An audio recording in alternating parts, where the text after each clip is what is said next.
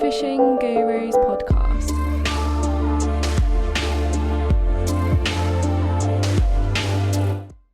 So, who would you say, Dean? Who would you say the loudest person you know is? When he gets going, Lee Kerry. He is, isn't he? Yeah, excitable. We used to have this kid at school, lovely lad, he was called Gary. And our tutor group were top of the tower block, right? And you could hear, he didn't used to shout, Yeah. but when he was at the bottom talking to someone, you could hear him. And that Lee's the same as that. When he gets going, he's quite reserved, Lee is. But when you get him onto something, he likes to prove his point, and the decibels will go up the more he has to prove it. Yes. But at the same time, it's quite funny because when you see somebody who don't normally portray themselves as that way, when you see him actually go for it, it's quite funny. Yeah, they like, bang, I'm here. I'm an army kind of like use my arms and my hands, but when Lee is like, if you ever packed in fishing to get a job at Heathrow waving them planes Brilliant. I wanted to start this podcast a bit different. I know this is going to seem a bit weird. And for anyone listening, I've got a box on the table, and this box, it's a little Fox tackle box, and I think it was you who caught me, Toby, one day. When they used to do the Corda podcast, everyone used to bring a gift in, and I always used to come and look at like carp, rigs, photos, similar gifts to what we've got, but because it's carp fishing, I was always interested. And this one day, Toby were like, "What are you doing?" I'm like, "Whose is this tackle box?" And he told me, and I'm like, "No, wow." And I don't know, this could be a false start, and we might be doing another start in a minute, but I want you to have a look in it, and it's got some relevance to where you're from, let's say. Have a look in it and see if you can guess, Dean, whose tackle box it is. I don't know if you will, because it's not really... I'll put the contents up as well for everyone to see. Yeah, so you can see on screen. Got to try and get in it first. Come on, Dean. That one's undone. That one's open. That one. There we go. No, you've just shut that one, haven't you? We're in. So who do you think it is? Obviously, someone who's done a bit of match fishing as well. There's some wagglers. I can see a waggler in there. Imitation redworms. That is. I remember getting them Camazon wagglers. They haven't been around for a long time. That'd be all right on drains, that wouldn't it? For Winter League final, that. Yeah. I'm going to give you a clue. Go on. Nottingham is the clue. Jan Porter. Jan Porter's tackle box. It is Jan Porter's tackle box. Jan Porter's tackle box. Now, did you have anything to do with Jan? Yeah, he was a really good family friend. Yeah. Jan was. And it's quite took me by surprise because, because Jan was a good guy. And when I was really young, when Jan was coming up into match fishing, he joined Trentman and that, and I think my dad took him under his wing a little bit and that, and he used to come to our house. Wow. And, I knew they'd be a link. He used to come to our house, and he had like long blonde hair. He was like a rock star. He played in a band, and he's a really, really, really nice guy, Jan was. And he used to tell me he used to like put like talcum powder in his hair and stuff like that. So of course, I tried to do this. Why wouldn't you want to be Jan Porter? He had rock star looks. He was good at fishing, and he was an all round nice guy. Really nice guy, and he was really cool because he would like when he was fishing, he wore a Sony Walkman. Never. And he had like a holster for it. You know what I mean? Like it was like a proper even gun match holster. Fishing. Even match fishing, he used to listen to music, right? And of course, I got myself a Walkman, dropped it in the water loads of time. I didn't have a holster, but it used to like it was cool. It was different. It was different, but he had a great set of ethics and that. But he was different, and he actually become a brand, the Man in Red. Yeah, I did. And he was a bloody good angler, though. I can remember I had a video of him. The complete angler videos, and it was the Bream machine. Yeah. And I can't remember if it were Attenborough Gravels or somewhere. It was somewhere like that. Yeah. And he were catching bream on a feed, and I used to watch it over and over again. Well, one story that I do remember is a match on Home Pier Point, and I stood behind him for most of the match because he used to stand up, and he caught 160 pound of bream and skimmers on Waggler, and which was back then it was the 6-hour match record. Wow. 160 pounds of bream and skimmers on Wag and Mag, and I stood behind him most of the time talking. And how old were you then? I would have been about 9 or 10. Wow. 10 I would have been.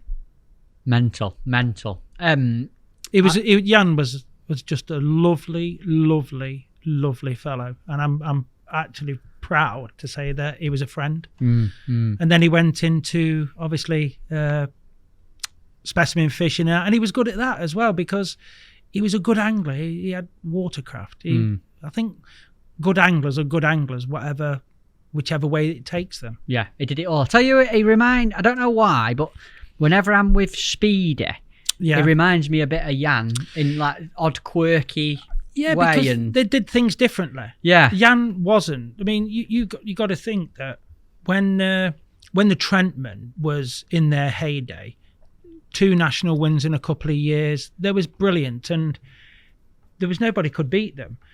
But they all fished the same way. Then this long-haired lad come along who could fish, because you don't get in good teams if you can't fish. He came along and everyone's like, what's that? But he could fish. And he sort of like, it was one of the first ones to break the mold of like, when you all look the same, you wore the same t-shirt, the team t-shirt, you wore the same jacket.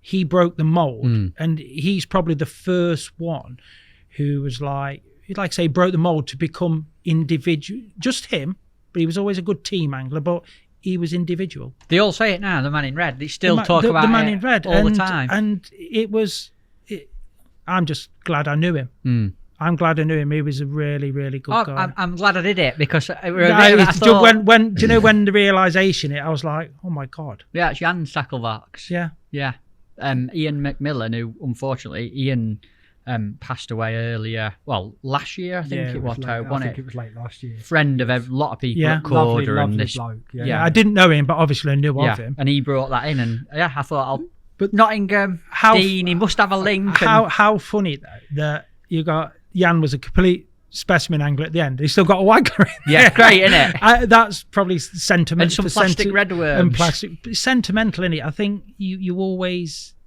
have a bit in you how you started. But Jan was like, he was a rock star. He was probably one of the first, like, I won't say celebrity, but people knew who he was as soon as you saw him. Yeah, made himself. He was there when he made a mark for himself. He probably made the start of like how branding was. It's that Jan's box is the one thing of all the guests that have come in here. That's the first thing they all go to. The vast majority of them. It's interesting. It's very it's a piece of history. Yeah, it is definitely. Well, that worked. Yeah, we've got the start to the podcast. There you go. I didn't expect that. I actually thought there'd be some needle floats in there, something like that, which were the worst floats ever made. But that was what I was thinking. But that is took me back because Jan, he left a bit on my life. Do you know what I mean? Interesting. Well, that is... and I never thought we'd mention Jan when I was thinking of when we was coming down here and everything like that. I didn't think... We'd get onto that. I'd get onto that. So quick. Yeah, but no, it's good to remember. Well, that's your welcome to the Fishing Gurus podcast. That's amazing. So thank you for coming down, Dean Barlow. Thanks for inviting me. Absolute Been pleasure. very excited for this one, haven't we? We Not have. just us, everybody in the building. There needs to be a big warning on this, Tobe, at the start. This is going to be a long one. Yep. Anyone driving and listening, I hope you've got a really long drive because I think I can talk. Right? You want to hear Dean talk? Who was it that said you're not going to get a word in edgeways? It was yesterday. We'd been fishing at Allcroft, the feeder thing, and they were like Mick Viles, Steve Ringer, and I says, I've got Dean Barlow in for a podcast, and it was Steve who said, he'll be interviewing you, never mind you. Great to have you on though, mate. No, thanks Great for having me. On. I've never been so nervous in all my life. You're not nervous now though. It's just a chat. I know, but no, thanks for inviting me. Absolute pleasure. I'm sure you'll be back again as well. There's no way we can cover everything in a couple of hours. But on the topic of like Nottingham, and that's why I put that tackle box there in first place, Jan Porter. Yeah.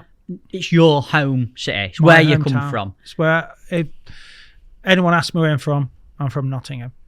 Nice. And whereabouts was it? Because it was quite a unique place that you grew up in. Yeah, either side of the River Trent, I believe. Yeah, I grew up in the Meadows, which sounds nice, but just a council estate, rough and ready, and then which was like 100 yards from the what they call the War Memorial on the river, between the two bridges, Trent Bridge and Suspension Bridge. Right. And then we moved over the other side to West Bridgeford. So I grew up either side of the River Trent. And was that one of the first places you went fishing? Yeah, my dad, he grew up in the Meadows as well. He was a Meadows lad. Not Meadows. It was a Meadows. He was a Meadows lad. I used to say it, Meadows lad. Meadows, yeah. He's a Meadows lad. He went to Trent Bridge School, which is the Meadows. And that, so yeah, it was an experience which has served me well throughout life.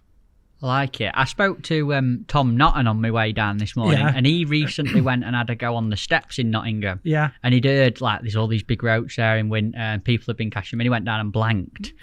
He's obviously not doing it right. But a bloke come past on a fish finder, and he said there were just millions of fish sat off bottom. Yeah. I used to go down there, and because obviously my school was at the top end of the embankment. There's a big building. That was my school. And I think everybody that went to my school, and there was a lot of kids, I think there was 1,600 kids in my school, because two schools combined to make one big school. And obviously, say half of boys, half of girls, that's 800 lads. I think every single one had been fishing at some point. Wow. And it was on the June the 15th at 10 o'clock at night, you could drive along there, both sides of the river, which is like a mile and a half. There would not be a place available. What, people camping out? To go fishing, 10 yards apart. No. Honestly. And it weren't barbel fishing then or anything? It was gudgeon, bleak, odd chub and roach. Odd perch. But bank to bank, you could not get a space. There was people getting there at like 8 o'clock at night, just so they could just sit there and fish. Crazy. It was all free fishing. There's definitely not that buzz now. I know you get quite a few barbel anglers camping out to have first chuck at midnight, but we didn't have anything else, did we? We didn't have video games, did we? Interesting. And so there's a lad I went to school with, Alan Courtney. His mum and dad went to school with my dad, so we was all from the same area. He was two school years above me. And he used to come and see me at dinner time. Oh, we're going fishing tonight. Yeah, sound. Yeah, okay. So, and because I live one side, he lived the other. He says, I'll come and get the gear with you. And then we'll go to my house, get my gear. By the time we got fishing, we only fished for half an hour. It was dark. But he was like, we're going fishing. Love it. Absolutely love it. And you say it were sort of a council estate. It were rough and ready. What do you mean by rough and ready? Because Nottingham's had and got and...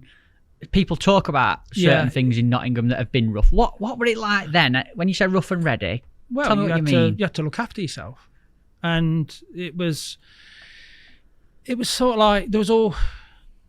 It's hard to explain, because you don't want to sound like put it down. It was an education. If you didn't look after yourself, you just didn't survive. You know what I mean? It was deprived area and that, but everybody got on. Everybody had nothing. Do you know what I mean? When everyone's the same, you get on. You know what I mean? It was an education, but there's some really good local people around who always gave you good advice. Do you know what I mean? And if I wouldn't have had that upbringing, I wouldn't be the kind of work that I do. And you know, I've been in the building trade nearly all my life. If you didn't have that education, you wouldn't have survived. You know what I mean? There's people who've got nothing to do with fishing, who help you and make you realise as you get older that without their advice, you know what I mean? Don't be afraid of where you come from. Don't be afraid to say you had it hard. There's no medals for having an easy life, and it sets you up to be a better person. Because when you live in an area that was deprived, the only way is up. The only way is up. I wanted to be a joiner. Both my brothers are joiners. when I was like 13, 14, I saw my older brother going out to work. He had a nice car and that. And there's other people. There's one guy, I will mention him. I used to babysit for his daughter, a guy called Rich Baker. He was like one of the top lads in the Meadows. He was a bricker. And he always said to me, he said, don't be afraid to tell people where you're from. Don't be afraid. Don't be ashamed of where you're from. Well, it's not done you any harm, mate. No, it hasn't. But it isn't until you get older that you realise that the only way is up.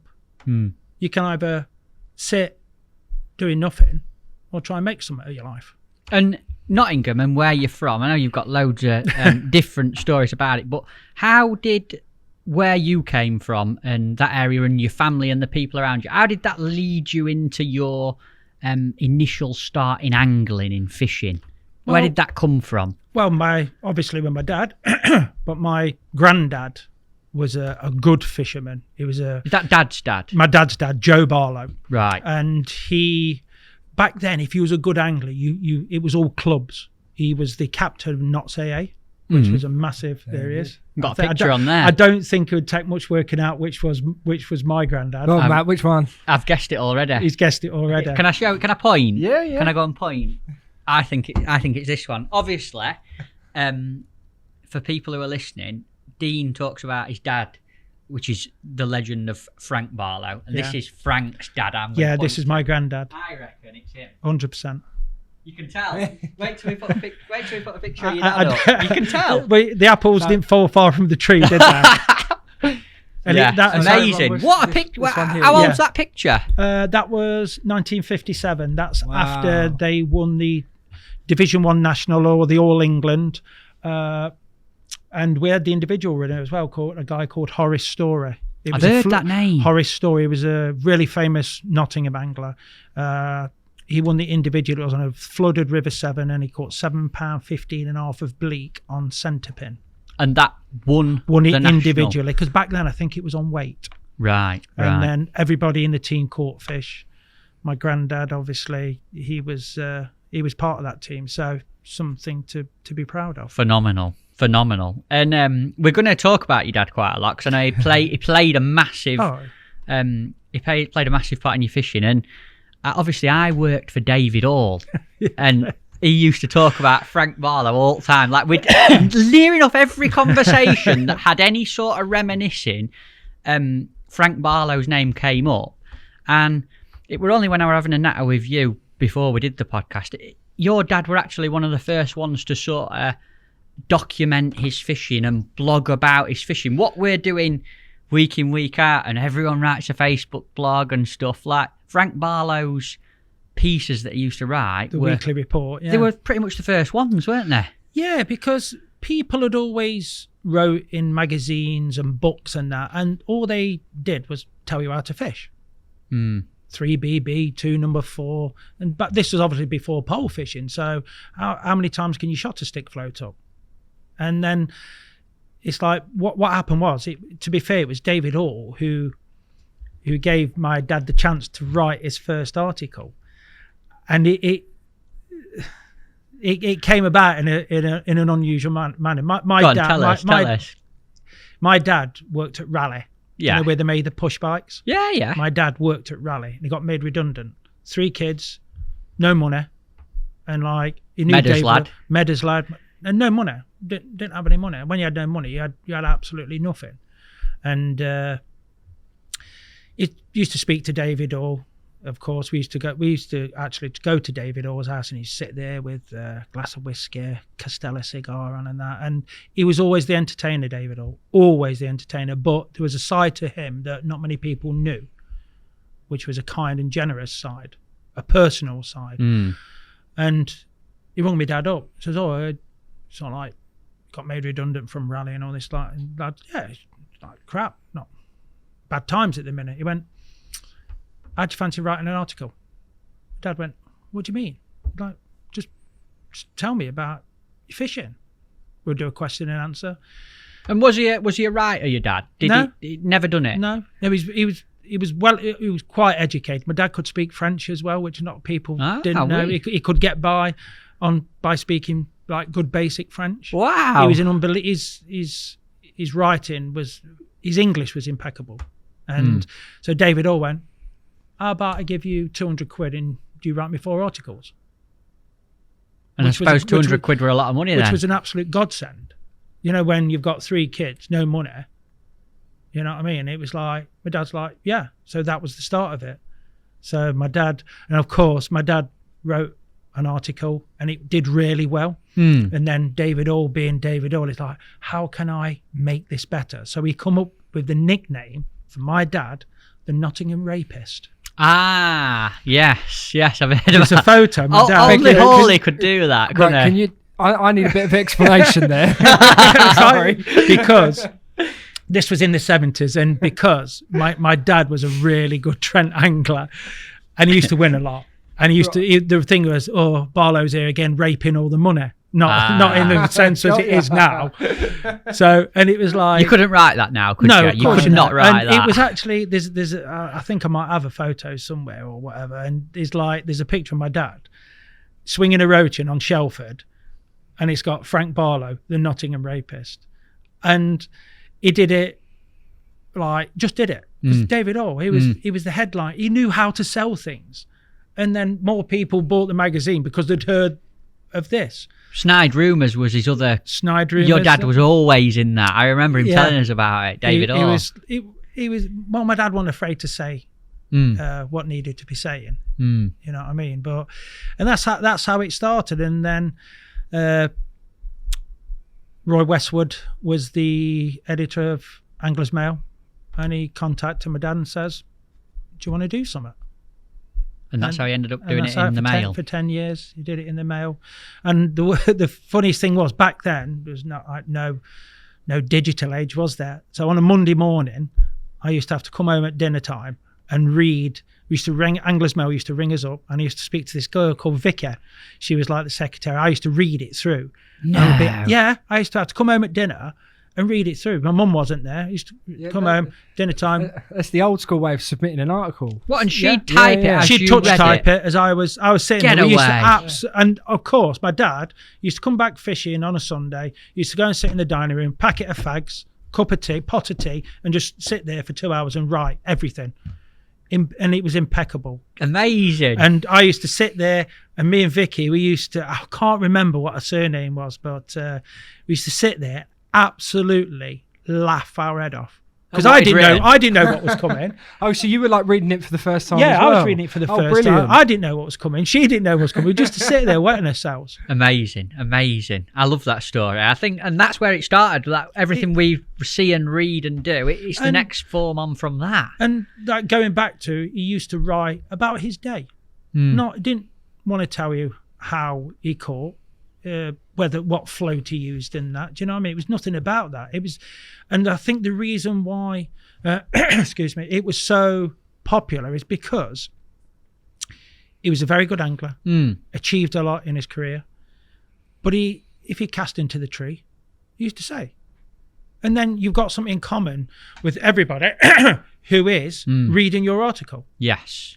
You've got something in common with them, and just by being honest. What was tell me a little bit about Frank Barlow's style in fishing, Dean, because with complete respect, he was before my time, your dad. Yeah, of course. People talk about him all the time though, but I don't know. I want to know what he was like at fishing. What were his style? What were he good at? How did he fish, you know? He always stood up. Always stood up when he needed to fish long. He was a very, very good stick float angler because he learned how to fish a stick float with the centre pin. There is a couple of good articles that David, and now and again, you know what David Orr was like. In one article they did, there'll always be something that was like, that was meaningful. There was a little part of it. And he did write once that how can somebody who was 18 stone put a stick float, a 3 No. 4 stick float through with a downstream wind, with the finesse of, the finesse of a ballet dancer. And that's what my dad was famous for. He could put a stick float through on any river perfectly. Amazing. And you used to, obviously before you fished that many matches yourself, you used to go and sit behind your dad a lot. All the time, yeah. What trips stick out in your mind the most from them? You must have an odd one where it were like, this one day I watched him do this, or I watched him win. Like, which ones stick out when I fire that question at you? It wasn't so much the one, but what I realised was good now is that my dad will be fishing, and then I'll just see him bite everything off and start again. The whole rig? The whole rig, yeah. Just, if it wasn't right, and never used to pack up. Always used to, like, back then, if you wanted to give your peg a rest, you go for a walk. It was the thing to do. Then come back when your peg would reset itself. But he always was 100%er. Always 100%er. And by learning, the biggest thing my dad taught me was watercraft. Look at where the fish are, where you're throwing your bait, and be willing to change. And that's the thing about biting your rig off. Now we just pick another rig up. But back then you had one rod, one reel, and a float box. Whether you'd bite it off and put a waggle on, it didn't have two rods. You would the changes had to be really, really like big, and it was just, don't be afraid to, and it's even more, if you think it's right, do it. Don't think about it, just do it. Like I would seen him be fishing away, it wasn't right, just bite everything off and start again. When did that change, Dean? Like in angling, obviously you've seen a lot of the changes from that stage when people had one rod, and that rod did waggler fishing, stick float fishing, whatever it was. When did people suddenly start to have a waggler? Like, when did you start going, he's got a waggler rod and a stick float rod set up? Because there must have been a point where certain people changed that and started being more prepared, had more gear. I think it was because of the availability as well. You know, one of the biggest things from what I can remember on the train, because I can still remember people fishing with centre pins, was the fixed spool reel. It's like my dad wouldn't have it at the start. It was a batter. You know, batting the pin reel. But all of a sudden, it was like you can get further out, and it was easier. So, and he bit the bullet and bought a reel, and it was like the next thing. And that's what about, you've got to evolve, haven't you? All the best anglers evolve, you know, and they make use of the situation that's there at the time, leave the past behind and try and move on. And he was one like that. And then, obviously, it was about affordability. No sponsorships back then. You got 3 kids and little income. You can't afford to keep buying loads of rods, can you? And that was a massive thing about it. My dad was a famous angler, but we didn't have 2 halfpennies to rub together. You know what I mean? So it's a fine line, either feeding your kids or buying a fishing rod. That's how it was. Yeah. And that wasn't just whether it was whatever your sport was. You know what I mean? It was a fine line. Do you do this or do you do that? You got to make that decision, and obviously you're only going to lean towards sometimes family. You got a new fishing rod. Sometimes Dean was quite hungry. I was skinny, as you see the photo. I was quite skinny. I was just about to say that. Wait till we see some pictures in a bit. But no, that's how it was. And then it was very early 80s that there was the brilliant Coleshill team, and then the what team? Coleshill team from Birmingham. Coleshill team, right? Ken Giles, Clive Smith, and they got there were 6 of them. They got a sponsorship deal from Shakespeare, who was like massive in the day. Still are one of the biggest companies, aren't they? Yeah, but match fishing, Shakespeare, they made good gear. And then there was the 6. There was Ken Giles, Clive Smith, Dave Williams, Tony Davis, and I think it was Steve Webb. Max Winters. And it was like they wanted to expand, and they had a chance to pick 6 other anglers. And it was Stan Peacher, Wayne Swinscoe, my dad, Don Slaymaker. Oh, wow. Yeah. Wow. And there was another guy called Paul Evans who for some reason, he didn't last very long in the team, and then other people joined. So from all of a sudden, and they was paid. And how did that work? What did they used to get paid? How much? I can't remember. I think it was like £400 a year. So they used to get a monthly check sent through. It might have been more. I don't know. Just for being part of the team? For being a Shakespeare professional, and any gear you wanted. Free of charge. Once a year, they used to go to the base in Redditch, and the warehouse manager was a guy called Pete Brooks. Lovely, lovely guy. And he used to shake his head, and it was like supermarket sweep. Honestly. What, filling a trolley? And it was like, back then, it's like you had like a Sigma wand, and amazing rod at their time, but the tips used to break. Just fill it with Sigma wand tips. Shakespeare Sigma Super Reels. They was like wow. If you saw a person, you're like, wow, he must be serious. He's got a Sigma Super reel. You know what I mean? That's how fishing was, because fishing tackle wasn't available as it is now. So when you saw someone with a piece of fishing tackle, you're like, well, they must be serious about the fishing. Whether they could use it or not is a different matter. And so the Shakespeare professionals. What I want to ask you, while we're on the topic of like fishing and it changing and rivers and this era, this is just dead personal, like out of interest. I fish the Trent a lot now, and there's a massive circuit on it, and the fishing's phenomenal.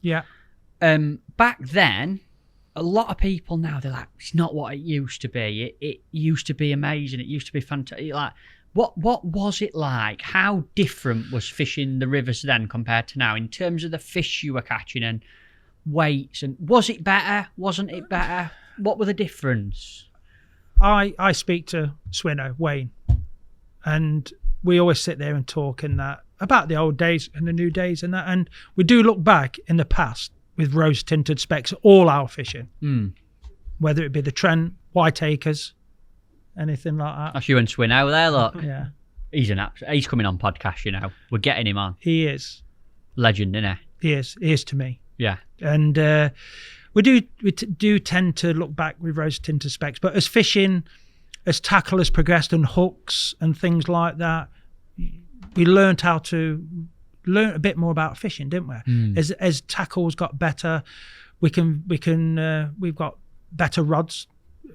Everyone used to have a 13-foot rod, but when 15-foot rods come out, it was like you can present a float better, or like with 13, then 14.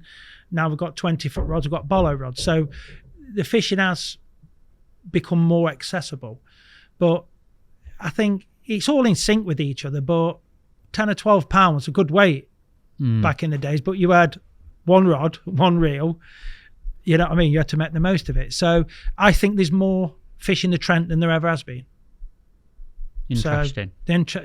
But still need catching though, don't they? And of course the best anglers catch more fish. Very interesting. Good to hear it from you. While we're on the topic, I don't want to go too far away from Nottingham and your dad and stuff, but I understand you used to have a guest house attached to your house in Nottingham. Yeah, when we lived in the Meadows, and then my mum and dad got a house in West Bridgford. Right. And there's another story behind that, but I won't go into that. They ended up with this 6-bedroom house that was more or less falling down. And how old were you at the time? So we moved there in, I think it was 84, so I'd have been 11, 12 years old. Got you. And I still went to the same school, still used to hang around I didn't want to hang around with the West Bridgeford lot, there was all snobs. Right. They used to call it bread and lard island, because if you bought a house in West Bridgeford, the only thing you could afford to eat was bread and lard. Brilliant. So all my mates was in the Meadows, so I used to walk over the suspension bridge and like still hang around with my mates. Mates. And so at this house we used to live in, there was 2 rooms in the attic. We all used to live in the attic, and there was some bedrooms, and people used to come. The Trent was that good. People used to come and have a holiday fishing. And stop at our house, yeah. Wow. My mum used to make breakfast and stuff like that. Did anyone ever come who you knew? Any famous anglers or friends of the family? Or Well, the best ones were the club anglers. There used to be this one club that come down, and I'll never forget there was all builders, you know what I mean? All Cockney builders. There was all from like London. They always had money and everything like that. But there was absolutely obsessed with hemp. Right? Obsessed with hemp fishing. Right, and they used to come down every year. And remember, they got their lead guy, their top guy was a guy called Les. He had this massive big transit van. It didn't have a hooch on it; had a klaxon on it. So it was sort of like always had a big wad of cash on it. Really nice guys. It was it was just a massive character. Do you know what I mean? Yeah. And you could hear this coming down the road, and it's like Les is here, and like there was all these guys. There was all builders, all had loads of money and everything like that. They used to come every year. And but they was obsessed with hemp, and they used to bring their own burner, and this tub, like a metal tub, was like this big, and they used to bring 3 or 4 sacks of hemp, and used to bubble hemp all night. they used to come for a week. My dad used to go with them a few times. They're just like all they ever wanted to do was just fish emp and tears, and they used to catch loads of fish. Did they? Yeah, they loved it. Absolutely loved it. Brilliant. Then on another note, Essex County came to stop with us once. Wow. Which was Bob, Billy Hughes, Gordon Blanks, Mickey Thill, and a few of the other older Essex lads. Legends, absolute legends. And Bob, we're talking about Bob Nudd. Bob Nudd, yeah. In the mid-'80s, he's the one who brought pole fishing to the fore. He was electric. He was brilliant. You know what I mean? And at the time, there's what they call the UK champs. And I remember one week in particular, there was the last round was on the steps. I actually got it on the steps. That's in Nottingham Town Centre. Nottingham Town Centre. And it was 1986, and it was Whitbread, sponsored by the Whitbread. And Bob come and stopped at our house. He used to stop with us quite a bit, you know, because the scene was good. Because he obviously lived in Essex, and even if he was fishing the Avon, he'd like come and stop with us. There's the Beeston Canal in the winter, so we used to stop quite a bit. Bob did, and I can remember on one occasion he came for a week's practice and he needed to win his section to win the UK champs, all right? And so he rang my dad up. Oh, can I come and stop? Yeah, of course you can, Bob. Yeah, I'm going for a week. My dad went, I've rung school up. You're having a week off work. You're having a week off. You're having a week off school. My headmaster was my dad's headmaster. Get away. Yeah, so he used to ring Mr. Chaplin up and say, Mr. Chaplin, yes, sir. Can Dean have a week off? What's it about? Fishing. As long as he tells us about it, it doesn't matter. I had a week off with Bob Nudd fishing. Right? What a grounding. What an honour. Yeah. So. And you're still 11, 12 at this point. Was 1986, I was 12. No, 14. Sorry, 14. And that's a right privilege, isn't it? It's like pole fishing. I had a 10-metre Shakespeare Victory X, right? And that was like quite a good pole. My dad's old pole. And like, so Bob, he had a Merc. So he got my little Conti box in there with my holdall and that. And I had like 5 days fishing with Bob on the steps. Bob probably won't remember it, you know what I mean? But and I bet he would. I remember everything, all the gear. He used to use a Garbo turbo pole, which had a red butt. You know what I mean? He used to use Milo Papyrus floats because it was all maggots and that. And he just learning how a pole float works. We never fished with pole floats. I was a good rod and line angler as a young kid. I could fish a rod and line. I was good because I'd been taught well. But this was like, it's pole fishing. It's like fishing with dynamite because he just put this rig in and it's dead light, and it was like you got a bristle that's like 2 millimeters thick instead of a round top stick float. Amazing. And then he'd get an 11-meter pro carbon out, fish 11 meters to hand. I was like, and were he catching loads of fish? Yeah, he was the best angler in the world. And I learned so much, and he was really good with me. I was like a little 14-year-old kid, and he was really, really good. You probably don't realize how much I learned, but I learned more in that week than you could possibly learn. It was like unreal. I can imagine. You learn. It's like you're learning off the best. You never forget that ever. No, I don't. I can remember exactly where we fished. I could take you to the place now. I learned so much, and he went on and he won he actually won the day on the UK champs. Won the whole lot, and that year, won the match outright. Won the match outright. Won his section. Won the UK champs. Was it bloodworm fishing? No, it was all bronze maggot and emp. And he was like, one thing I learned from Bob is how aggressive you can be at fishing. Because as Trentmen, we like to put our hand in the bait bag, but when there was there, you could give him some. And I learned a lot by just watching. Sometimes I used to watch, and then I would watch him fish. You know what I mean? Nick a few pole floats out of his box and stuff like that. And then, so he won. And I think it was well documented. That year, he won like £10,000 in prize money, which was like unheard of. I think a week's wages, a year's wages wasn't that. And he was so on it. And then obviously went on to become four times world champion. But he used to... That's a great story, isn't it? Who else has got a story where Bob Nudd comes to stay at the house and goes fishing with you for a week when you're 12 years old on the Trent? Well, it doesn't end there, because at the time, Jan van Schendel was coming over to England. He come and stopped our house as well. He actually gave me my first proper pole. He gave me an 11-meter. It was a Browning Shimano AX. it was a put-in pole, and I was Right. like, I didn't use it because it was like the best thing ever. Have you still got the pole that he gave you? Have you still got it? No, unfortunately, it just like disappeared. It goes with everything, and you had to get rid of it at some point in that. But so yeah, we've had some Kevin Ashurst, Ian Eaps. Wow. Yeah, because obviously when they used to have a round on the Trent of like the UK champs, they all used to come back. Did you ever have out interesting happen at the guest house? You've got any stories that happen like in there with fishermen staying and obviously they're doing the bait or gear or? Like I say, the guys who used to come from London, they used to bring their own like camp stove and that. They did set fire to the garage once because they left it on too long. You know what I mean? Because it was like back then it was like work hard, play hard. They used to come, and obviously Nottingham was quite renowned for its nightlife. Right. And there is a story. There was two guys who used to come from Middlesbrough, and they looked like Kajagoogoo. Right. And I don't know Kajagoogoo. Well, if you're from the 80s, they used to wear like paint and ties, right, shiny shoes, like red suits and big collars and everything like that. That was the style at the time. Do you know what I mean? They had like big hair and everything like that. And all I know, one of them was called Devo. And one of us called Jim. I actually got in touch with Devo not long ago and was talking. Jim and Devo. Devo Is and that Jim. right? Yeah, that's what they look like. That's exactly what they look like. And they it's like Tom Scully and Jordan Holloway. They used to come down. They used to love the nightlife.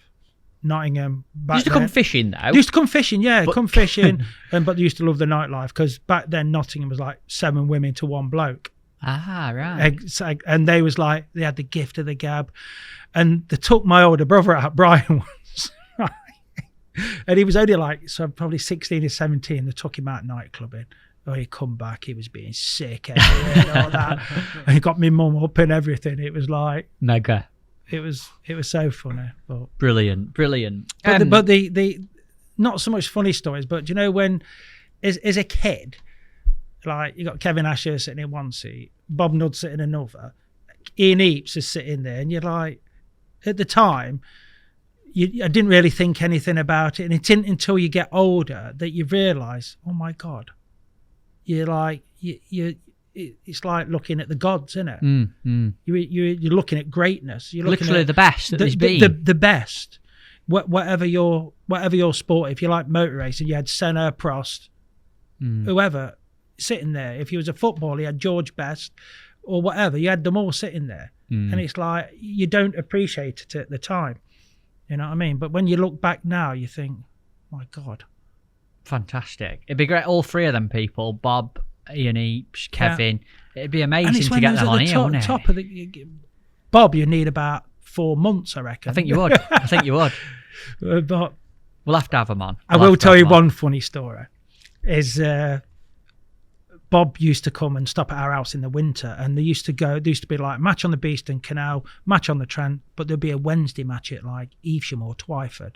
Right. And obviously it was like the start of the pole fishing, and you didn't used to call them rigs, you used to call them winders. Oh, I'll make some winders up, because we used to have probably 10 or 12 winders. Bob, I'm going to start that again. Let's start not doing called it from rigs, now. They're called winders. We're going to start that again. I like it. And I'm going to do some winders. And you got to appreciate, my dad was like a float angler, a purist, and he started getting into the pole, and he was like pretty. He liked it because he understood what presentation was, and you know what I mean. So we was getting into it and that, and obviously Bob was a big influence on my dad with his pole fishing and that. And my dad used to make some rigs up and everything like that. Used to make some winders up and that. And Bob had been away, and he came back on one Wednesday, and he was traveling. My dad was like, the sense of humour he had was unbelievable. He had nicknames for everybody in that, you know. And it was very hard to get. My dad was. You had to get up really early to get one over my dad. Right. And there was on the way down to I think it was Twyford for a Wednesday match, and my dad had left some winders in Bob's car. He had a massive, lovely Granada Scorpio. I even remember the registration plate, D100 RPU, big gold Granada Scorpio. This is Bob or your dad? No, Bob did. Right. And he used to tempt my dad. So they used to stop at our house. Bob took my dad and he says, I used one of your winders the other day, Frank.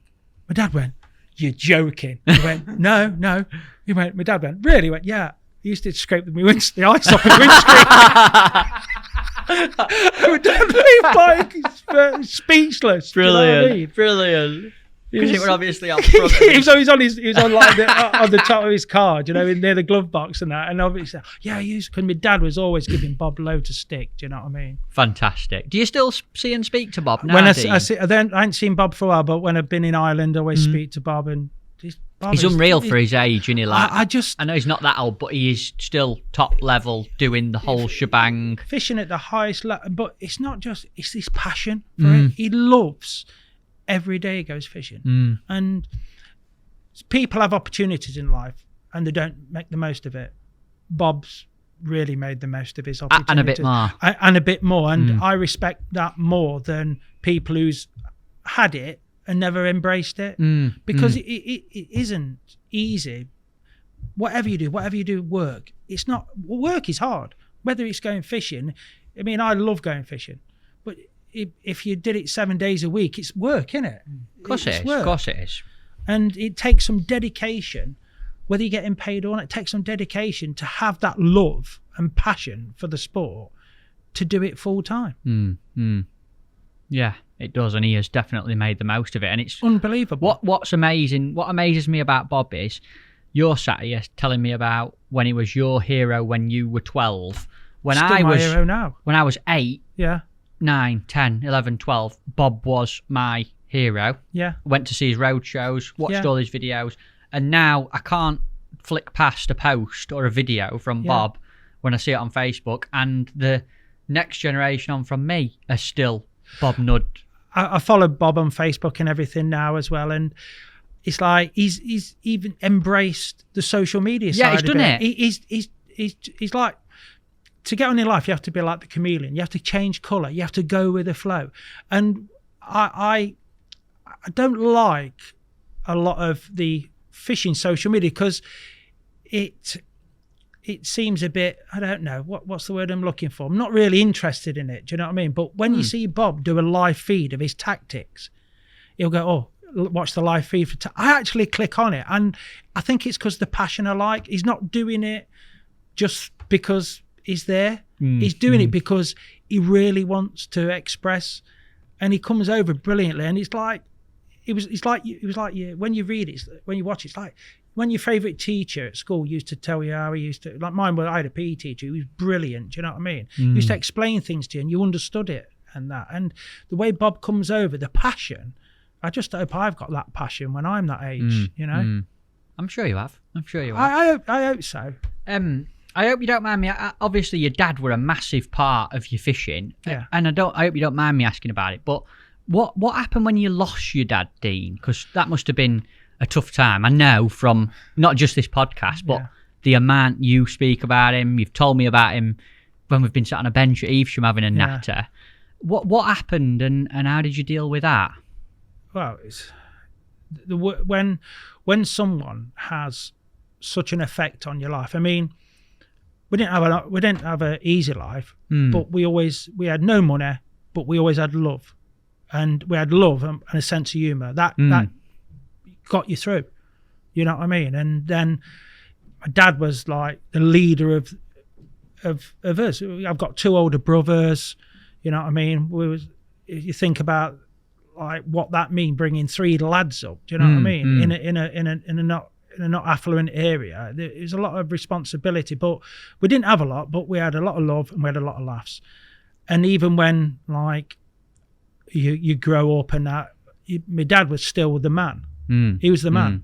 You know what I mean? And the amount of respect you have for them, because as you get older, you realise how hard things were, and because you're making your own way in life, and you think, God, things were hard, and you learn from them. But I was at work, got a phone call, Dad's in hospital. Gets there, and it's like, don't know what's up with him, but he don't like he's going to make it through the night. And when you sit next to your dad and he don't recognise you, that's the worst thing ever. That was there is no words that can explain that. Your hero, the man you looked up to. And they found out he had a brain tumour. Wow. He had a brain tumour, and obviously treatment started and that, and then he just came from pretty much nowhere. Come from nowhere. And it was like, obviously specialists in that, did a biopsy, come back malignant. He was always going to die. Right. But at least you can, it's easy to say this now.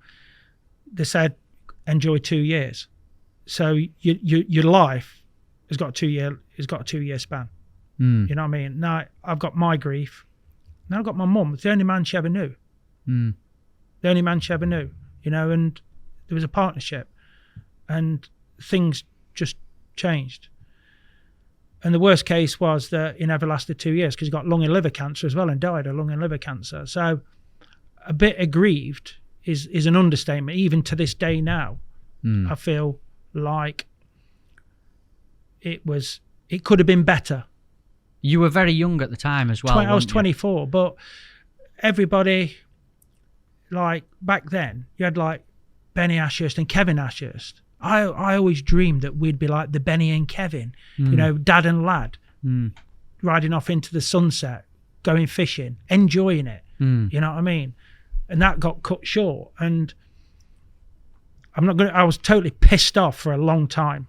And I'm sorry for swearing, but I don't know how to, there is no other words. Understandable what you're saying. And completely. It's like, I know everybody has bad things happen in their life and that, but you can only go on about it at the time. And I just didn't understand why. I was 24, I had my own house, life was good, and I just didn't understand why it was happening. You know what I mean? And it I still got no answers now. Why and when and what did we do to deserve it? And like everybody who loses somebody, they're the questions. The thing I always think is, it does my head in when something like that happens and people put their arm on your back and they go, I know how you feel. And no one knows how another person feels about something like that. Nobody does. One thing I learned is when you lose a loved one, you join a club that only you know how it feels. Because you don't know how it feels. You just do not know how it feels. You know why I like to talk about it is because that's something that does happen to a lot of people. Yeah. An awful lot of people. It won't have happened to yet who are sat listening, and it's going to happen to them. Yeah. And it's good for them. You know, I really like the fact that I can talk to you about it. Yeah, it's took a lot of tears and anger. What do you mean by anger, Dean? When you say anger, you've said that word a few times. What do you mean by that? Because you've got your why did it happen to my dad? A lot of bad people out there, isn't there? An awful lot of bad people out there, and why did it happen to them? Why did it happen to someone who was like a character? He was good. He was my dad. Why him? Why not that idiot down the road who's an absolute twat? Sorry for swearing again, but why didn't it happen to them? And you go within yourself and that, and then you're looking for answers that aren't there. You really are looking for answers that aren't there, and it's. How did you move on, and how did it affect what you were doing at the time? And obviously, you're fishing. It must have been difficult within fishing to just carry on doing what you were doing. And well, it was because fishing with my dad was like one instance. It was a Friday night, all togged up, trousers on, shoes on, shirt on, going nightclubbing, just about to leave the front door. Dad went, don't be too late in. Why? We lived in Nottingham. Went, we're going on the River Eden in Carlisle tomorrow. We're leaving at 4. Oh, God, I'm not going to get in till 4. Hopefully. Did you tell him that? He knew. Oh, he knew. He knew. That's why he says, don't be late. So like 10:30, I'm thinking, I've got to go home because I'm looking forward to it. Fishing the River Eden. And I'll never forget, I come 5th in the match. I had 12 days and 6 grayling for £15.12. Brilliant. In the match. Unreal. Yeah. And it took, we went up to Runcorn we ended up going with a guy called Jimmy Kelly. Went to his house from Nottingham to Runcorn and Runcorn to Carlisle, then back in a day. It's like... That's a right day out, yeah. But it was worth it. It was worth it. It's like the River Eden, like big salmon jumping and everything like that. But that's what it was, an adventure. When I finished with the England team, junior England team, a lot of people like Mick Files, Wayne Bartholomew, they joined teams and that. And it was an adventure. I didn't know where I was going next. You know what I mean? It was brilliant. Yeah. So that's what I lost as well. You lose a purpose, because I used to, even when I didn't live, I used to enjoy going fishing with my dad. I loved it. It was amazing. We had some real good times, like when we qualified for the Embassy Pairs.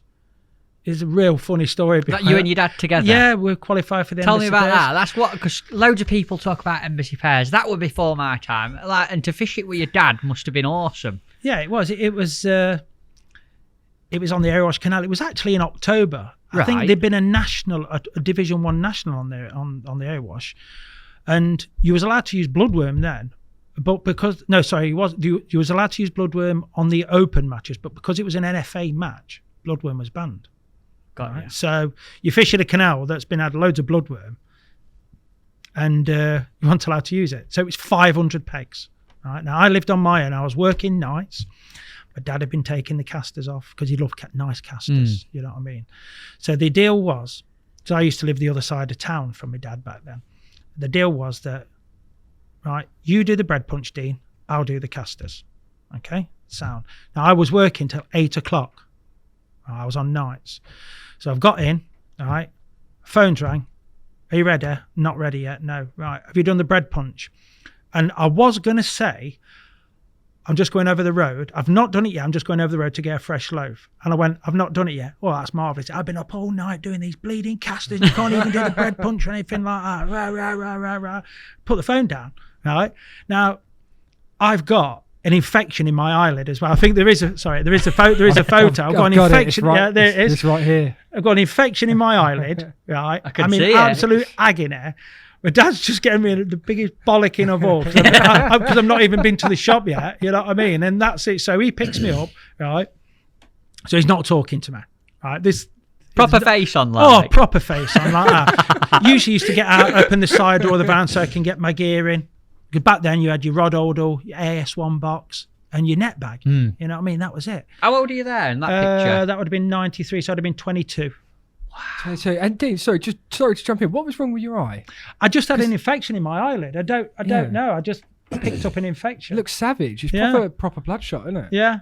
It's all swollen up at the sides and that. So I don't know. It just came about. I don't know what it was. So Dad's fallen out, yeah? You're Dad's in the van, got lip on, right? We're going to the Erewash Canal. Never spoke to me all the way there. Right? Because you hadn't done the bread. But I've done it. Just at that time, I'd done the bread because I was just about to go across the road to the shop.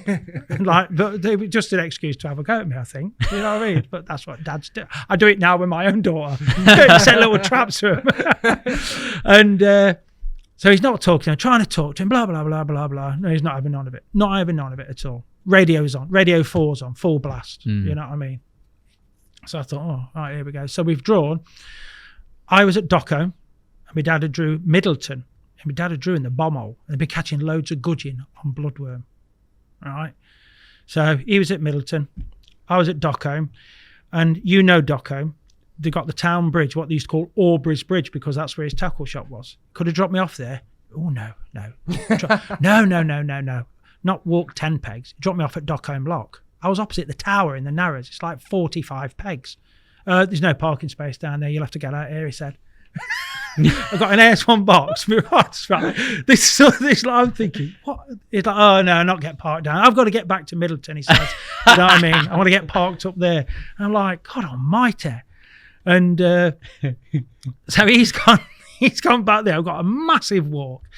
And I had 4 bites. I had 3 chub and a roach on bronze maggot. And I come second in my 250 pegs. It was a 500 peg match. Phenomenal. All right. A guy from London called Steve Clark, he drew one below Dockham Lock. I had 2 kilo, 950, 4 fish. And he had 3 or 4 chubby are 3 kilos and 50. Wow. Right, so Fantastic. it gets back. My dad comes up. I've walked all that way there. I've got a lip on now, but I'm happy that I've done well. So I'm thinking, there's no mobile phones or anything to. No. Have you got on? How you doing? 1993. This is. It was 1993 because it was October 93, and so I gets back there, and Dad's drawing the bomb hole. Right, it's all gudgeon fishing, big gudgeon. And the talk was, will you catch them on pinkies? Will you catch them on bread? This, that, and the other, blah, blah, blah. So my dad's pulled up. He went, how'd you get on? And I thought, he's done well. I says, I've come second in my 250. He says, oh, brilliant, well done. I says, how you gone? He went, well, I'm third in mine. I says, what you had? He says, I've had £5 of gudgeon on caster. I'm like, on caster? He went, yeah, they're all messing around with bread punch and pinkies. I just fish caster. He says, because every time I fish bloodworm, I feed a caster line, all I can catch on it is gudgeon. So he's got like £5 of gudgeon on caster. Everyone's fishing pinkies and bread punch, and then like with the best of mates ever, get in the van, the radios off. How did you catch yours? Oh, we didn't need that bread, did we? After all, no, we didn't need that. All that about the bread. I went, did you use? No, I didn't use it. No. What's going on? But we caught on his casters. What he done. You know what I mean? Awesome. And that was you it. can see it on that picture now. Look at the two. Look at your smile and his massive grin. It's like, yeah, we've done well there. But and I assume you won. We won the pairs. I think at the time no one had ever done like. So my dad was third in his 250. I was second in my 250. I was second in the match. My dad was fifth in the match. Won a load of money. I think Billy Knott was there. I think he even won some money off Billy Knott, which is trying to get money off Billy Knott is the hardest thing in the world. Do you know what I mean? So from the way it started to the way it ended, it's like now how it started, how it ended. Yeah. It's like absolutely amazing. It totally. Was like, and it's like, but over all that, I qualified for the biggest competition with my dad. And then you ask, how disappointing was it when you lost your dad? That is why. You know what I mean? It's like the times, I thought them times were going to last forever. You know what I mean? Until I'm picking him up and he's like, oh, I got a bad back and all this. That's what my life consisted of. That's what I thought would happen. And then all of a sudden that just got blown apart. And you do get angry. You do get sad. And you do things you shouldn't do. And that, do you know what I mean? And you said, how did that affect me in my fishing? Not long after that, Steve Toon started taking me fishing. And it was really weird because some people had asked too many questions and some people wouldn't even come near you, which I didn't get at the time, but I get now. Do you know what I mean? And some people asked too many questions and that. And all the time, it wasn't just my grief. I actually sold my house. My mum was in a really bad way. I actually sold my house and moved back in with my mum. She was in a real bad way. The only man she's ever known. And you know just to look after her, to watch over her. Yeah, and she... You must have felt a lot of responsibility to have to do that. Of course I did, but my mum, innit? Yeah. I was really close. I was probably closer to my mum than my dad. And so it's hard to show your feelings when the person who's known him longer than anyone is having a bad time. So I had no release apart from going in town and getting absolutely smashed drunk, doing things I should not have been doing for a period of time, which I look back on now and I'm quite ashamed of. And did you do that? Did you get into any sort of a rut? I was going out on a Friday and Saturday night, drinking, doing things I shouldn't have been doing, just try and feel happy. You know, drugs. Try and feel happy. I want, even if it was manufactured happiness. Do you know, for a time I wanted to smile again because I had nothing to smile about. I just wanted to smile, but then you get home, wake up the next morning with an hangover and that, and it's like it's just plastic. But at the time, I would have done anything to get a smile. You know what I mean? To feel normal again. And it was a deep hole that I was getting into, really deep hole, because you manufacture some happiness and it isn't real. You know what I mean? But I had to keep the facade up because my mum was really struggling. She caught pneumonia as well, do you know what I mean? And her health wasn't and that. And she missed my dad. I missed my dad. We all missed my dad. And then it was like, it was spiraling completely out of control. How bad did it get at the worst? The worst is like when you sat there at 5 o'clock in the morning in town, sitting there on the curb thinking, what's next? What's next? And it's only like how it was like it was the thought of my mum that kept me going. You know what I mean? My world had been shot apart. Remember, I had all these plans. We're going to do this. We're going to do that. We're going to take on the world. Me and my dad. And then all of a sudden, I had nothing. Absolutely nothing. So you're like, you think you've got your future mapped out, and someone's just gone like that, smashed it to bits. You know, looking back from people listening that this has happened to, is going to happen to. Yeah. And you got stuck in this hole and you went down the route of going out and doing things you shouldn't have done. Yeah. Looking back, how much do you regret going down that route of it? All of it. All of it. I shouldn't have done anything like that. But this is the 90s. Mental health. Just get on with it. Grow up. Pull yourself to man up. Man up. Man up. That's what you used to get. Man up. Yeah. And sometimes you do have to try and overcome these problems, but there was no help. It's really weird because I grew up in the 70s and 80s, and you don't admit to guilt or being like weak. That's how it seemed perceived. You were weak. I couldn't really talk to my brothers because they was going through the same guilt, but they had families, they had children. I didn't. I was a single guy, you know what I mean? And I had no one to share my burden with. I couldn't share it with my mum, could I? Because she's up in the same. Because she was that. But my brother was okay, and I didn't want to burden them because they've got their grief with their partners and whatever. And I was like, and that's ended up trying to manufacture happiness, and it was a load of crap.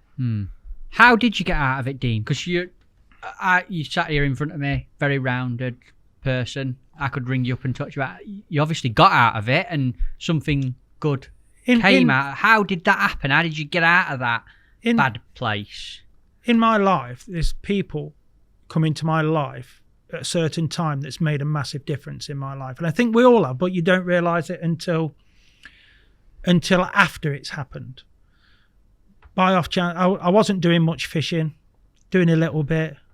I hated fishing, you know, because it reminded me of all the good things that used to be. I hated it, you know what I mean? Every time I went in the garage, my dad's gear was still there, and there comes other things as well. Where one thing I'm really, really, really disappointed about is that when my dad was alive, he had loads of mates.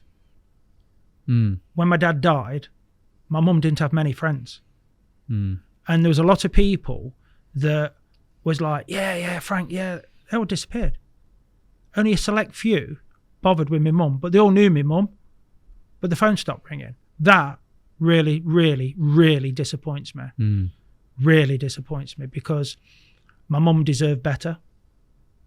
You know what I mean? So you'd think the so-called dad's mates, yeah, in bunny ears, as you said, would be friendly enough to make sure mum were all right. Whether or not they were scared to, I don't know, but a phone call isn't hard, is it? Not if you're that good a mate. The phone stopped ringing. That was another thing that really, really, really got to me. You know what I mean? There's a select few people who kept in touch, you know what I mean? And they will be forever. I'll have every gratitude for them. Can we talk about them? Can you tell us who they are? Terry Bincliffe was a friend of my dad's for years. Used to ring up my mum, make sure she's all right. Is he an angler, Terry? Terry Bincliffe. You never heard of Terry Bincliffe? No, don't know him. One of the best bream anglers ever lived. Wow. And he's honestly just absolutely brilliant. Sam Wildsmith always used to ask how my mum was. Wouldn't ring, but ring me. Ring me and ask how my mum is. Don't ring my mum. Ring me. Just say how's your, not ask how's your mum. You know what I mean? The thought, and I could pass them on to my mum. Yeah. Which is probably, but people forgot. You know what I mean? One person who always asks me is John Raisin. Always asked me how my mum was.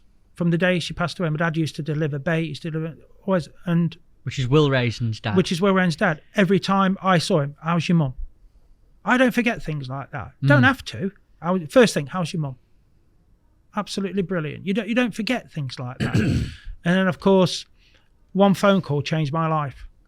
One phone call changed my life. And that was when Wayne Swinscoe rung me up and says,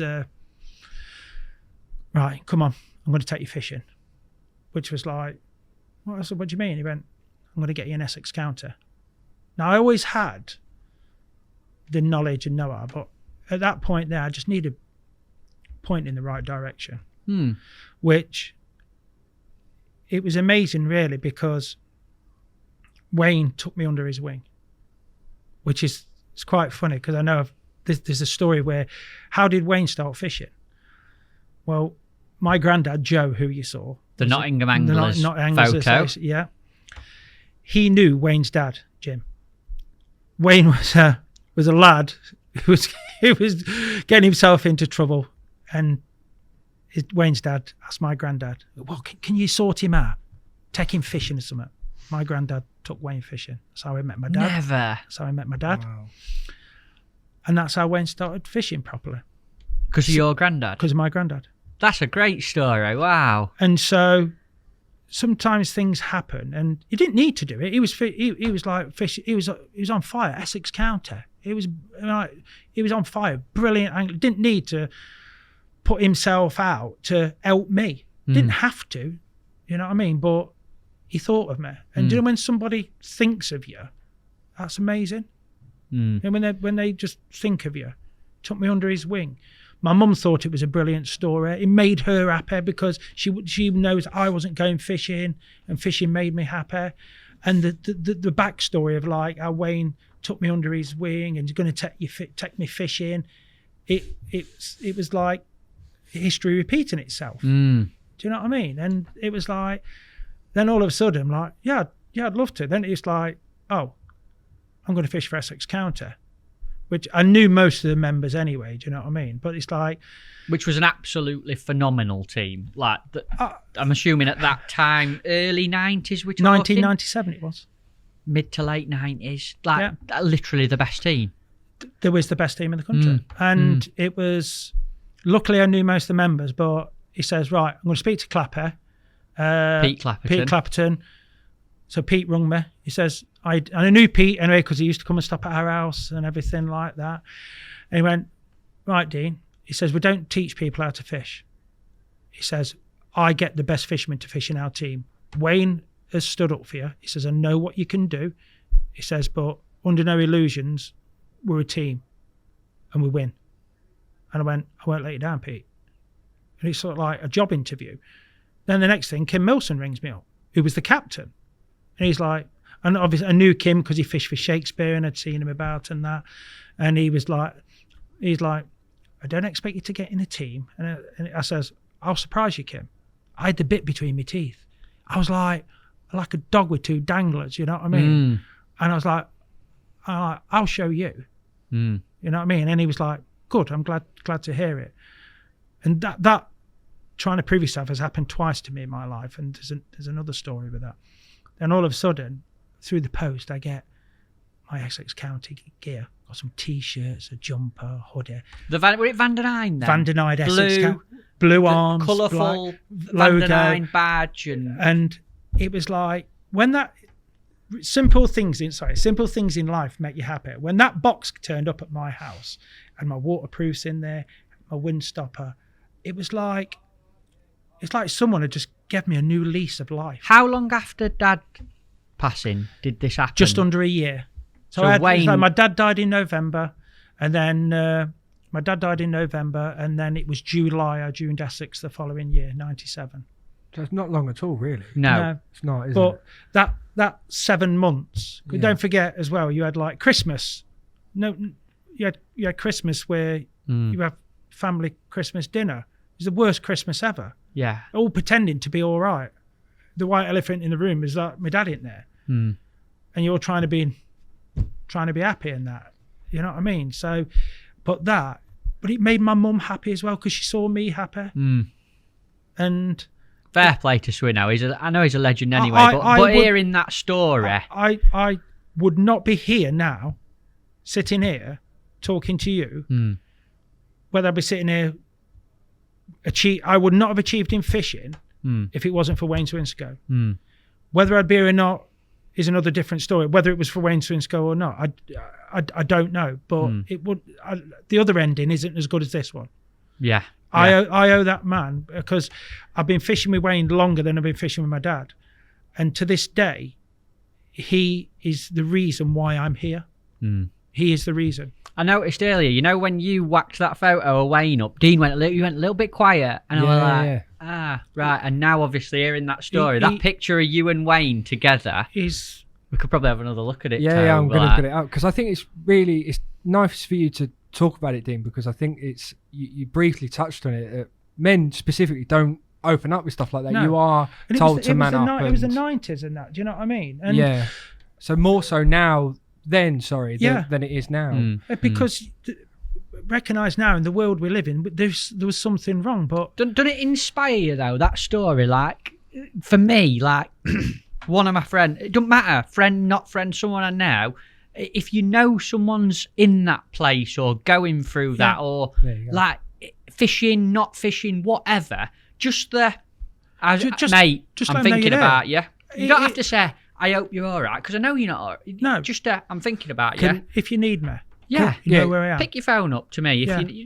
That was the next thing I wanted to ask you, because I'm not saying that I'm one of them, because I'm not going to begin to pretend that I understood what you were going through, but what can you say to people that perhaps are going through something similar that you went to? What I was going to ask you is if you could almost go back to that time where you were sitting on the curb at 5 a.m, you know, now with everything that you know, what would you tell yourself?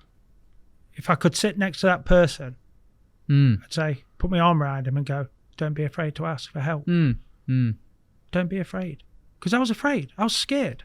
And I was I was petrified. I do think in fishing, there's that, you know what you said about the 90s, I think that's still in fishing now. Yeah, it's a working class, working man. Give someone a jab in ribs with your elbow. Testosterone. It's not a huggy, open up environment very often, fishing, is it? No, it's not. No, but not saying it should be, but if your mate's having a bad time, you should at least give him there's no reason why you can't send in someone a message with a nice emoji on the end. Exactly. It's even more easier nowadays, isn't it? Exactly. You've got no excuse. But back then there wasn't even mobile phones. I didn't get a mobile phone till like 1998. But there was a telephone. There was a knock at the door, a letter, anything. You know what I mean? And it took somebody like Wayne, who I seen Wayne a lot of time fishing, used to ring up now and again. He didn't have to do that. He's got 2 kids of his own. Emma and Craig, who grew up with them, do you know what I mean? Didn't have to take another kid on, did he? But he did. Fair play. Yeah, I'd love to get Wayne on the podcast. I'd love to get him on. I would do anything for that bloke. Because I would not be here now if it wasn't for him. And he didn't have to do it. And then the benefits of what my life has had, he's my second dad. I'm lucky am I got a second chance. That's what I do now. I look at it and think, how lucky am I? Some people don't do this. So rather than see how bad the times was, how lucky am I? I'm one who got another chance. You know, I got another chance. A lot of people don't. I appreciate you talking about it on here, mate. I really do. It's not an easy thing to talk about. No, it's not. But it's good to do it. Yeah, and you can't in life. You can't judge what happened then with what's happening now, because it's 2 different worlds. You know what I mean? But one thing that don't change is, if you're a mate, pick up the bloody phone. If you see your mates having a bad time, pick up the phone, knock on the door. If they don't want to see you, they don't want to see you. But don't stop trying. Because the holes that people go down in are not very nice. Trying to manufacture happiness, never going to work. Hopefully, I think us having a little natter about it will probably inspire more people to do it as well. I Who really knows? think But it will. I back then, I was the unluckiest person in the world. But there's a lot of unlucky people who lose their parents. I like to think I'm a success story now because I got a second chance because of one person. So we're now. Yeah. Fantastic. I want to talk to you about Essex County. I've got loads of questions to ask you Go about on, it. then. Essex County's come off the back of that story. Yeah. And I'm biting at the bit. What was Kim Milson like to fish under? Because you said he were captain. Yeah. I used to watch loads of Kim's videos. Yeah. He was used to writing match fishing, or I think it was Match Angling Plus back then. Yeah. And I remember him writing about, I think it were the Euros that were on Nottingham Steps. 1995, I think it was, or is it 97? It were definitely that, and there was a Winter League final there, which I think he won individual. And We won in 1997. Well, Kim was literally like, when I was very young, I'm talking 5, 6, up to 10. Yeah. Right in everything. And I used to read all this stuff, watch all this stuff. What was Kim like? He was the best captain you could ever fish under because his will to win, it was no boundaries. It was absolutely. He made us. I was one of the young ones in the team with Gary Miller, even Chris Van der Vliet, even though he's not that young. And we were good anglers. But I honestly think he made us think we was better than we were because of his expectations. Really? Yeah. He made us better anglers. I think he made us believe we were better anglers because he was very supportive in his own way. Now, I was quite lucky on a couple of occasions. I'd had a day off work and I wanted to get practicing. I've been a couple of times, just me and Kim fishing, like a totally different person. In what way? Was he totally different? One-on-one, more accessible. He'd come and watch you. Always used to come and watch. You know what I mean? He's not a stupid person. When he knew he could learn something, he would be there. Now, the good thing about Kim is that he was a brilliant angler. Absolutely brilliant. But before he was fishing full time, he was an upholsterer. He was the best upholsterer in the whole of the South. All right. So, and I know he liked bird watching, and I didn't realise there was like levels of bird watching. Guess what? He was one of the best at that as well. And one of the things we used to take the mickey out of him all the time. I know, like he loved nature. Whatever he did, he was the best at. And people's demeanour don't mean you're a bad person. He was never a bad person to me. And the really funny thing about it is like there'd be like a Winter League practice on the London Canal. Now I lived in Nottingham, and he'd be like, Dean, are you going to the practice on Saturday?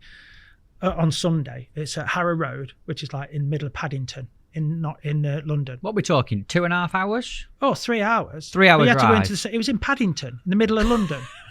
And you're like, I'm thinking, it's my mate's birthday on Saturday night. That means I'll get in at 4. I had to leave at 5:30. And I'm like, I can't make it this week, Kim. Like that.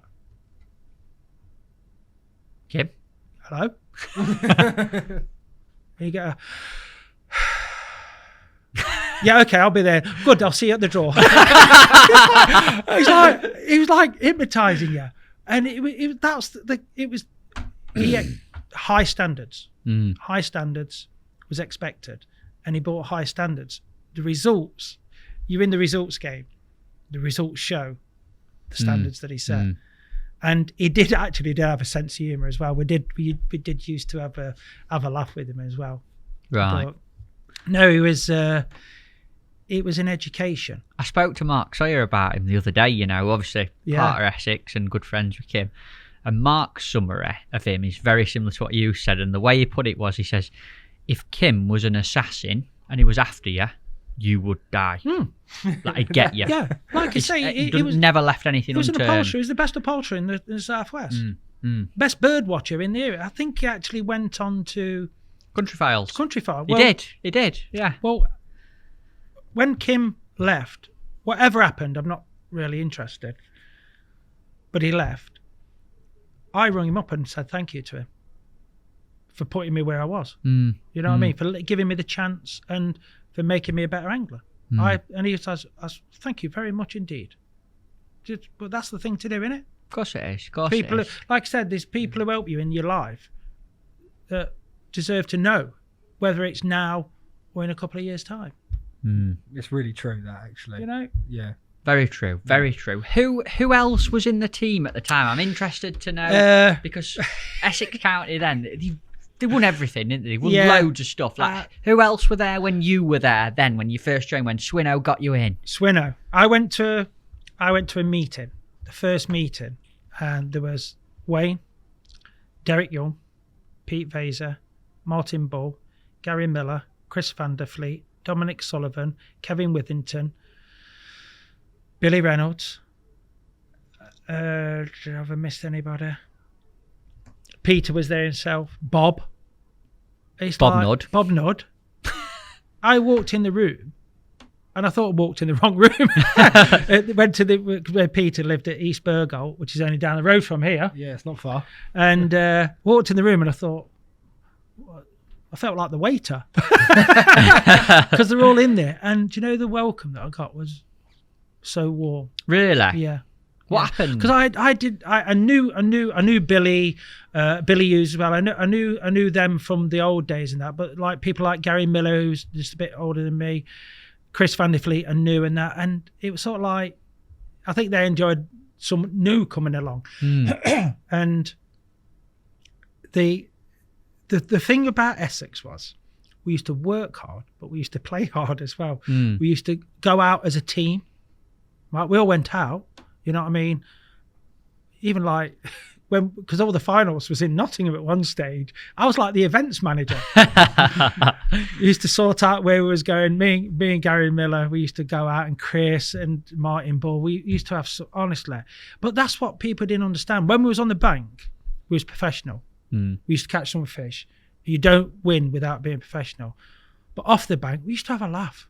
You used to go out and have a few beers and that just before? A bit, yeah. Did you really? Well, it sort of like went like this. Monday night, you get to Nottingham. Now, obviously, I lived there, but I used to stop with them in the hotel as well. Right? So Monday night was Black Orchid. Right. Tuesday night was just in town. Wednesday night was Ritz's. Thursday night was MGM. Friday night was Black Orchid. That's a serious week, that. Yeah. Yeah. Sounds like the night out planning was as much as the fishing. Yeah. I've got to say, I know when nights out like that are serious, when people can recount the exact bars that they were in on the day. On the day as well. Yeah.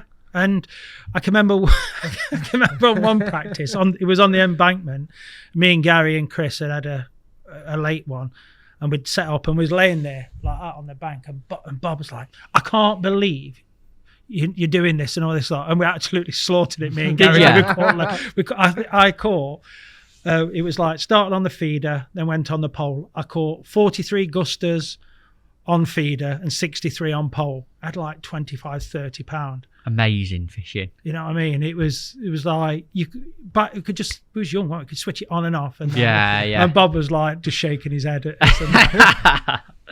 What stands out in terms of winning with Essex and victories that you had with Essex? Because you must have some great moments. Winter League finals. I think I won it 5 times. Awesome. Was that when it were on the Neen? On the Neen. The year that I joined in '97, I wasn't nominated, so I couldn't fish, and I ran the bank.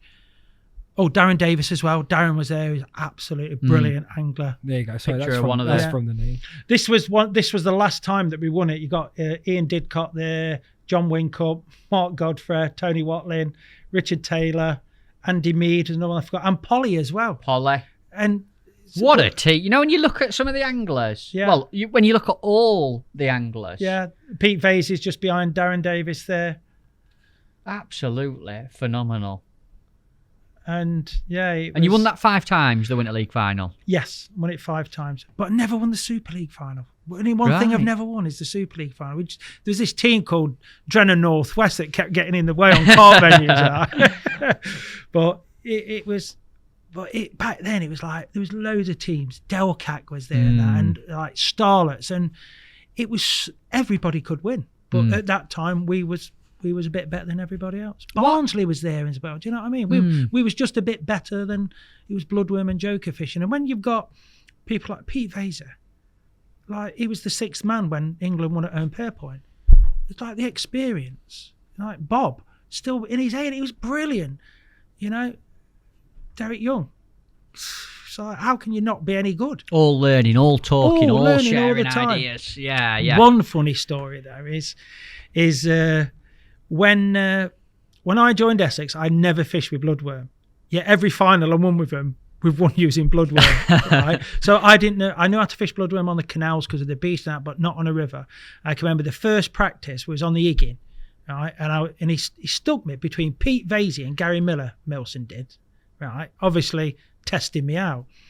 And first 2.5 hours was bloodworm. I caught about £2.12. Pete had a slack £8. Gary had a slack £6. I'm like thinking, I need to pull something out of the bag here. And then the last 2.5 hours was feeder fishing on the river. Now, So did Kim used to plan these practices? Yeah. So it'd be like, right, first 2.5 hours pole. Yeah. And this was just a team practice, This was not a team match. practice. There would be 15 or 16 of us all lined up. And so of course, he's planted me right in the middle. Gary Miller, Pete Vaser. Gary Miller, one of the best anglers I've ever fished with. Absolute brilliant and a great lad as well.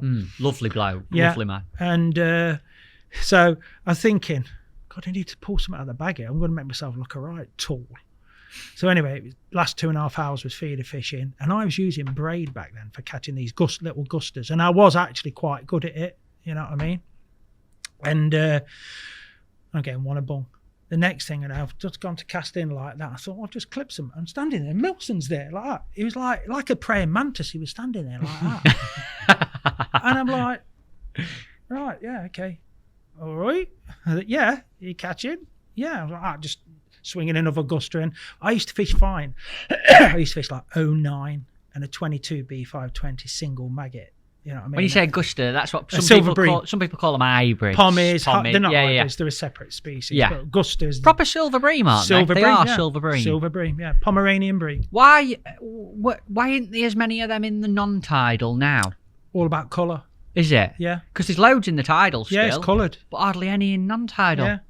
Right. So anyway, I'm catching, and the next thing I know, Kim's like, "All right, everybody stop fishing." So everybody, because the Iggin wasn't all bloodworm, there was some feeder pegs. Everybody stop fishing, all come behind Dean. I'm like, you're still a young lad at this point. yeah, I'm like, this is my first practice for Essex County within the team. And imagine it, my box is in the water, right? Now I've got my back to the water, so I'm facing all of the lads, right? Kim's got, right, we need to see how Dean's doing this. So Kim's facing me with my rig in his hand. This is what we need to do. I'm facing the lads, and they're all going, and I'm trying to, and Kim's, what do you think, Dean? What do you think? And they're all going, and I'm trying to be like dead serious, and they're all laughing behind my back and that, you know what I mean? Brilliant. Oh, they're the kind of things to the naked eye would have all seemed like was all like robots sitting there. We used to have such a laugh. Absolute such a laugh. It was unbelievable. And that was Kim. When he saw what he liked, he would make sure that you got your recognition for it. And he was never afraid to pick the team. If you went practicing, right, he'd pick the team that went practicing. That was it. Job done. You didn't put the effort in, you didn't go. But like I say, all in all, he probably made us think we was better than we was, and that's how he got the results. What happened to S16? Like, how did it dismount and sort of? Was you there at the end? Yeah, I was there at the end. One of my greatest victories, I should say, is it came with the emergence of the professional commercial fishing and that. Team fishing was dwindling a little bit, and it sort of got split a bit. You had your commercial anglers, then your team bloodworm anglers or whatever. Do you know, your natural. I don't like saying natural because all fishing's natural. And what happened was you couldn't really do both, you know, because commercial fishing got that more professional.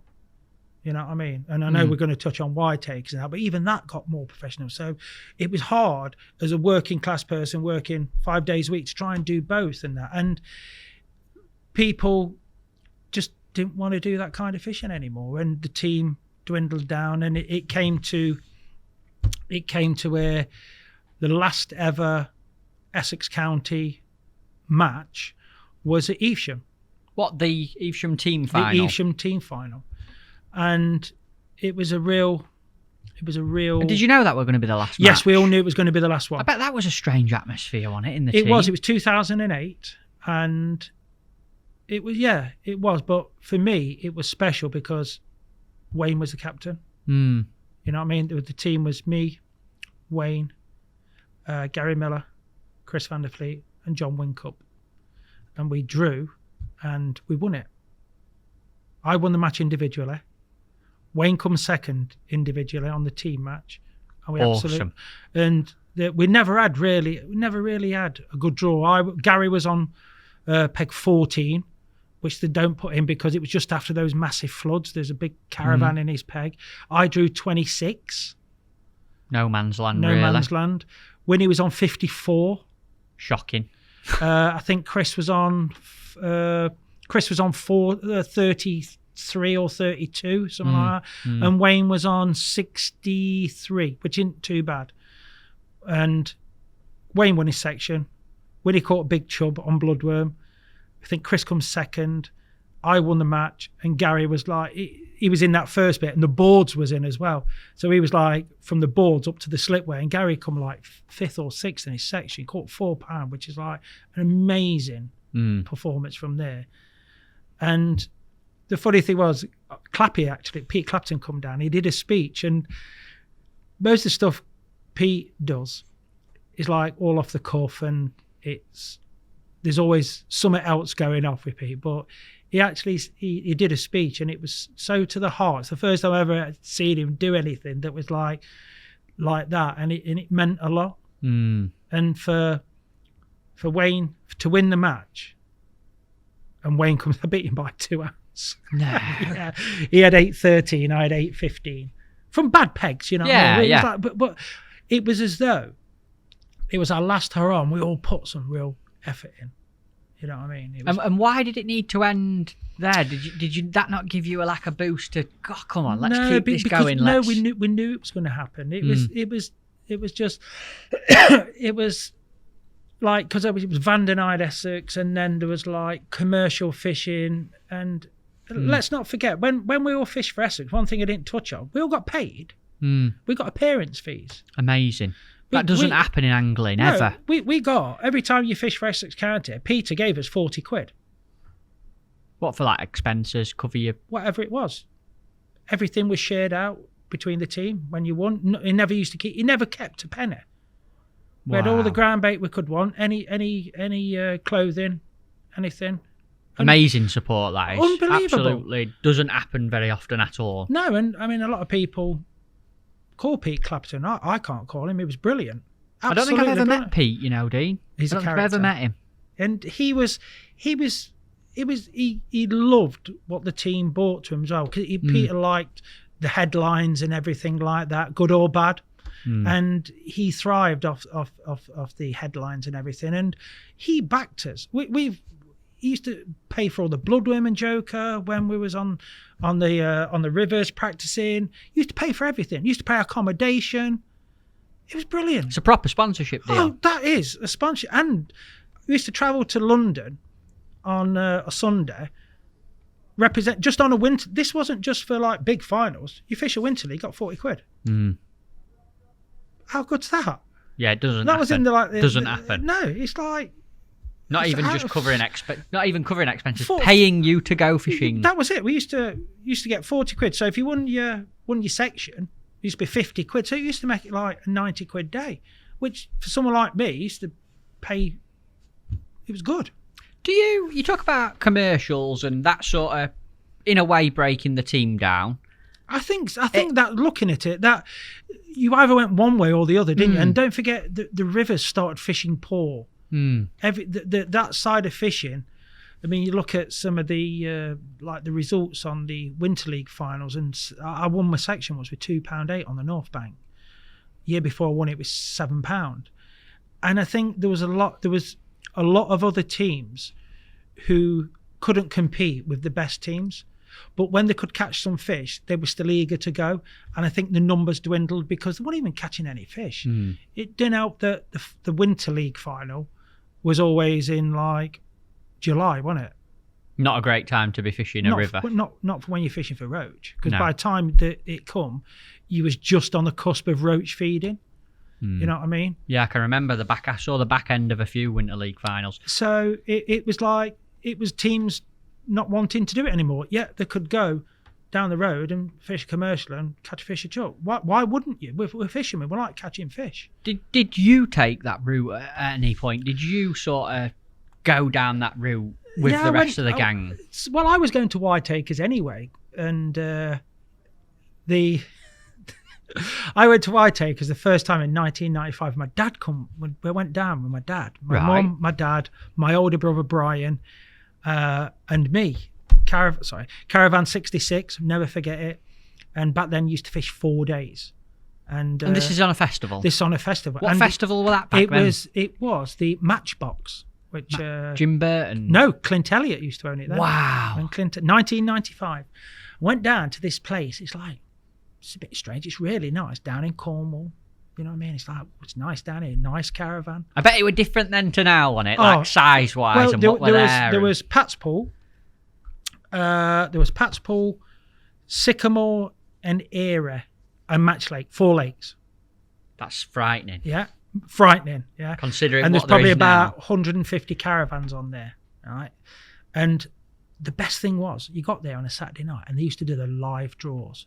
Who was going where? So you'd be sitting there, all bums on seats, you know what I mean? And it was like, who's in A section? Dean Barlow, A section. Frank Barlow, C section. It was like unreal. You were sitting there in anticipation. And there'd be some characters there. A lot of them still go, do you know what I mean? Who were there then? Who were there? Mark Harper, a lot of the local lads down there as well. Like the Somerset boys. But the Manchester lads was always down there, do you know what I mean? So like Mark Harris, Paul Salvage, and I'm trying to think. I've got a photo of the Steve Saunders was there, and brilliant. The first went there and like I saw Porth Reservoir for the first time. I thought I died and gone to heaven. It was like amazing, and I won the festival. First ever Whiteacres trip. We used to fish 4 days, Monday, Tuesday. Wednesday was a residence match where everybody on the park could fish. And then Thursday, Friday, presentation on Friday night. And Paul Boothby was there as well because I went out that night with Paul Boothby. And so I won the festival. I caught my first £100 weight. I caught my biggest fish because I drew on Pat's Pool. I caught £124. That must have been a huge weight back then. It was only 12 fish. Wow. But back then, when you caught anything over £7, you used to have to weigh in and put it back. So it was like, all you could hear is, scales, scales. But you used to have to shout at someone? Yeah, someone would come and weigh it in, used to look after the fish. And I actually when I weighed in at the end of the match, I weighed £12.14. Because you'd had to put all the big ones back? All the big ones back. Well, Pat's is the specimen pool now, isn't it, anyway? Which broke the record, and they stopped using it after that. So I still hold the match record for Pat's Pool. Great. Can't take it away, No, damn right. But that was it. All used to it. Scales. And I saw the biggest ever fish. I had Vic Bush next to me, and he caught a carp, a ghoster, £19.15 on the pole. Fantastic. Unreal. You know what I mean? It was, yeah. It was brilliant. And so my older brother was there, Brian, went in the clubhouse, had a load to drink. I went into town with Paul Boothby. What, Newquay? Into Newquay. Got absolutely steaming. Went into the toilets. And you can imagine what the men's toilets were in a nightclub. I fell over face first in the toilet. No. Sailors' toilets aren't great anyway, are they? But no, this was Bertie's. Can't you? Honestly, I had my best Ralph Lauren shirt on. But it was funny. It was funny. And what an achievement, though. Winning your first Whiteacres Winning my festival. first festival. How old would you have been then? So it was 95, so I'd have been 23. Fantastic. And then the year later, went again with my dad, caught a few in that. And what were your dad's take on commercials and that kind of fishing and Whiteacres? I'm interested to know. He he actually enjoyed it. Fishermen like getting bites, don't they? And don't forget, it's like there was a big thing my dad lived next to the Trent all his life. He saw it as a sewer in the 50s and 60s. I mean, I can remember him telling me a story where like someone caught a roach on the steps after it had been polluted, and like people was like, it was like someone's caught a roach because you only caught gudgeon, right? Because it was pollution. Someone's caught a roach. It's like the next thing, it's like 100 people trying to catching a roach. So he's like, he's seen, and then the Trent, when it got clearer and clearer, and he went on to fishing the canals quite a bit, around the Trent and Mersey and that, and enjoyed that. And while you're on the Trent, there was no fish in it. It was terrible for a long time. And then he used to actually like going to Woodlands View. He used to like Droitwich. Droitwich. He used to like going there, yeah. So he did a bit of commercial fishing. He did a bit, yeah, but he was like more of a waggler man, do you know what I mean? And a bit of but he actually liked Whiteacres because it was like a weekend's fishing every night. Go fishing, go to your caravan, get dressed, go up the pub. And that was win or lose, have a booze. My dad invented it. Win or lose, have a booze. Is that what he invented that saying? My dad invented that saying. Because you still hear people say it now all the time. My dad invented that. Win I or didn't lose, know that. have a booze. Yeah. Wow. And like, so it was everything you ever wanted, and there was characters there in that. Do you know what I mean? And everybody had the same principle: go fishing, catch some fish, and enjoy yourself. It was a holiday. You kept going to Whiteacres for such a long time. Didn't you? From 1995, I did 21 years on the trot. That's frightening. Up to 5 weeks a year. Wow. 5 weeks, 3 weeks in spring, 2 weeks in autumn. What was the best time you ever had at Whiteacres, Dean? Can you tell us on the podcast? What you've got to appreciate is Whiteacres became like my mates. I've obviously got lots of mates out of fishing. They were going Ibiza. Whiteacres was my Ibiza. To me, to your boss, Rooney, and that. And it's like, we used to have such a good time. It was brilliant. It was like Ibiza with fishing. It was like you would go out, go night clubbing, you with all your mates, you know what I mean? You have a brilliant time and go fishing as well. and win money. And win money. It was amazing. It doesn't get any better, does it? It's like if someone said to you, right, Matt, you're going to Ibiza, but you've got a chance of winning $3,000.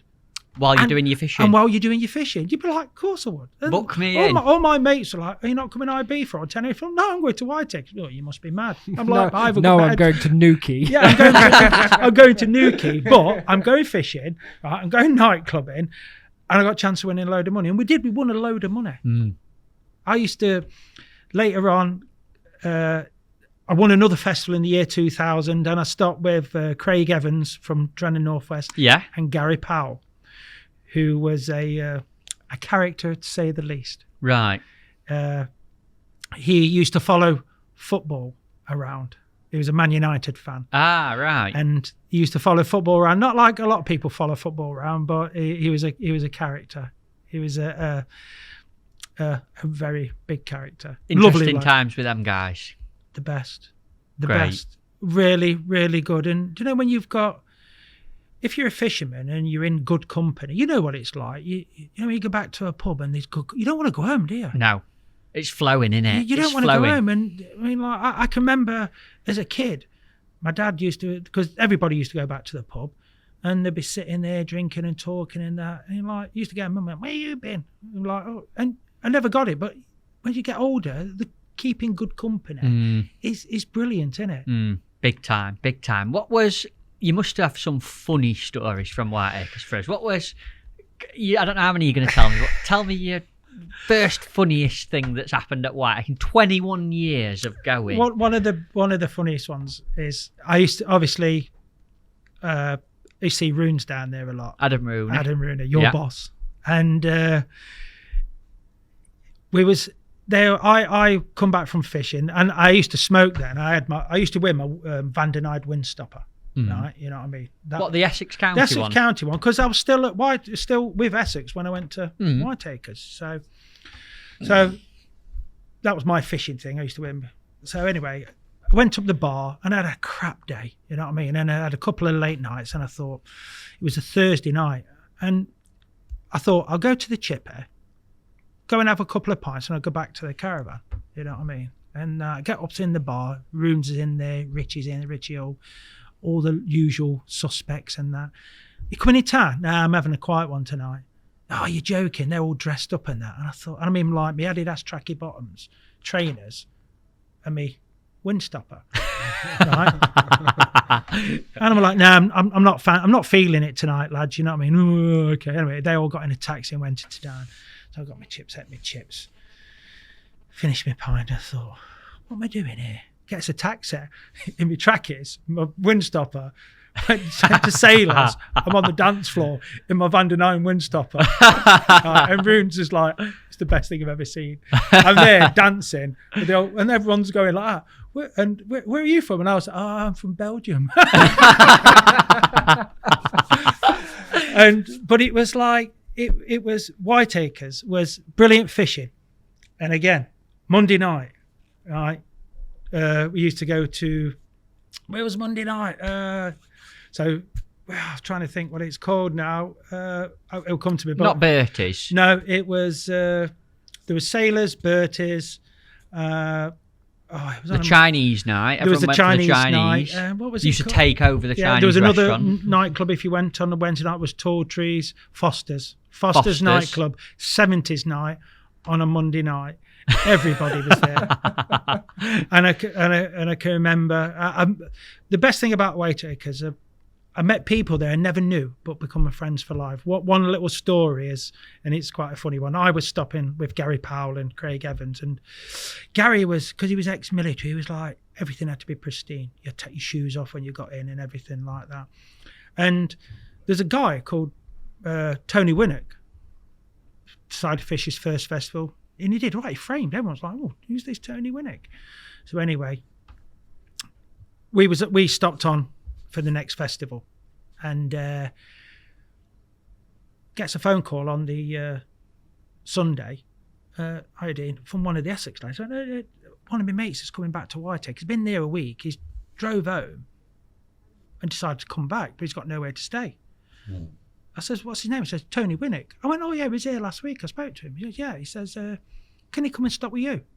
So I'm like, yeah, of course he can. And I'm like, Gary, one of my mates is coming, he's not a dirty so-and-so like you. And all this. I said, no, he's sound. I mean, Tony's a big lad, isn't it? Oh, big time. Yeah, he's a big Tony. He's lost some weight now. I know he has. I've I've just seen all the pictures when he was in Thailand with his boy. Bloody hell, he looks good, doesn't he? Yeah. And so he's like, he don't know us, but he's come and stopped with us. Then he ended up stopping with us for another 5 years.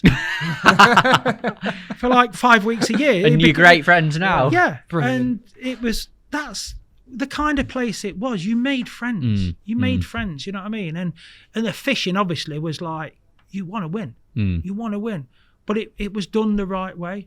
Everyone who comes on the podcast and talks about Whiteacres has got that. Fishing were great, but it was just the package, everything else that went with it. I have this vision. It's like, and there was people, you stop in a caravan together and that, do you know what I mean? There was like Barry Gannon.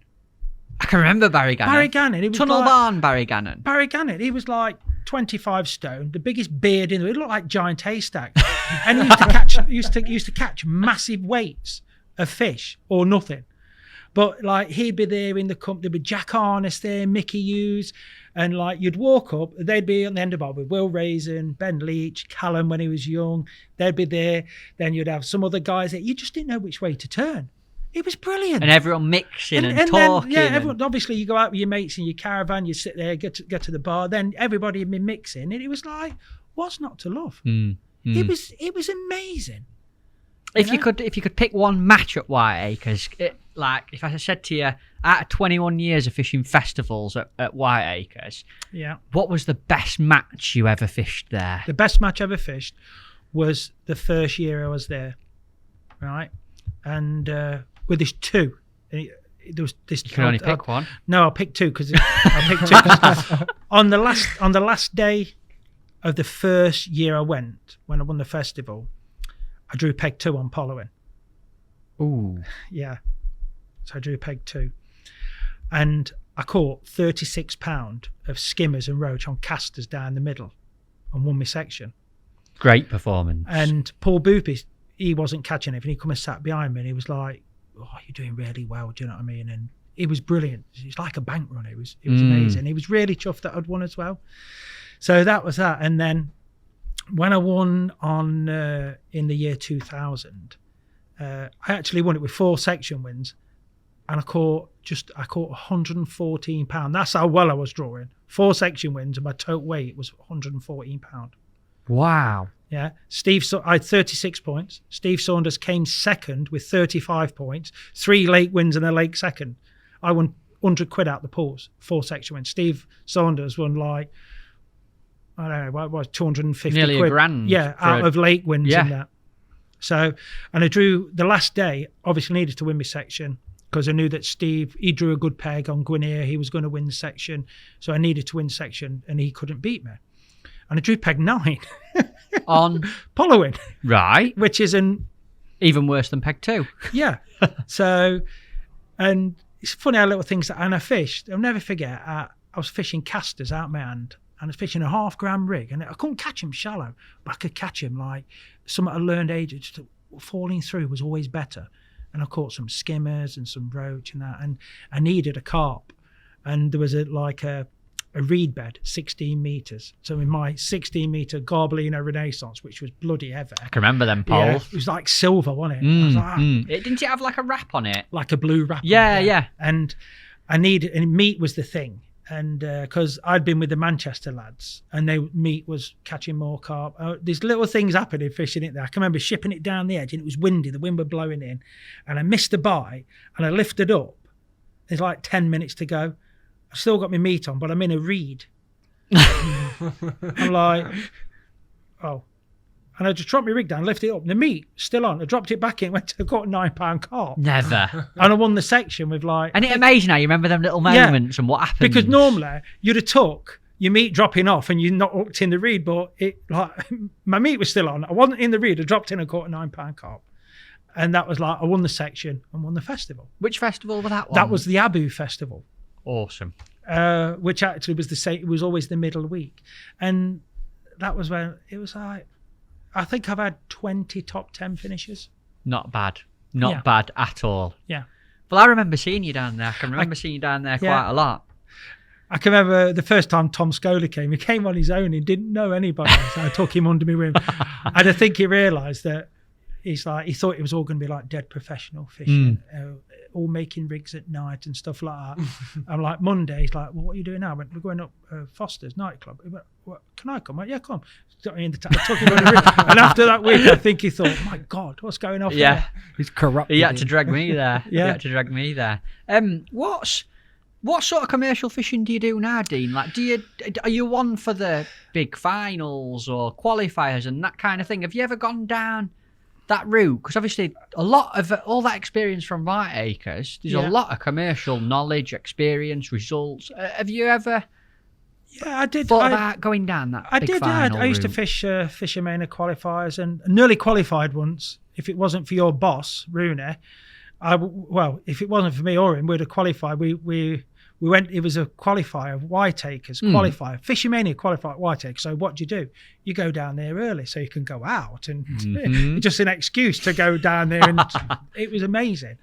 So I've drew peg 11 on Acorn. And like, you're looking who's around there, and bloody Rooney turns up, doesn't he, on like 15. You can reach with a pole. Yeah, the narrow one. The narrow one. I'm like, God. So we're fishing away, and I'd catch some fish, he'd catch some fish, and he was catching some, and the cameraman stood behind him, and he's hooked this fish, and he's left-handed. He's chucked this pole behind, it's gone straight in the cameraman's groin. No. Yeah, proper hurting. He had to hobble off and go back to the car. He's like, because he's like fishing up against the bank. He's just gone full pelt, 16-meter joint straight in his groin. I heard the hook, and I was like, ah. And so anyway, I caught Kieran. Won the qualifier. Kieran Rich, yeah, who was awesome down Whiteacres, absolutely brilliant. Great angler in general. Yeah, Drew on peg 17 on Twin Oaks. He won the match. it was Steve Mayer was second off peg 4 off Jenny's. He had 134 pound, and me and Runes weighed 132.8 each. Never. Yep. Joint. Yeah, and we just because I was catching on Waggler or Bomb to the island, the fish just kept coming round. Like, so you almost shared them. We shared all the fish. If he wouldn't have been there, I'd have won. And if he wouldn't have been there, because you both took each we fish off both each took other. the fish, yeah. Right. But I did fish some fish show qualifiers. Fair play to them guys who do that. But in between them times, England. Yeah, the feeder team. So you couldn't do everything, I suppose. No, you can't do everything in that. But I still, when I lived up north, I still did a bit at Partridge and that. Do you know what I mean? But it also, like with work, I was at a better paid job where there's more responsibility. You it's sort of like it become with so many commercial anglers. Not I won't say full time, but doing more fishing than you. It got to a stage where, like any other match, you'd go there and it'd take you an hour to work out what was right. They already knew. They've been on in the week. They've been on in the week and that, which, do you know what? Fair play to them.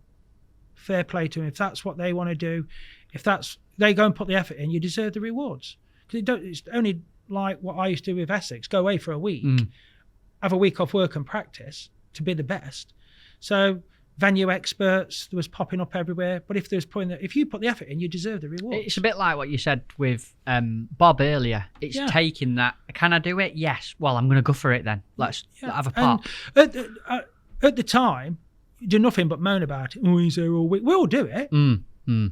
But they're the ones that are making the effort to go in the week, getting some aggro off the boss because they're not at work, getting some aggro off the missus or whatever. I've always been self-employed. So I was my own boss, you know what I mean? So it's easy to do it, you know what I mean? And what people do with their lives out of fishing, it's not to do with anybody else, is it? You know what I mean? But at the time, you're like, oh, you can't beat them. And you moan about it because you want to win. You know, if you're in match fishing, you want to win. It's natural to have a little... It's natural, yeah, of course we have a moan in that. But as you get older and other things become as important, like family and kids, you think about it and think, fair play to them.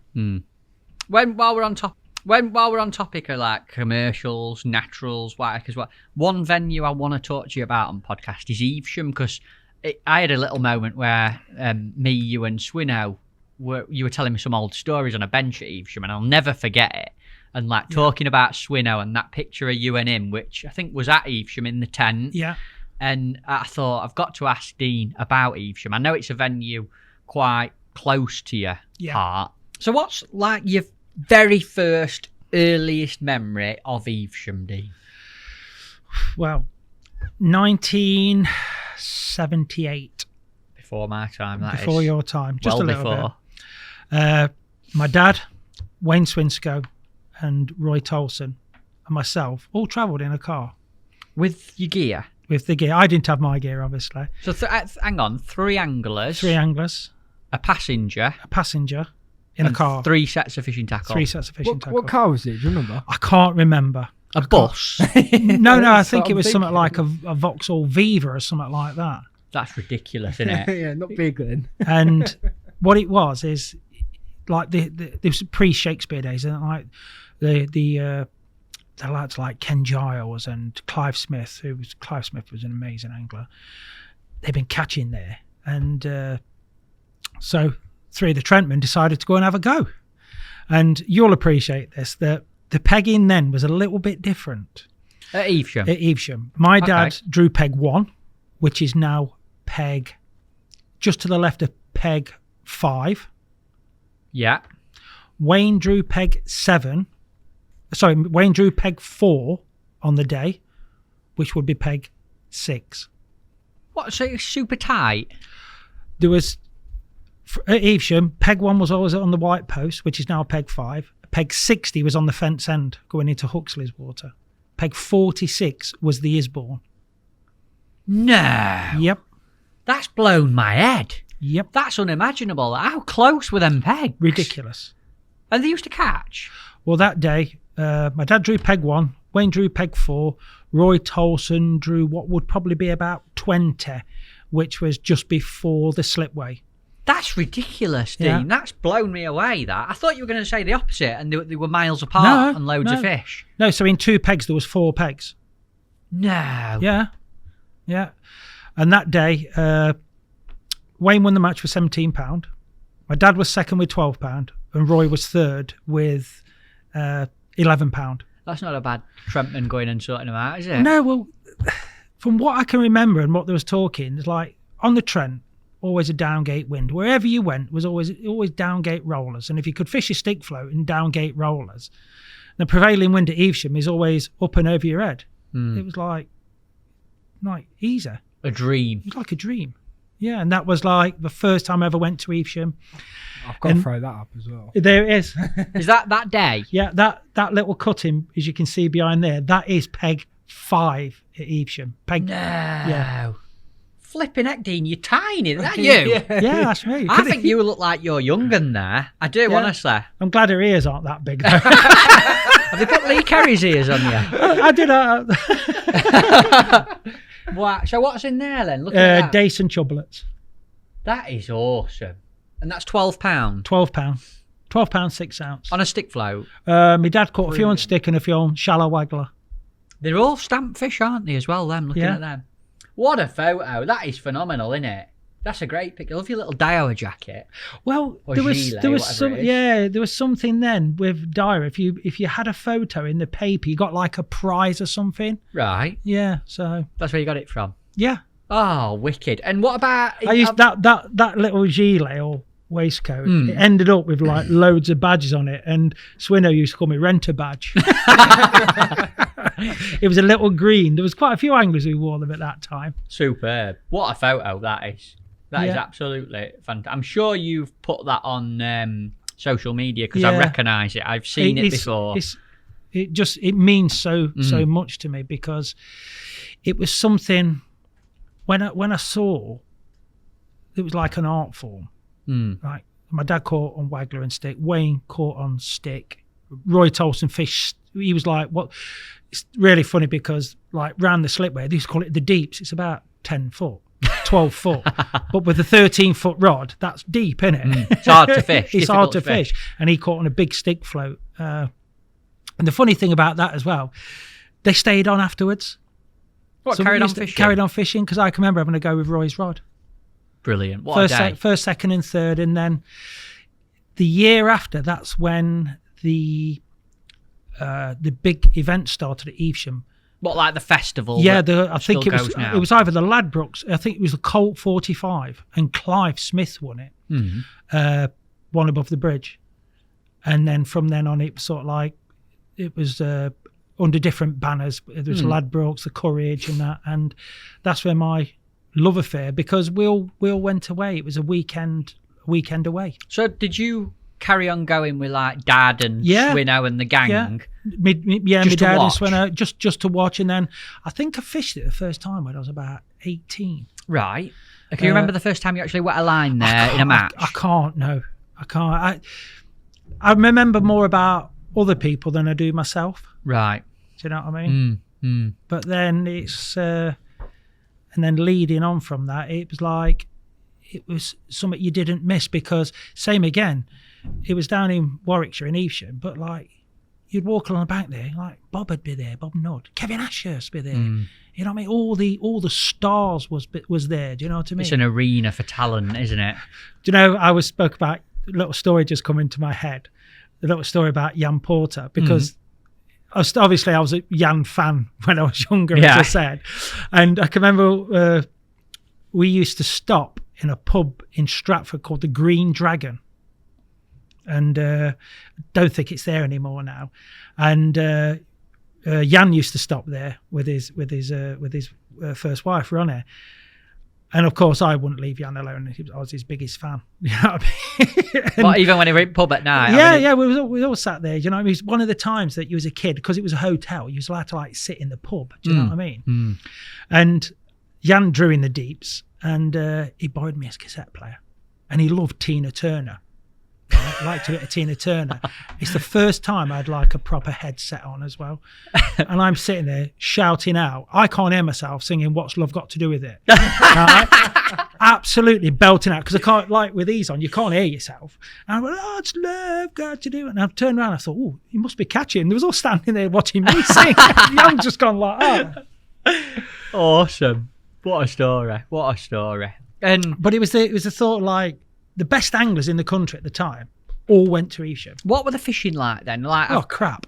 so it's not, because obviously Evesham is rock hard now. It's still very, very difficult. It's still a great festival and place. What were the fish species, the river? Was there anything different about it then? It's the Warwickshire Avon for anyone listening. It's a brilliant venue and it's solid with fish, but it's just one of them rivers that sometimes don't produce. Back in the days in the 80s, there was a lot of dace and chub, and shallow waggler was good. And I can remember like when like Ken Collins and Steve Gardner first come, they thought it's like it was after the stick float as such. Like when my dad and Wayne and that, it was like picking cherries for them, because that's how they used to fish on the Thames and that.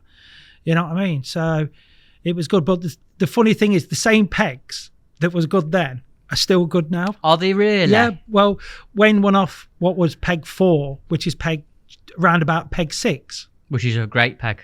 Yeah. Do you know what I mean? The Isbourne, still a great peg. And it was always good then. Always a good peg. So the areas the fish haven't changed, but the species changed. And the chub and dace disappeared, and then it was roach fishing and perch fishing, but you're not roach alike. It's wrong conditions, can't catch one. Temperamental. Tiny bit of colour in the water.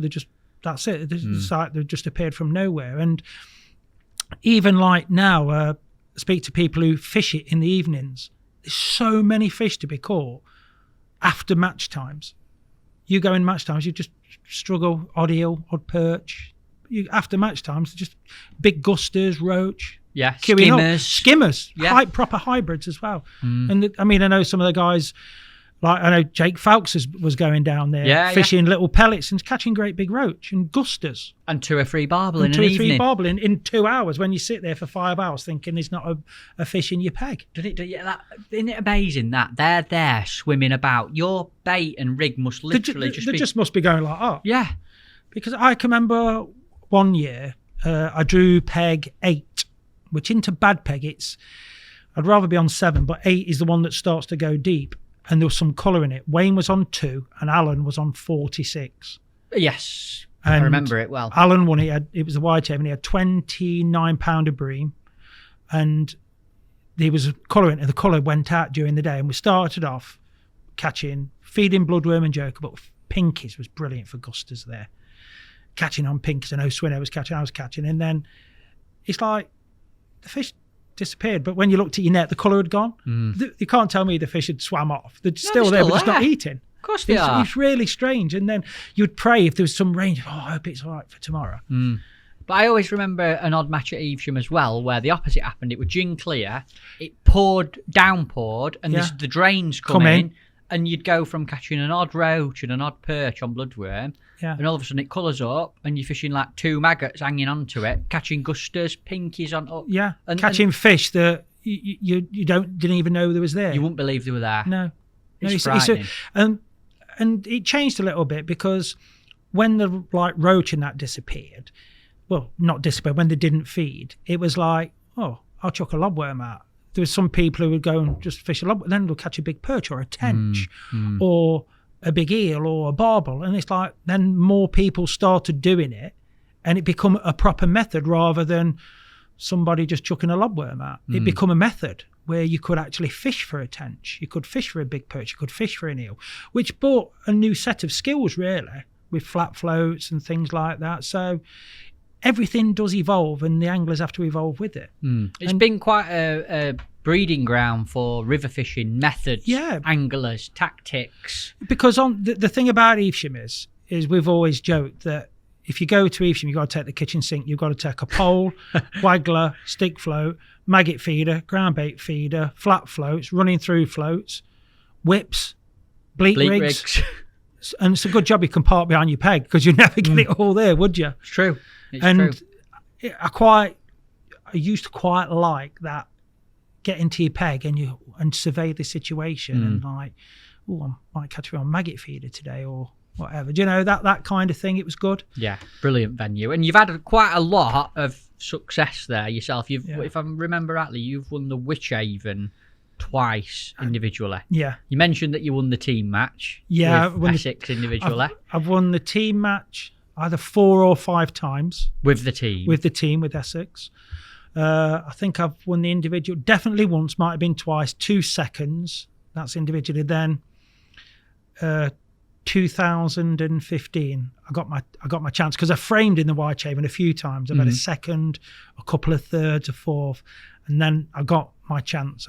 Tell me about the time you won for the first time, because I know it means a lot. Venue you used to go to with Dad. Yeah, and I drew peg 6, where Wayne won that day off. So I'm like, and it was Bloodworm and Joke, and it was a day exactly like I said. It started off, it was a bit clear, and all of a sudden, a bit of colour came in, and I recognised what was happening because I know the venue.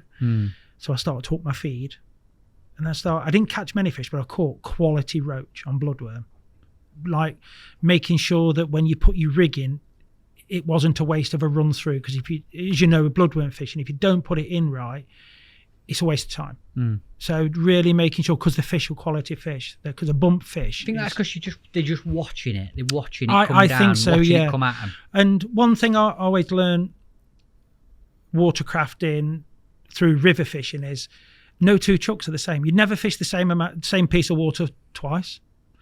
There's locks. There's a weir just above. If you put your rig in just there, the next chuck, if the flow's changed, no good putting it in there because it's not going to arrive at your bait in the right way. So you have to really keep an eye on it. And it's hard work, and you just got to work at it really, really hard when you're trying to catch quality roach. And I caught some really nice stamp fish. And when I weighed in, I think the top weight was £7, and I had 9.12, something like that. And the guy in peg 1 had 2 tench. Ooh. And was he still to weigh in? He was still to weigh in. I bet you were jingling in the stomach a bit then, honestly, weren't you? I was like, the amount of emotions was unreal. Unreal. And he weighed £7 too. Must have been the 2 smallest tench he should. And it's sort of like, I felt numb. Because obviously you win a lot of money. It's $2,500. Money in fishing doesn't mean anything to me. But I got the trophy that was on my mantelpiece at home when my dad won it in 1984. Phenomenal. That's what meant more to me. I can remember looking at that trophy for a whole year, because my dad won it. It would have been on about, back then it was peg 58, which it would be about peg 39 now, and he caught £9 a roach on hemp seed and stick float. Similar sort of fish to what you caught when you won it. Yeah. Absolutely brilliant. And was Dad's name on the trophy still? Yeah, and on the trophy. The plaque's still on it. And yeah. That's wow. It, yeah. There it is. I can actually remember Tom Scully doing an interview for Match Fishing with you, and I remember you holding that. It's probably seconds before that photo was took. Yeah. And you were stood there, and he said to you, what's it mean to you? And you were turning the trophy, and you went, look, Tom, that's what means the most to me. And you pointed to Dad's name on it. I can actually remember that now. Yeah. And that was like, do you know, it was a real an achievement for me personally. You know, it was something that I wanted. I wanted to win that trophy. I wanted that trophy, and my daughter was 1 year old, and to win it while she was there meant something. You know, she didn't understand what was going off and that, but you know, it really meant a lot to me. Money, I just gave clear the money in that. I just want that trophy. I'll never.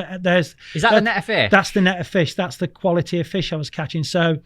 Good routes, aren't they? Look at them. You know, Matt, with bloodworm fishing really fine as well. Do you know, like a really fine wire or Co7 bottom? I'm sure, didn't you fish an 18 ultra fine pole? I wonder who gave me that idea. The master himself did. So yeah, because we'd be fishing leading up to that, and you had some. You won one off peg 33, which. An open match, you should never win anything from We were talking quite a bit that year about bloodworm fishing, weren't we? Well, that was that day when you were talking about that we came and spoke to you, that was the day after. That was after obviously the Whitehaven was on the Sunday when you was making your rigs up at the picnic table on peg 6. I drew it the next day. I was a bit took away. I said to Dean when we were talking about the podcast, how, because I used to go Evesham quite a lot, loved it. And obviously Dean used to fish and all the old river legends and Swinow and did really well. And I knew they'd always gone there for years and years, and I'd always ask one of them when I drew my peg, what do you think that's like? They'd always point me in the right direction. And this one night, it were on the festival weekend, and I caught a few fish, and I thought it were a nice evening, sit next to the river, retie my rigs on this bench. Because if not, you just end up going to the pub, getting hammered, and you have an headache next day. So I thought, I'll retie my rigs, I won't be at the pub too early. And I'm sat on this bench tying my rigs, and Dean and Swinow just wandered over, and they had like an hour with me just chatting. Quite a long time ago now, probably 6, 7, 8 years ago. 2015. There you go. Well, there you go. Yeah, 7, 8 years ago. And they were just telling me like about the river and how it used to be, and I'm sure you probably reminisced about the trip that we've just spoke about. And like, I remember getting back to the digs. And I said to Tom, I went, you know what? I've just had a right like moment, like Dean and Swinow. They came and they were telling me about river, and I said, aren't we lucky? Like, they just come down talking to me about that, and I were a bit it's amazing. It was really nice. It was good. Nice. I remember it. I'll never forget it. What about second time? Your name's on that trophy twice. Well, the funny thing is, the team match was the next day, and I drew the same peg. Did you really? Yeah, I drew the same peg. I drew peg 6 again in the team match. Flipping it. And I come second. That was nearly a double then. But it was really weird because I know how to fish it, and I was like, you always do this with roach, and I caught a load of small roach. Fished it, had to fish it differently, feed it differently, and I caught 9.7 £, and I come second because a good mate of mine, Dave Arpin, caught a great big bream the last cast on the end peg of the top end, and he won it, so fair play to him. Fantastic. So, but the second time I won it is, you go, you know what it's like. The one thing I like about East, you go on that stage, you put the hand in the bag, and there's a microphone there. I went like that, and I put it in my hand, and I thought, oh no, peg 35 is born. That's where a river runs in opposite Toad. The best chub peg. Yeah. The best chub peg on the whole of that stretch. And it'd been fishing horrendous. Oh, so you knew straight away you were in for it. But I was in quite good form because the day before on the big event, I drew peg 50 and I come 5th. I really caught like I think I caught £5 on Emp. And I was enjoying my fishing. I was in good form, and I've drawn that, and I'm like, I said to Swinow, and this is where when people say little things to you that make you feel good and feel better, I went, what am I going to do? They went, just do what you do best. Yeah, nice. It's good. That's that G up that you need. You've remembered the very words, haven't you? Yeah, I can tell. Just do what you do best. And that day, everything I learned as a kid, going back to saying, what did I learn from my dad? I caught 9 fish that day. I caught 3 perch on the pole, 6 fish on waggler, and I must have ran through, 3,000 times? Just wearing, the old saying was, just wear a groove in the river. And that's exactly what I did. And just out the blue every now and again. I fished really light. I fished 08, 09. 22 B520. It was like going back in time. Changed me waggler 4 times. You know, like it was a really old school day to try and like trick these weary fish. I got broke once because I was fishing so fine. But alternating your feeding because the river changes, feed down there, feed up there, chuck past it, chuck inside it, chuck down. But you knew when you was going to get one. It's really hard to explain. It was like I was proper on it, you know what I mean? And when you're on it, you know when you're on it, don't you? And so I had £8.2, and then Lee Edwards was... That's the catch? That's the catch, yeah. You see, not many fish. Not many at all. Look at that. 9 fish. Yeah. I had 10 bites, 9 fish. You called this your best day's fishing ever as well. Yeah. It was. Yeah. Is that why? Because you were really up against it, but came through? You can't beat drawing a good peg.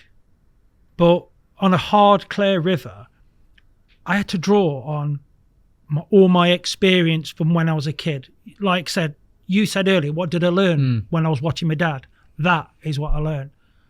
Always believe there's something there, and at some point in the day, they will feed. You just got to, it's in the 5 hours that you're fishing. Don't give up. Just keep doing it. Keep alternating. Biting. I remember I said, bite your rig off.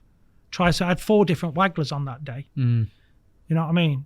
So that was my most enjoyable win. It's the epitome of experience, isn't it? Pulling it all together on the one peg where you've got a chance. Yeah, you've got a chance. And it was, you know what it's like. It was hard fishing. There's no gimmicks. Rock hard. And I had to draw in everything that I had. That's my most valuable, where I've had to really work at it. And I was, honestly, after that, I was absolutely knackered. Can imagine. Absolutely knackered. And then, obviously, mantelpiece again for a year. Not that long after you had it before. No. But that was the thing was as well. Do you know that them 2 or 3 words from Wayne? Yeah. You know, do what you do best. It's like, oh right. I mean, someone has got some confidence in you. It's like it really G's you up, doesn't it? It's a proper injection of adrenaline, that in it. And yeah, because the worst thing is everybody expects you to win. Who don't know how the fishing, because obviously there's people who go and watch at Evesham, and it's always great to have crowds and that, and it's always great to have crowds and that, but people, it's the peg, they go and see the peg and the angler on it. Do you know what I mean? Yes. And I was fortunate enough that I did it right that day.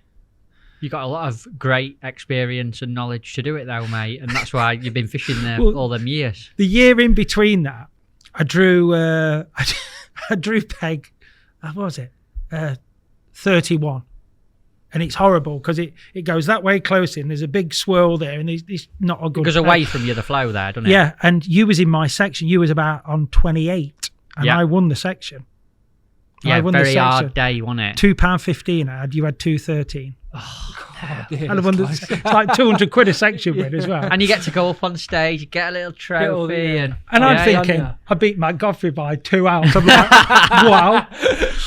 And the funniest thing, you've got Toby, you're on this river, and you've got your name on a board behind you. Oh, right. Right now, it's great. The Evesham Festival, right, has been going on years and years and years. So I've got my name on the back, Dean Barlow. Yeah. Right. So you get people coming up and they go, "Hey, Dean, how you doing?" And you're like, "I'm crap with names as it is. I see that many faces at work and fishing." I'm like, "How you doing, mate?" All right, yeah. Oh, I remember watching your daddy, and it warms my heart. Yeah, it's lovely. It really does, because when somebody says that, it's like my dad must have left an impression on him to say that they remember him. Yeah. You know, it's really nice in that. And I was fishing away, and it was crap. It was, and this old guy and his missus come on. He went, oh, look. And some of them, you're fishing here and the people are standing there because of the steep banks. You can hear the conversation. You can hear they're close to you then? Yeah. Oh, yeah. Like a couple of meters? Some of the packs, 2 meters. Wow.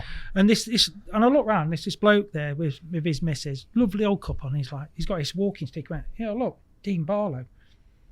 He says, yeah. He stood there for about 15 minutes. He says, oh, his dad used to come here and that, you know what I mean? And after about 10 minutes, Ant had a bite. He went, his dad was a lot better angler than him. I sat there, absolutely. I was like crying. Do you know what I mean? Brilliant. You know, I always. Ant had a bite in 10 minutes. He said it with no shame. No shame. I don't know whether he knew I could hear him, but he just went, his dad was a lot better than him. Dead genuine. Yeah, and just walked off with it.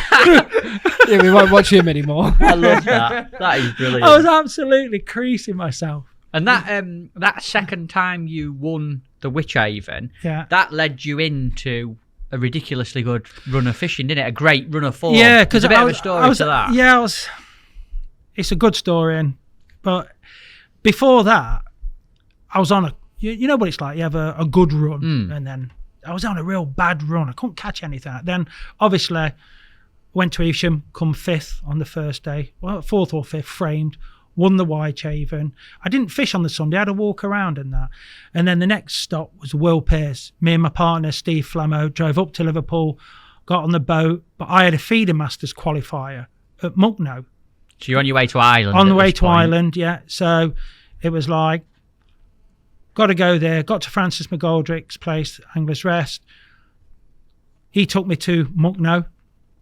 Drew one off the end peg next to Kevin Rouse.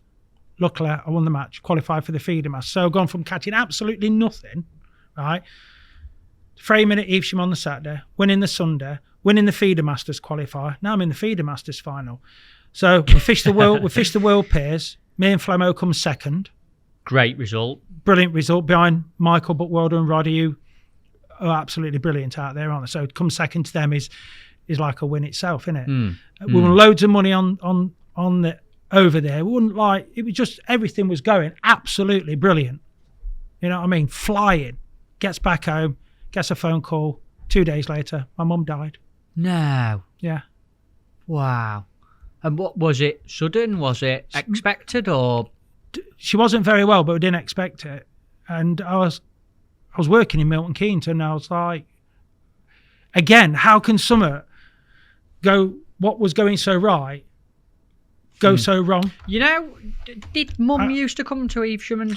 She used to come with us all the time when we was young, and I never met Mum at Evesham. Right, no, she used Claire's mum. That was Claire's mum. Got you now. Right. But my mum used to go all the time. It was always a family event and that. And one thing that my brother told me, that he was watching it live on Facebook when I went and got my trophy.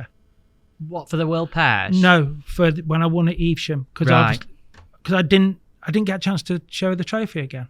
But my brother, he was on Facebook, and the live feed was on. My mum saw me pick the trophy up, so that's brilliant. But I was close to my mum. Right. Really close to my mum. How did you handle that, Dean? Obviously, I can tell it's not going to be good at all. No. But obviously, what happened from there? Because you're up, you're high, you're winning, you're having this great time, and it sounds a bit like, again, it's just a massive kick in the bang. And I was lucky this time that I got family, my wife Claire, my daughter to think of, a bit of experience with grief. Claire's family is brilliant, and my friends. You know, I learned from what I didn't do last time, and it was hard because it's like my mum was my mum. You know, and I was closer to my mum than I was my dad, really. You know what I mean? And it was hard. Still hurts me to this day now.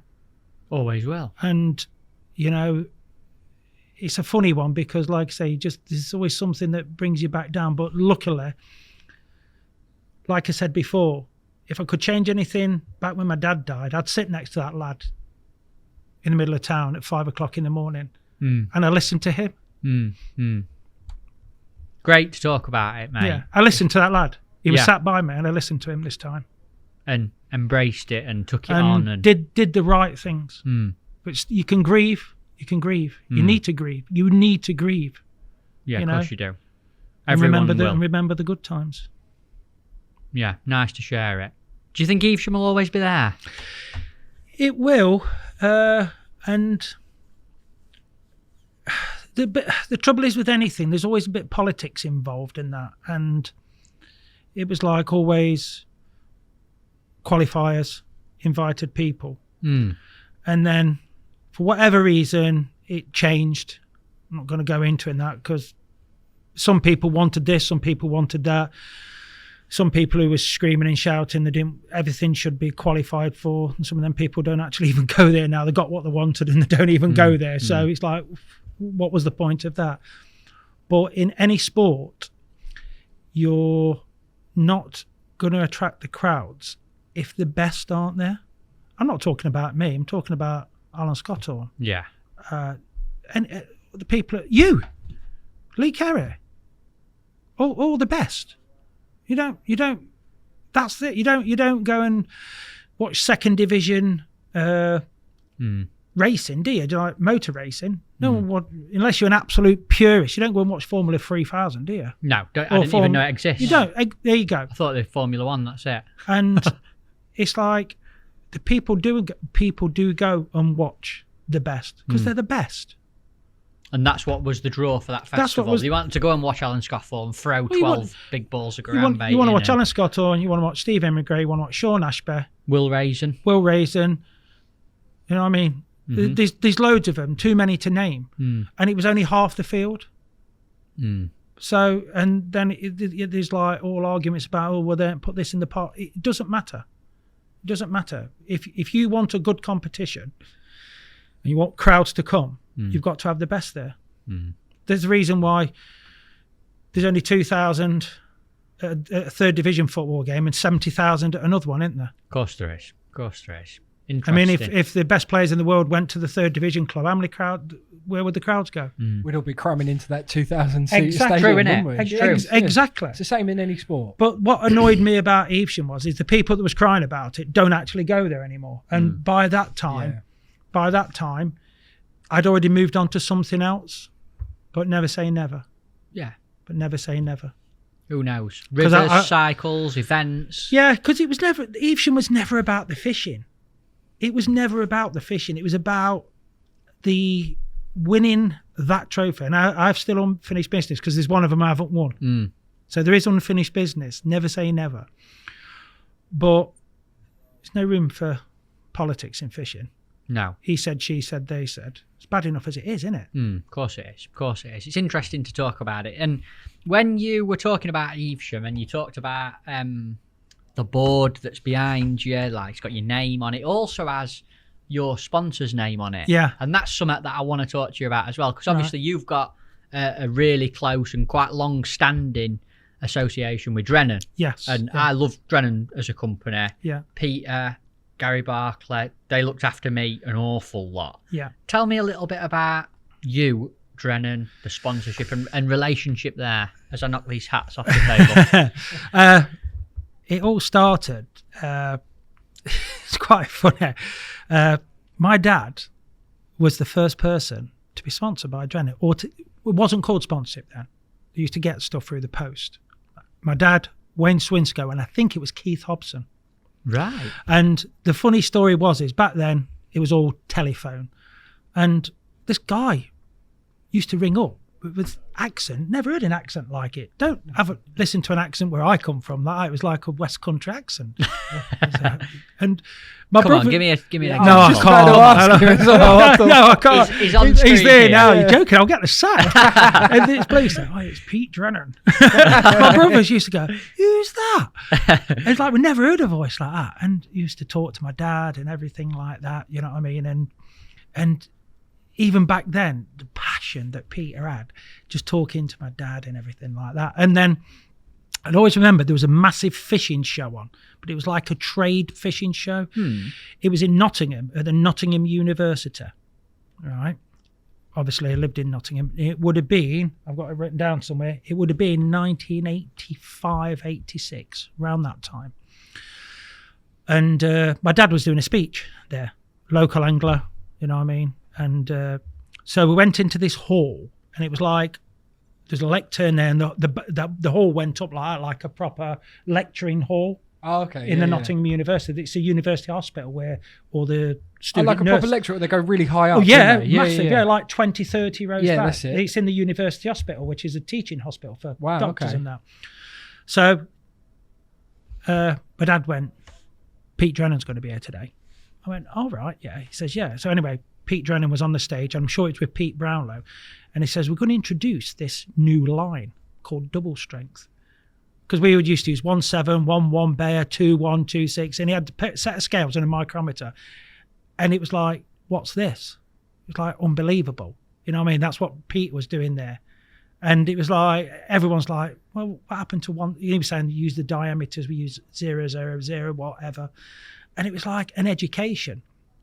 And my dad did his speech, and then there was like for all the people who did speeches and promos and that, there was a meal. My dad got me in on that, and he went, my dad went, we're going to be sitting next to Pete Drennan. He says, offer your hand, give him a firm handshake, because you never know where it leads. And that was in 1980, 85. What a story. What a bit of Great advice. story. So I can remember sitting there, and I went out to Pete Drennan, and he shook me. He said, my dad to give a firm handshake. He gave a firm handshake. And now, there you go. That's a brilliant story. story. Look at the picture on screen. And that's a Says firm it all, handshake. doesn't it? That was going through my mind when I did that because you just never know where it leads, do you? And double strength is still about ridiculously good. Everyone uses it, loads of different places. Still now, And it was so funny because it was trying to convince people. It was way before its time. Yeah. Stupidly before its time. It says on the spool now, the original high-tech mono, I think, or something like that. It still says it on the spool. And that was it. It's like, see, I was at that age, don't forget, it was just as like pole fishing was coming in. And at that time, the mid-80s, it was shaping me how my mind worked in fishing. Because I go back, like Bob Nudd used to stop with us, and I'm like, I was like a sponge of information. I wanted to fish with this new thing called a pole. You know what I mean? And that was all part of it. And it's all about the edge, isn't it? Getting the edge. And that was all part of it. So you listen, don't you? You want to learn, you listen.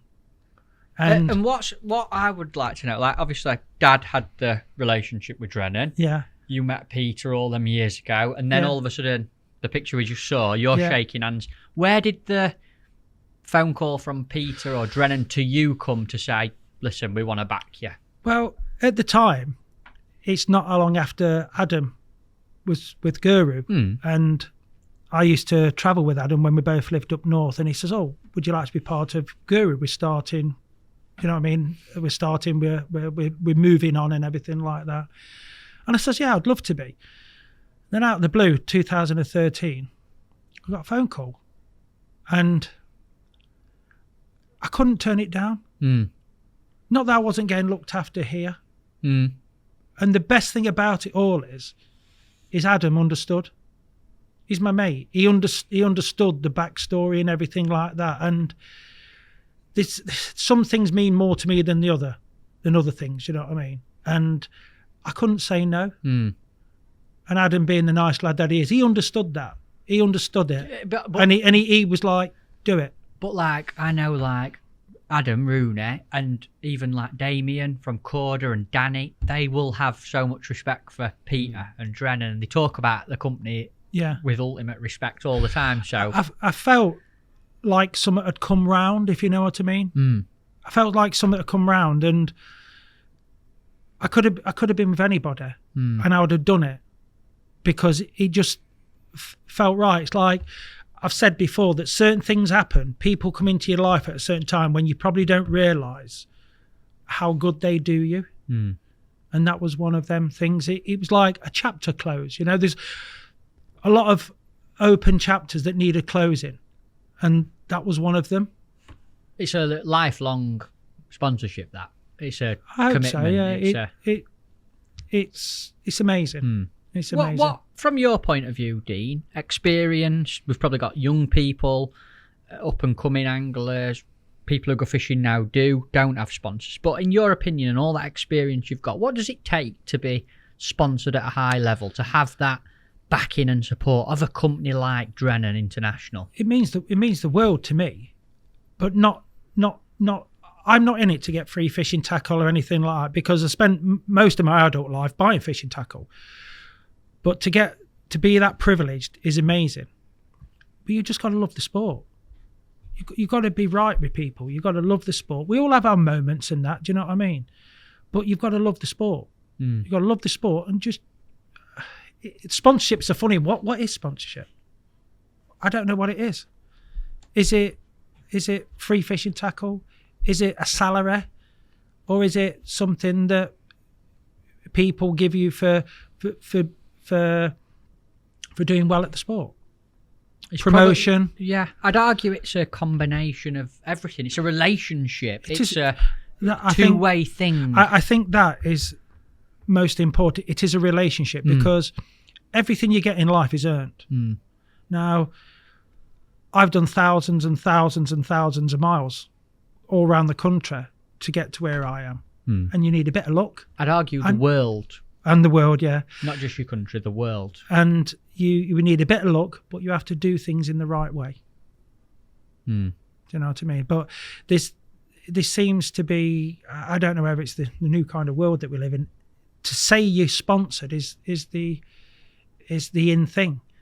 And almost a fashion kind of thing. Yeah, it's like a badge. It's a badge to wear, isn't it? It's tribal, isn't it? It's like wearing your favourite football shirt, I suppose. Yeah, I was going to say, for me as a beginner, like very, very beginner, it's credibility. So when sitting here as we do, and we have a number of guests come on, and I ask you, where are they from or who they're sponsored by, and I hear a name that I recognise, for me, it puts them almost like a pedestal, like they're a professional angler, and it makes it a bit more, don't know what I'm trying to say. Credible. Credible, yeah, exactly that. Yeah. I think that's bigger, in my opinion, than anything else. I think you become somebody. It's quite tribal, really.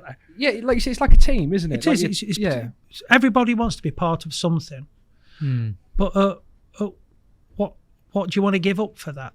Yes, what you're willing to give up. What you're willing to give up for forward. that. And what you're willing to do for it in return, because everything has to have a return. I don't know what the answer is, Matt. And it seems to me there's a big mix of sponsorships at the minute, and I don't really know how to comment about it, but there is like your relationship with Drennan is a sponsorship, a relationship, a partnership. It's a relationship and a commitment on both sides. But there's definitely quite a lot of get a bit of bait off this company, and I'll tag them in my blog and wear the cap for my catch shot, and there's a lot of that. And then I feel 6 weeks later, somebody else pleased to announce commitment is the main thing. Yes, I feel like them two things, they're both sponsorships, but it annoys me that Dean Barlow is a sponsored angler. He's part of Drennan International. He wears their colours, his art's in it. And the other kinds of sponsorships, it's so different. It aggravates me to be able to call it a sponsorship. Well, that's it. What is a sponsorship? If you was a golfer and you were sponsored by Ping, you get a lot more than what. you're doing. Do you know what I mean? Yes. And it's that. What is a sponsor? Are they contracted or? I don't know. I don't know what it is. And if I was to give anybody advice about sponsorship, I think the best sponsorship you could have is free bait. Free bait, because I used to go in a tackle shop years ago called What's Its Tackle, and I used to buy all my fishing tackle, and to get your bait for free, it was amazing, because one thing you can't fish without is bait. No. And back then it was maggots, casters, everything like that. It cost a lot of money, I bet. It cost a lot of money when you wanted a gallon on Saturday and another 4 pints on a Sunday. 2 pints of casters there, 3 pints of casters adds there. Up, doesn't it? Yeah, it does add up. And I still go to my tackle shop and buy my bait. Because Me too. The thing is this, there's so much about sponsorship. We're actually forgetting. I like going fishing. I actually like going fishing. I went fishing before I was sponsored. And if I get unsponsored, I'll still go fishing. Of course you will. So it's actually about fishing, isn't it? Yeah. And anything else is a bonus. That's well summed up. That. Yeah. It is. Whether whatever I get or not, I'd still go fishing. I won't be fishing before it all, and I'm in a very, very privileged position. I'd like to think that I've earned it, because you don't get nothing for free in life, do you? No, of course you don't. I'd back you 100% and tell you can't get nothing for free, and I'd like to think I've earned it, and I hope that I can keep doing a service for my sponsor, which is Drennan International. I'm sure you will. I hope so. I don't like backtracking, but obviously we've talked about Evesham led into sponsorship, and I've got something I want to ask is, you spoke about what happened with Mum. Yeah. And it came off the back of that great run of results, one of them being qualifying for Feeder Masters final, which is coming up pretty quick after Evesham, after what's happened with Mum. Yeah. Big final. Was it the first time you qualified for it as well? It was the first time, yeah. So like, how do you go about going into a match and fishing with what kind of states your mind in that I wasn't time? I wasn't going to go. I didn't have any accommodation booked or anything like that. I spoke to Mick Viles. He went, "You've got to come." Not for his benefit, for mine. And I was like, I don't know whether to go. I was in a bad place. Do you know what I mean? Totally understandable. And then out there, Dan Cox rung me up, and he sort of like, he didn't ask me. He told me, "You're coming. You're coming." Sorted all my digs out, sorted all my bait out, and he like made me go. And it was a really weird time because I actually felt like I wasn't there. Because, what do you mean? Well, because I didn't feel like I was there. I was there. I was there in body, but not in mind. But it's sort of like then you switch back on to your fishing, and it was like it was like I was switching in and out all the time. Fishing, grief, and that. Do you know what I mean? I was away. I was away from my family, and I remember fishing used to have it open on the Friday, and I drew next to Paul Holmes, and didn't really know Paul, and obviously the worst thing about everybody knew what had happened. Yes. Do you know what I mean? And then you get that same scenario, which is no fault of anybody else's. Do they speak to you? Do they not speak to you? Most of them just go like, oh, and don't know what to do. It's terrible, isn't it? And I didn't really know Paul, and he was just talking to me all day, just fishing. Really, really helped me through it. You know what I mean? I think I come third in the match. I don't know how, because I can't actually remember fishing. And then the next day, in the first day of the Feeder Masters, I drew the next peg to where I was. But I was lucky because Darren drew in the next section. And Darren had Cox. Darren had sorted all my gear out, sorted all my accommodation out, sorted all my bait out. And he was just there for me. I just need, you need that guidance sometimes, and it's all like, I didn't have to make any decisions, and it's what I needed, He's an absolute diamond, isn't he? Yeah. An absolute diamond. And it's like, did well on the first day, and then we went for Summit to it. I didn't want to go out. No, you're going out. He's sort of like, he made my life a lot easier for that weekend, like I've said all through this podcast, there's certain people do things in your life that you don't realize what's happening at the time, but then you look back on it, you realize that these people are special people. And it was like, if I'd have gone there on my own, I probably wouldn't have fished. And Darren sort of like got me going.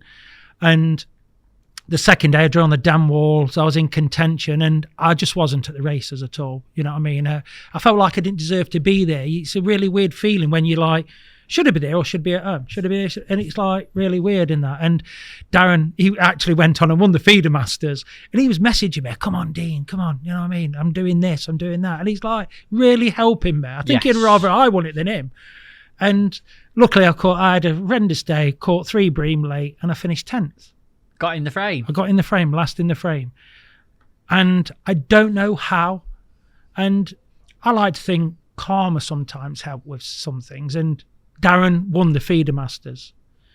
And I'd like to think that that's because of how good he was to me. Not that he's an absolute brilliant angler, but I like to think that you get rewarded for being a nice person. Yes. We talked about being unlucky. Yeah. With what happened with Dad and how you felt at that time and how unlucky and why me. Yeah. But it does come round. Yes, and it does seem to be. I always think if you are positive, if you are optimistic, if you do put yourself amongst good people, good things do happen, and that's a perfect example. And like I say, I didn't have any choice. And that's what I needed. I just needed someone to make some decisions for me. You come in. Yeah. I've got your bait. There was no excuse for me not to go there. I wasn't going. And it was like... Fair play to him. That's brilliant. And like I said, I've mentioned it 3 or 4 times now, but certain people at a certain time, and you don't realise till afterwards, that you think back and go, yeah. When your mind is all straight again and you're thinking straight, you think, that he really counted. Same as what Wayne did. And when I was younger, the people I lived with when I lived in the Meadows and that, there's certain people that give you advice and give you the inspiration, you know what I mean, that live with you forever. And hopefully I've done the same to somebody since then, and I will do in the future. Yeah, of course you will. Of course you will. Right, great story. Fair play to Darren. We're privileged to have him on podcast. His podcast. He'll be on again. We can do more with Darren. Apart from being a Leeds fan, obviously I'll hold that against him. Nobody's perfect, mate. Come on. Feeder Masters. We're talking about feeder fishing. I love Feeder Masters. It's brilliant. It's great. Have you got many tickets for this year? Yes, I got. I actually booked a day off work. I'm self-employed, but I booked a day off work for myself, and I completely knackered up. But I got some in the end. Yeah, right. It just shows you how popular it is. Oh, it's a great event. I loved Feeder Masters last year. One of the best things I've fished. So professionally ran. And one thing I like about it as well is there's the Super League as well, and Mick and Lee have. You know what it's like in fishing team matches. You know, like the buzz, and the Feeder Masters, especially with the Super League, has got me going again for the team. Do you know what I mean? It's really get some of your teeth into. Yes. And it's sort of like a throwback.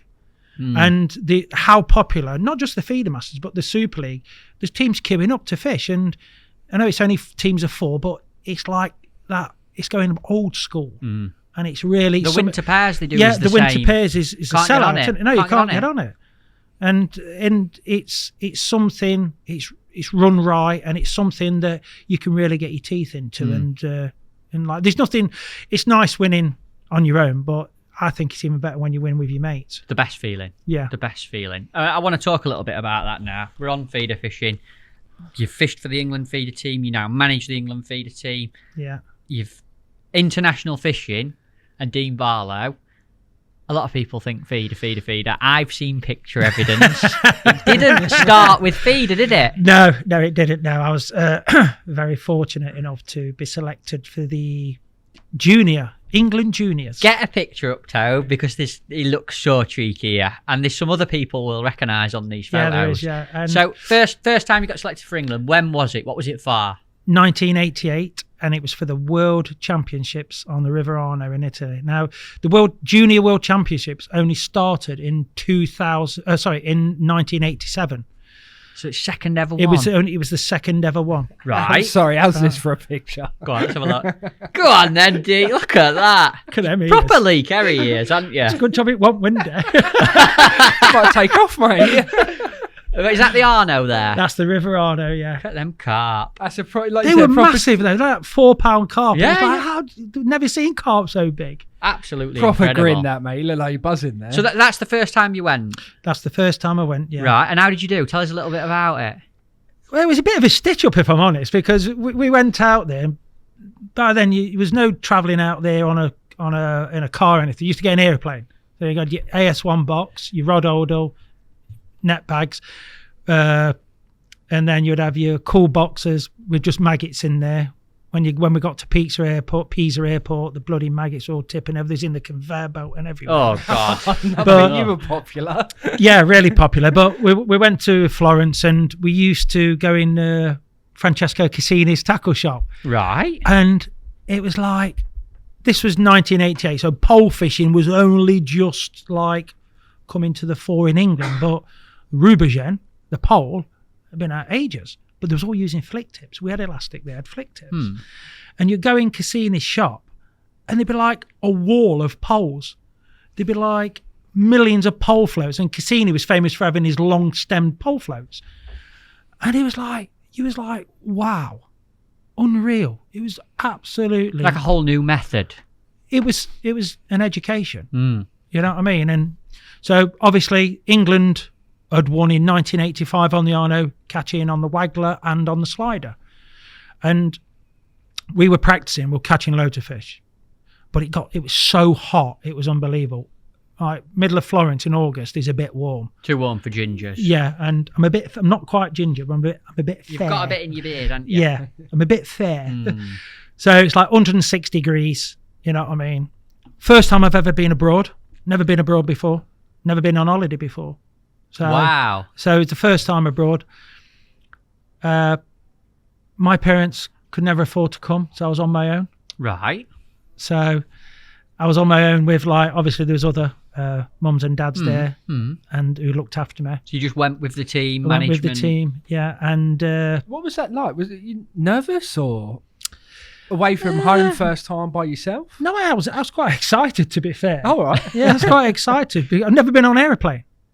Wow. The first time I ever went on an aeroplane, I was going to World Championships. Amazing. You know, and it was like But we was really lucky because there was some parents there who really looked after me. Do you know what I mean? And so anyway, was catching loads of fish, 3 foot deep, spraying maggots, catching chub, carassios, goldfish, and these odd big carp. But we hooked some fish that we just couldn't get in. There was probably a big carp in that. Anyway, word came down. We was going to be fishing. It was only 3 hours. You know, and it was the first World Championships that was 2 days. Normally, just even from 1988 was the first. We was the first ever people to fish over 2 days. Right, that's interesting. Because we was obviously in late July, August, and then the seniors that did the 2 days was in September. So we was the first World Championships to have 2 days to count, because it used to be first day team, second day individual. So it was like we was catching loads of fish. Wherever we sat, we just caught loads of fish. You know what I mean? And it was going to be fished 12 till 3. And then it all changed. Why? Well, because it was so hot, we fished 9 till 12. So we got like... So does that alter tactics? Oh yeah, because all the fish went as the sun come up. All the fish was up at the top, and then all the fish went on the bottom. And it was all pole fishing. And after the first day, we was second, and then the second day, I had an experience that's lived with me forever. And I drew below the town bridge, Victoria Bridge, and there's a guy 2 to my left, a guy called Massimo Tane. He become world champion in Italy, and every time I caught a fish, boo, thousands of people there. Honestly, I've never seen so many people every time he caught a fish. And he won the section. I think I finished 3rd or 4th, and there was like 18, 19 teams there. Great result. Yeah, we finished 4th, I think. But the experience from it, if we'd have fished 12 till 3, I think we'd have won it. Really? Yeah, because it was that good. Do you think that the Italians moved it because the English were catching, or do you think it was genuine, or a bit of both? I think that if you've got home advantage, you make the most of it. What wickets to get prepared for cricket? Yeah. So not preparing a wicket, innit? Yeah. Of course it is. So, of course it is. And then, but it was an amazing experience. Like I say, Massimo Tani, world champion. Still speak to him on Facebook. Crazy. From all them years ago. Yeah. And how many other times did you go away and fish for the youth team, and who was in the team? That's what I really want to ask. Well, back then it was different, because you could only fish for England juniors from 16 to 18. So I fished when I was 16, 17 and 18. Then you couldn't fish anymore.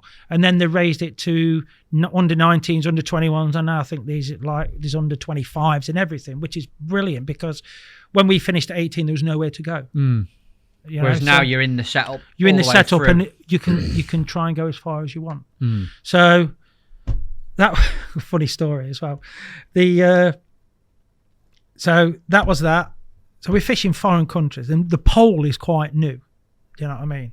And like, we was watching these guys fish pole. We had one top kit, and it was like 5 meters deep. We didn't have massive pole floats or anything like that, but we took some back with us because we was in Italy. And the year after, 1980, the team for Italy was me, Chris Chesters, Kevin Pargeter from Manchester, Alan Taylor from Wickersley.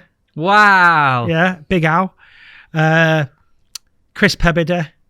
And who's the other one? I've got a picture on there somewhere. Is there an Arno team picture, Toby? No, I don't know if there is. Don't think there will be. I'd love to see Alan Taylor back then. I didn't know Alan fished. Yeah. I didn't know Alan. Big Al fish, yeah. Right. Yeah. And so the year after, obviously, because some of them was 18, Big Al was 18, Kevin Pargeter was 18. Oh, it's Philip Arthur. Right. Who's still a good friend of mine now. No, I haven't got anything from him. And so the team got picked for Yugoslavia, which back then it was still Yugoslavia. It was a communist country. It was before like, everything split up into Slovakia and Slovenia, before the Balkan War, yeah. And it was unreal. It was like, I've got that one. Yeah, there we are. So left to, if you could see it, there's Jason Poulton, Kevin Hodgkinson, Roy Jeffries, a very thin me, then Chris Chesters, Philip Arthur, and a young Wayne Bartholomew. Look at Bart there. He's an handsome chap there, isn't he? Yeah. Wow. And so we're supposed to be fishing the River Drava, which was flooded, and they put us on this back chute, which I think is called the Sava. And it was in a place called Varazdin, which is now I've seen that sign posted when we've been driving through. Yeah, Europe. so I think it's not far from where the men's seniors was fishing. There's all those videos, isn't there, on Facebook where you got 10 seconds for a chuck in. Yeah, Croatia. And, yeah. Well, try and do that when flat floats weren't invented. Can't imagine doing it. It was horrendous. And what did you catch there? Not a lot. Our biggest floats we had was like 6 gram. Right. And we had like 10 swan shots on and that. And you were still nowhere near. And the Italians won it. And they was feeding ground bait in a chicken mesh with a rock in one side and ground bait in the other. Because back then you only had like brown crumb. So you couldn't have like a sticky ground bait that balled and up. They was using these cages. They got outlawed after that. So they'd go to their no man's land, chuck these, they had a rock in one side and ground bait, and they'll chuck them in. If you was 3 or 4 pegs down, you'd catch one. No. And fishing, because when they'd emptied, they'd all come undone, and it was so fast, the river. That's weird, isn't it? That's unimaginable. Yeah, but fair play to them for working it out. And one of the there was a few bleak, there was odd bream. It was quite poor, and not a lot of fish won it. Italy won it, so they won 2 world championships, and we only had like 11-meter poles. It was really, really, really I can't strange. having been to them sort of venues, going to them without a flat float, without sticky ground bait and soil and stones and all the stuff that we now have. I wouldn't know where to start with an 11-meter pole. And there was no internet back then. there was nothing. Where did you get the information? It was a communist country. You couldn't get any info, and it was. But it was what is. You learned something every time you went. It made your fishing better, even though we got absolutely mullered. It made your fishing better. It made you a better angler. Great experience. And one of the guys coming from that is, we always had loads of wagglers. We didn't have no pole floats, and like I said, we got a few from Cassini. And there's an Italian lad who, thanks to Facebook, got back in touch with a few years ago. And we had this red tube, and I used to send him wagglers, and he used to send me pole floats. This tube went from Italy like 20, 30 times, right? And then he actually, his name's Umberto Detelli, he's got a tackle shop down near Naples, still a fisherman now. And he came over for the 1994 World Championships. And you saw him then? He came over, I took him out in Nottingham.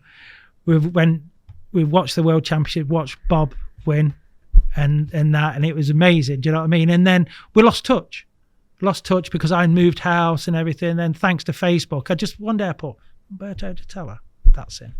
Now found and him now again. we still speak. And it great that friends you made from other countries. Social media, that's the best thing of it. That's why it's so good. Reconnecting people. It is, because I'd never. And like we would start talking again, and he's like, he's got a tackle shop, and it's brilliant. Love it. Absolutely fantastic. And obviously that grounding with the youth team. But there was another one, wasn't there? Pierpoint, my hometown, 1990. Yeah, which was the final one. You must have been 18. I was 18. So you've been in it for 3 years. 3 years. In between, we used to have home internationals. England, Ireland, Scotland, Wales, junior. That would be brilliant. Went to like Rove Park, and the best thing was we used to stop at like Cardiff University, fish Rove Park, Hendry Lake, Kilburney Loch in Scotland, and it was like everyone, all juniors, parents obviously had to go, and it was brilliant. Used to have a couple of drinks, and like you thought it was like getting away with it. And do you know the funny thing was, you saw juniors coming through, because we're like, when you're 18, the difference between 18 and 16 is massive, mature-wise. Of course it is. Look at the age gap at school, I always say, in terms of education. And you used to see these guys coming through, and it was really good. And so Owen Pierpoint, so there was trials leading up. That must have been quite exciting. Like literally in your town, a world championship. Yeah. And leading up, we come back from Yugoslavia. We knew the World Championship was going to be at home Pierpoint. So we started, Roy Jeffries had like trials. And I was really, really good back then in England. I was like proper on it. I've been fishing with Bob Nord, with Wayne, you know what I mean? And I was surrounded by really good anglers, you know, and I was on it. And I wanted to obviously make a point of trying to do well in my hometown. So we had a trial, right? Sat in the water. And is this at home Pierpoint? This is at home Pierpoint. This is like the year before. So it's like September. And Bloodworm was in and that. And this young lad sat at the side of me. His dad bought him a Jaguar XJS Burgundy. And this young lad come up. He had like this cap with no fear on it. We're racing. Never. Yeah. Right. Next to me. Great story. And great story. I've seen the no fear cap. Yeah. I've seen a picture. So I was 17. So we would have been about 14. 12, 13, 14. And I mean, he was brilliant then, but I was proper on it. I was a bit maturer, a bit stronger probably. And 4 years older. And 4 years older, 3 or 4 years older. And it was like, I had my AS1 box, ground bait tray there, and it started raining.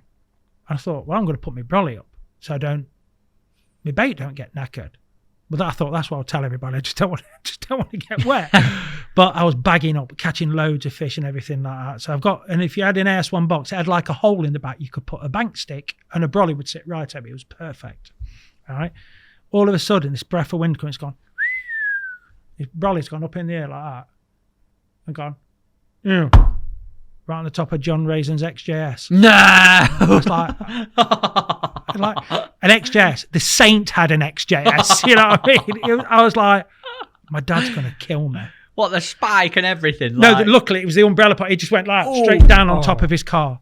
And I'm like, my first thing was, am I going to pay for it? My dad's going to kill me.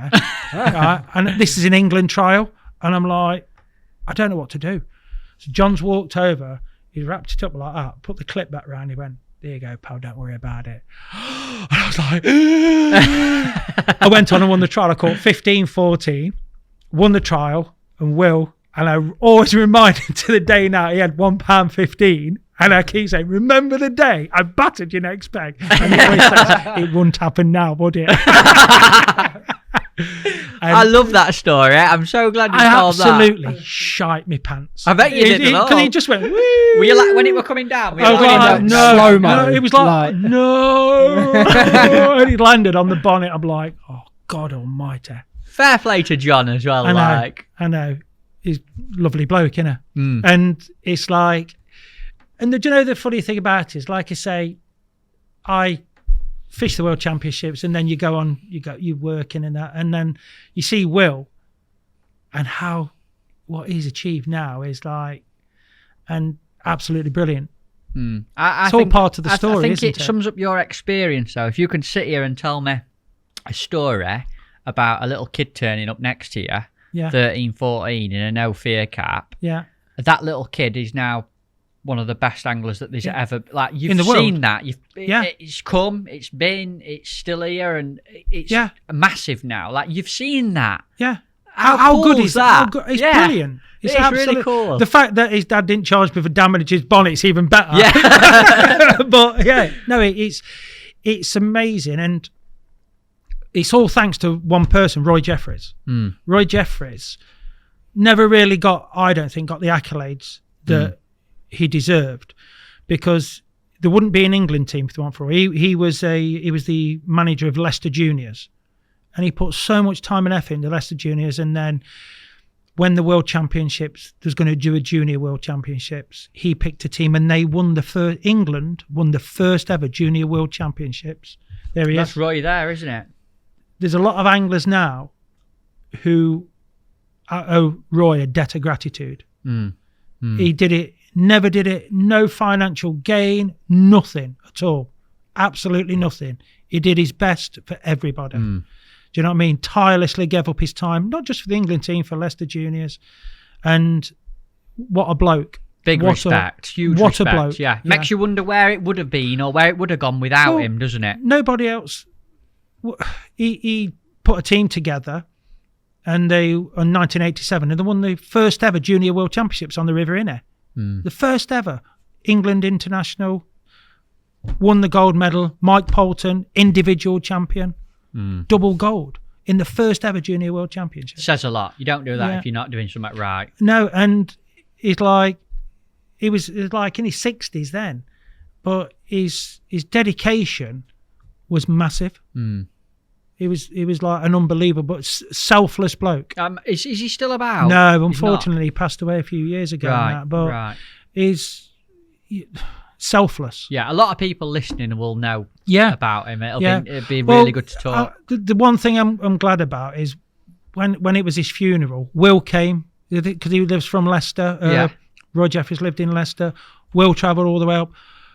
Stuart Conroy, who was a junior, and a lot of the guys came and paid their respects, which I think is massive. Yeah, that's fantastic. And because I knew Roy because we only lived down the road, but for them guys to come back as seniors, there was all England internationals to pay respect to somebody who gave them their chance.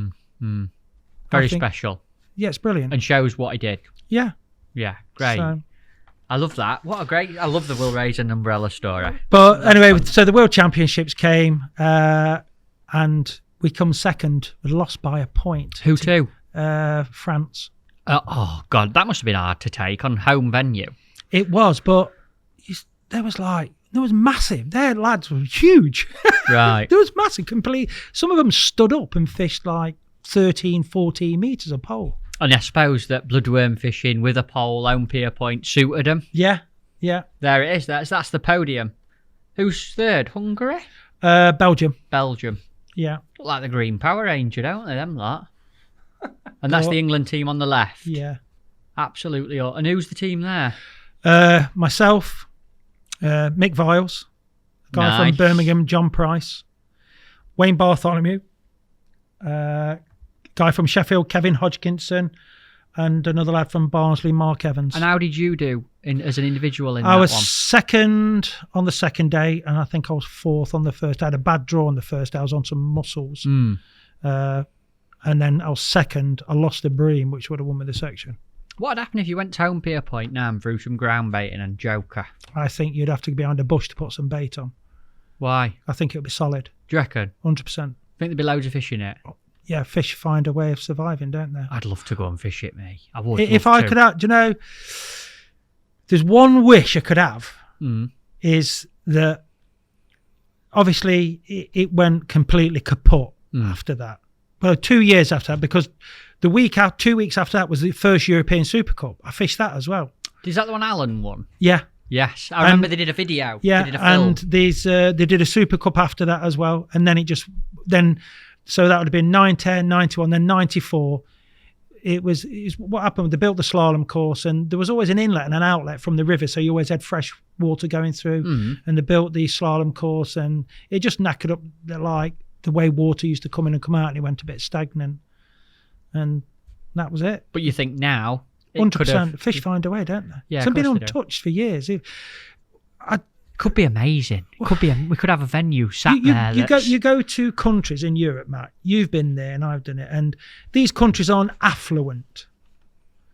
But they can find a venue, stick a load of fish in it, and you fish it. Yeah, you have a world championship there. It's the National Water Sports Centre. All the infrastructure's Are we there, not a water sports user? Of course we are. And it's just a shame that there's something there and we're not allowed to fish it. The city's there, all the hotels, all the infrastructure around Everything is there. There's even things like the stages and the meeting places. It was an Olympic course. It's not now because it's not long enough. But everything is there. East Midlands Airport's half an hour away. It's about 8 mile away. That's what I mean. Yeah, 8 mile away. It's got everything. It's got accommodation on site. I'd love to go and wet a line. I would. Hopefully someone's listening About to this. 2 years ago, I went to see a good friend of mine, Mark Lucas, and we had a walk around it, and it was like, memories. Bit of an atmosphere to it still. Just like ghosts. Really? Yeah. It's like, it's amazing. And you look at it and you think, wow, how many fish was in there at the time? It was amazing. You see any fish topping or anything? I did see one fish top. Did you? Yeah. What was it? I don't know. It was a pimple, but there was life there. And I was like, I'm like, God almighty, just imagine. A bit tingly, a bit. Yeah. No, I can imagine. Shivers down my feel spine. it now, yeah. 'Cause I fished there from when I was like 11 years old. I fished a police national match. I think there's a photo of it. And just a bit of competition. And it was like 400 pegs, the whole of Own Pierpoint. If you qualify, there it is. Bottom left. Flip it. You're like the smallest one on most of the photos. I was 11 years. Is there anyone else there who I'd know? No. It was a police national competition, and it was run by the police, and that was the qualifier. And if you come top 12 in the whole match, you represented Nottinghamshire in the final. And that year, 1983, that was the qualifier, and the actual national was in Nottingham, and we won. Phenomenal. And that day, I'll never forget it. I drew next to my mate. It was like, it didn't matter where you're from in Nottinghamshire. And I drew next to my mate, Alan, who I used to go fishing with after school. Wow. I drew next to him. What are the chances of that? A 400 peg match. And I caught 33 skimmers on Waggler and Maggot for £18 and come second in the whole match. I was 11. It just shocks me how experienced you. But the Yorkshire police used to do the same as well, because I know that Mick Viles, the year after that, South Mick Viles, Yorkshire police. South Yorkshire, Big Mark Price, he fished as well. And Staney Mark from Stainforth, yeah, and Mick Viles, and the final was on these lakes in Rotherham somewhere. I can't remember what they're called. Right. So it was great, and it was like the police used to come down and everything. It was no trouble. No, brilliant. I love it. Absolutely love it. But that's how good Home Pierpoint was. I hope someone's listening who could maybe let us go and have a little fish and have a go. That'd be cool, wouldn't it? Imagine if we got a phone call, Dean and Matt, you can go and have a look. Go and throw some ground. Imagine someone like your phone rung. You're like, oh, who's that? Yeah, you can go and have a. You'd be like that, wouldn't you? I'd drop everything. It didn't matter where I was. I would drop everything. Yeah. Get my fishing tackle. And it's like 140 miles from my house to Nottingham now. I'd be going like that straight up. I'd had 4 skimmers and an hybrid. Bit time. International fishing. Yeah. Obviously, I want to talk about England feeder team. Yeah. I don't think we should go through year on year, because I'd quite like to get you in at another time and maybe do a bit of an international special. Yeah. Because you've got so much experience. You've been involved in it from the very start. Yeah. 2011, I think 2011, it was. yeah. Tell me about the initial phone call, the getting into the England feeder team. Because to be called up at the very start is quite special. Yeah. And obviously, word came out there was going to be an England feeder team, and Tommy was looking for potential people. I quite fancied it. I've had international experience, good team background, understood our Bloodworm and Joker, and I spoke to Tommy about it. And all I said was, just keep me in mind. And then a few months down the line, he rang me up. You're in. He says, you're in. He says, but you won't be fishing the first day. He says, because I need to pick. We only got 3 days practice when we went out to Italy. It was the World Games. You was there. I remember seeing you there, yeah. At the race course. So fair play to Tommy he says, you're in. He says, but I can't guarantee you to be fishing on the first day because we've only got a short amount of time. So I went, I just want to be there and pick you because of this, that, and the other. And I know the team ethic was the one. And like I've mentioned in many, many times in this podcast, things come at the right time. I was like, I'd finished going to Essex County, I fished for another couple of teams. I was going to like Whiteacres and that, but I needed somewhere to get my teeth into. Do you know, there's sometimes you're missing that. Why you want to get up? Big event. Why do you want to get up at 5:30 in the morning to go fishing? And that was it. It like proper ignited me again. Do you know what I mean? So we went over to Italy, and if I'm honest, we all got found out at international level. But a lot of people did, and we was all right. Steve come back, he had a silver medal. Steve Ringer. Steve Ringer, yeah. And we finished 5th. But you can imagine all the crap that we got when we come back, because obviously feeder fishing was spawned in England. He should have been fishing, they should have been fishing, he should have been fishing, they should have been fishing. Why didn't you pick him? And what were the team's response to that push from the public sort of thing? It was just at the start of like social media, so it was like more on the forums, not on like Facebook and that. It was more on the forums, and it was sort of like it hurt because he should be fishing, they should be fishing, this, that, and the other. And Tommy just says to us, ignore it. And you do bite now and again, and you can't help it, but ignore it. He says, just be the bigger person. So we ignored it. 2012 it was on one of your favourite venues, the Ghent rowing course. Ghent in Belgium. What a venue. Amazing. About 7 hours from my house. I know, you can get there and back in a day. Quicker than Whiteacres sometimes. And we went there and we used to do like a challenge match. It was always on the venue the World Chancellor was going to be, and we did really well. We're like the 2 or 3 teams. That's the one that's almost like a Euros for the feeder, isn't it? Yeah. And it's like it was a good way of getting practice, and everybody wanted the Euros and that. So we did really well. And then the World Champs come round, and I got selected to fish on the first day, come 3rd in my section. Darren drew a crap peg. Coxie. Yeah, he drew a real bad peg. Caught a bream. I think he caught a bream and then hooked one last cast, which ran out of time. That would have made all the difference. The second day, it's like I drew E section. You wanted to be E24. That was the end peg. So you wanted to be E18 to 24. I drew E2. But luckily I caught 5 bream and finished 6th or 7th in my section. Was it a split section or was No, it was 100. It was 24. It was full sections. So you basically... Yeah, in theory, on the second worst peg out of 24. Yes. Yeah, and I caught 5 bream, and I finished. I think I was 6th, so I've done my bit, and we come away with a bronze medal, but we lost the gold. And at the time, it was hard.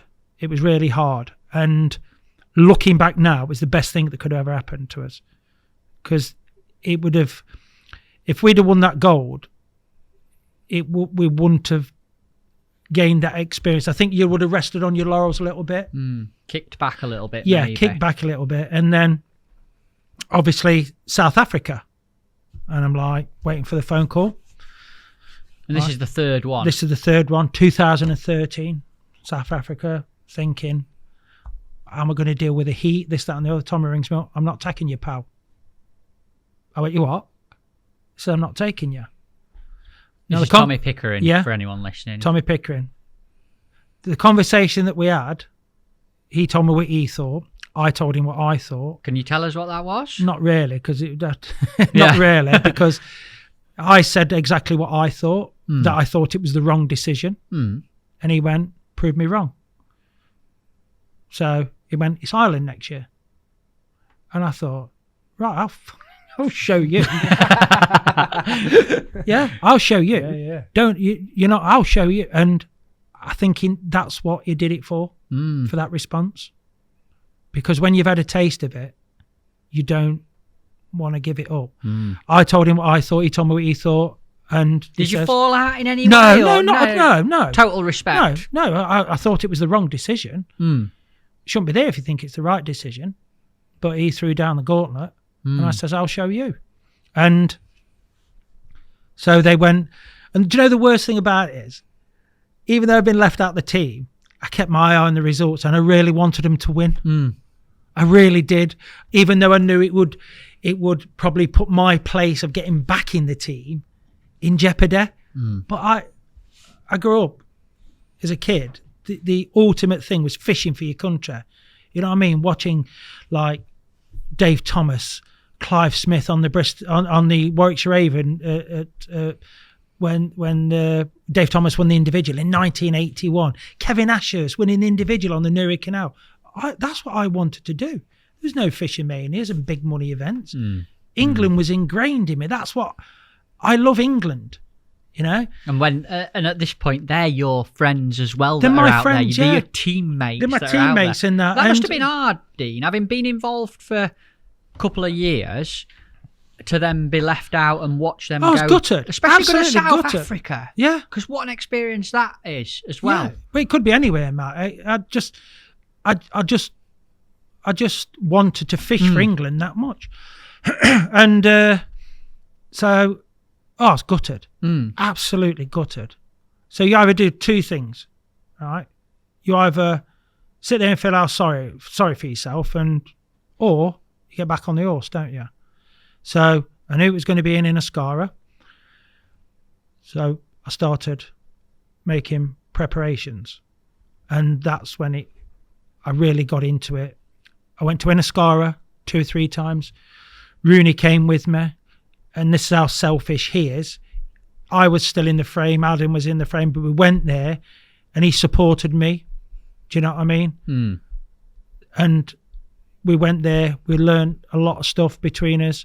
And even so, we went out there was a competition on, and all the lads who'd been to South Africa, they stopped in accommodation. I was that determined to get in the team. I went and stopped somewhere else with Adam, because I didn't want no distractions. It seemed really odd at the time, because I didn't want to, I didn't want to hear about South Africa. They come back with a bronze medal. I'm gutted they didn't win gold, but they didn't. That year's over. And I didn't want to listen to them talk about something. I didn't want to be there. And I was firmly like, I'm going to Ascara. You know where you wanted to be. Yeah. Tommy picked me. And there was a bit of bad press at the time about the way the team's been picked and everything like that. And Tommy always said it's a bit disappointing that the headline should have been Dean Barlow worked his balls off and got back in the team. And what was the headline, if you don't mind me asking? I don't know. What were the bad press? There was some of the team being picked and everything. I blinkered everything out. I wasn't interested. All I wanted to do. Bad press is in the public and saying and social media. Yeah, and trolls. Not just there was a bit of like someone who should have been in the team, and I just kept away from it. All I was bothered about was Dean Barlow putting the 3 lines back on, and I did it. You know what I mean? With help from my mate who had a chance of getting in, but helped me get in, which is Runes. We went to Ascara a couple of times, and you know what I mean? So I was in the team, and then obviously because it was in Ireland, the press started again. Oh, he should be fishing. There's people who've been to Ireland years. In Ascara was a different. And when we went over there, it was a lot of roach fishing, and I love roach. And it was like catching one a chuck, and I was pretty good at that, at winding fishing. I like winding fishing, heavier feeders, and it was really good. And we had a brilliant plan, and we won. We won it after the first day. We didn't even have to turn up on the second day. And I drew it was a split section, the garden centre, and it's same again. The best pegs was pegged. There was 25 teams. The best peg was peg 25. I drew peg 7 again. So you're well at the other end. Well at the other end, and I finished like the lads had done really, really well.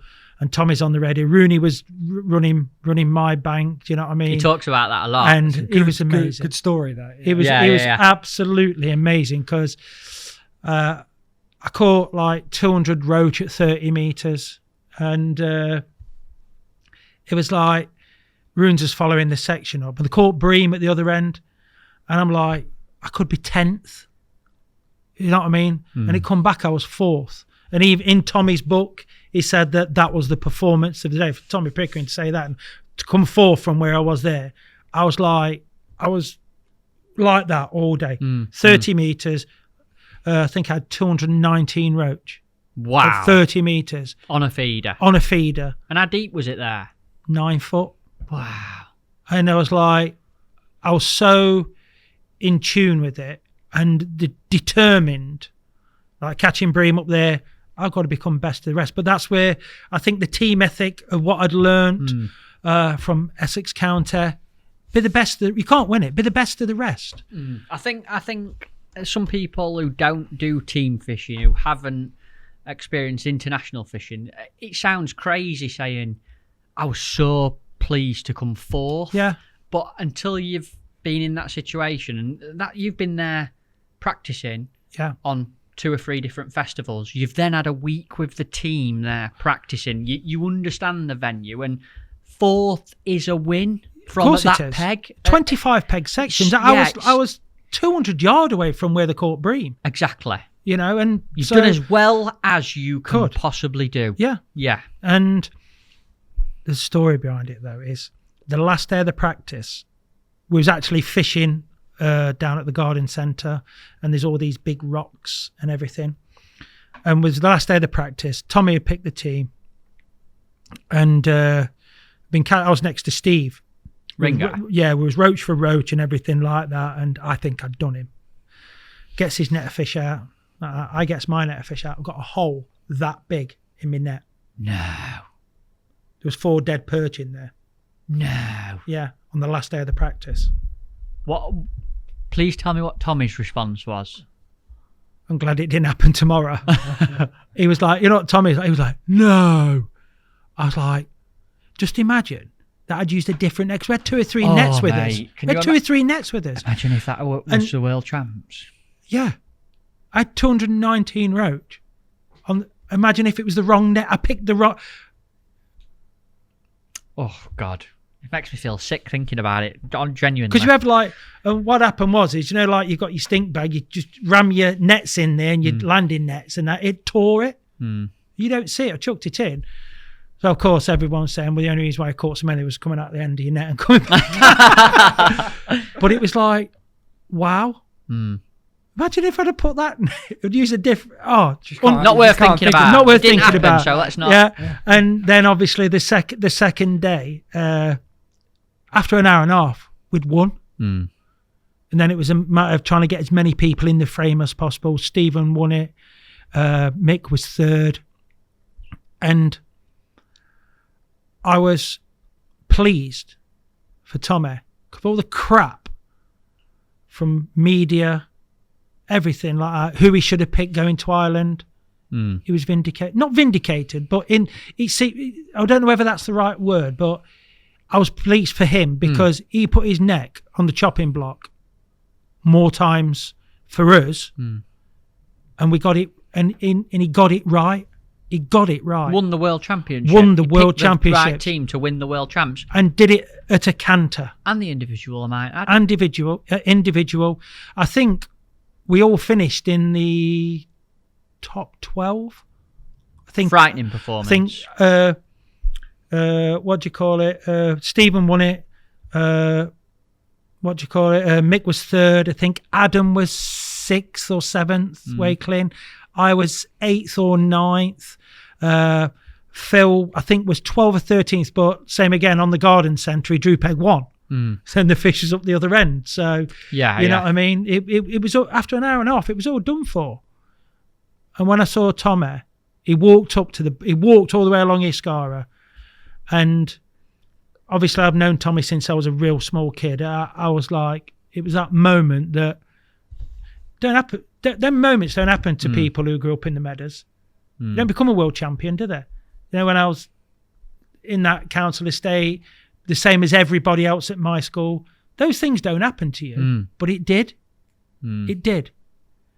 World champion. I'm a world champion. You've got the medal around your neck right there, look. I'm a world champion. And Tommy said, no one will ever take that away from you.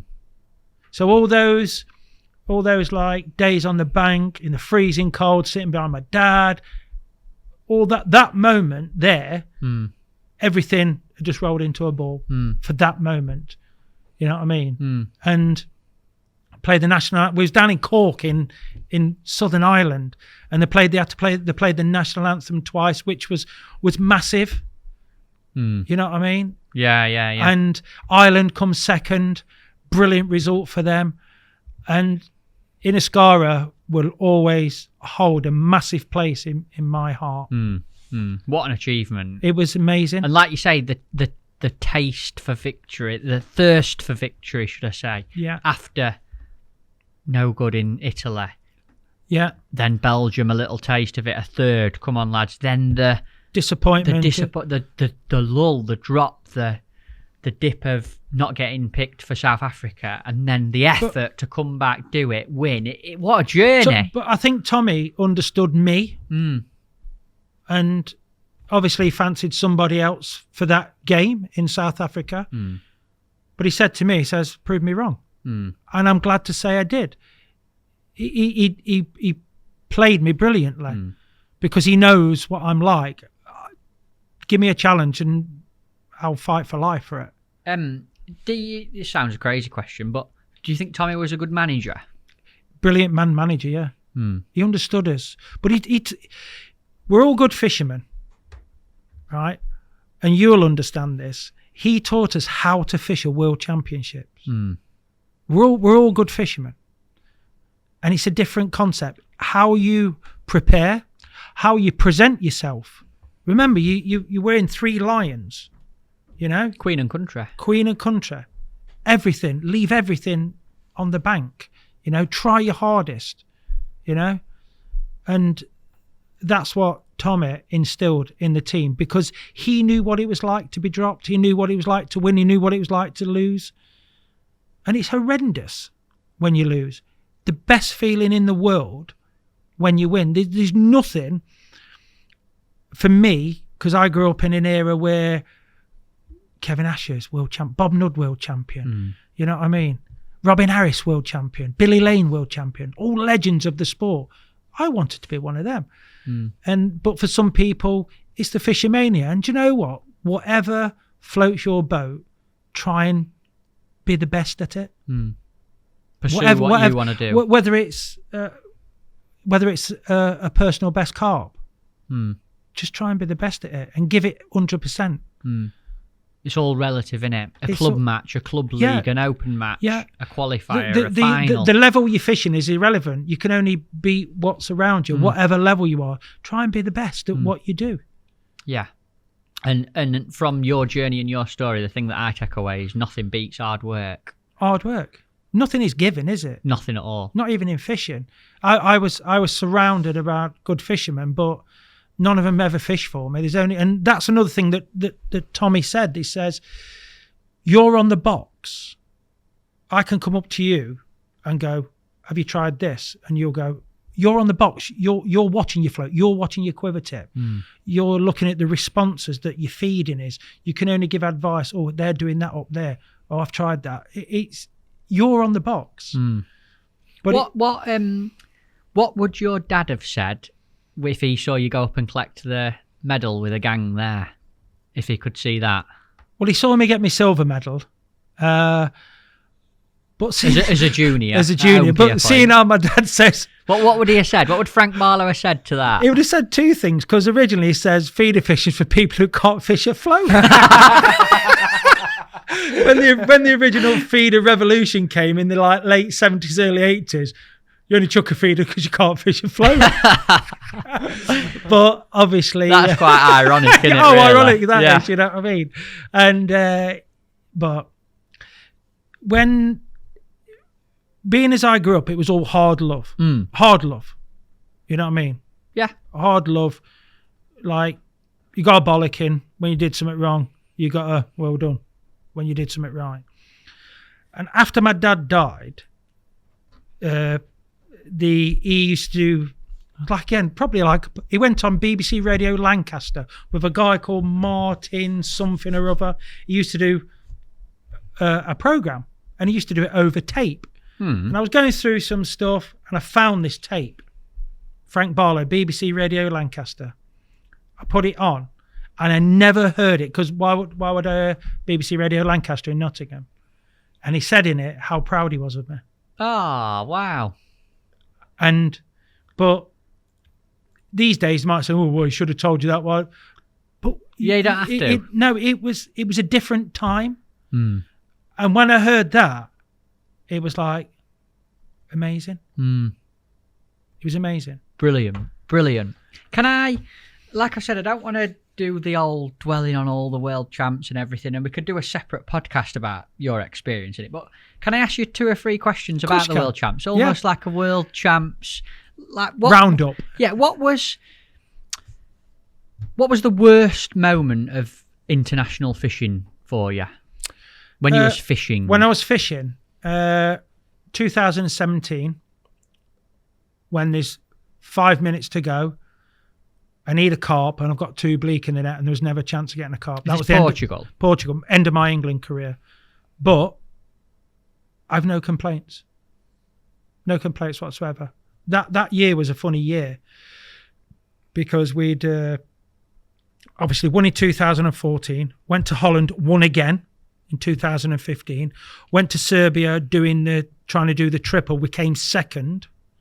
To Germany, I believe. To Germany, who had just had it better than us. Mm. Sometimes you have to hold your hands up and say they had it better. And then it was Portugal. And it was like carp fishing and barbel fishing on this river. And there's a lot of things happened that year. I've got a daughter who's getting older. You know what I mean? She was 4 then. Mm. And more... I was right into my work as site management, more responsibility. But we went out in the April or the May it was, and there was a festival out there. And massive festival, like 150 people fishing. I come 7th in it. I was on form. I was really on form, right? Then we went out again, and so it's a long drive to Portugal, whether you get in the boat or... It's a bloody long drive. It's 1,700 miles. Yeah. 1,600 miles. So it's another week away from my family. We went again, and I was all right.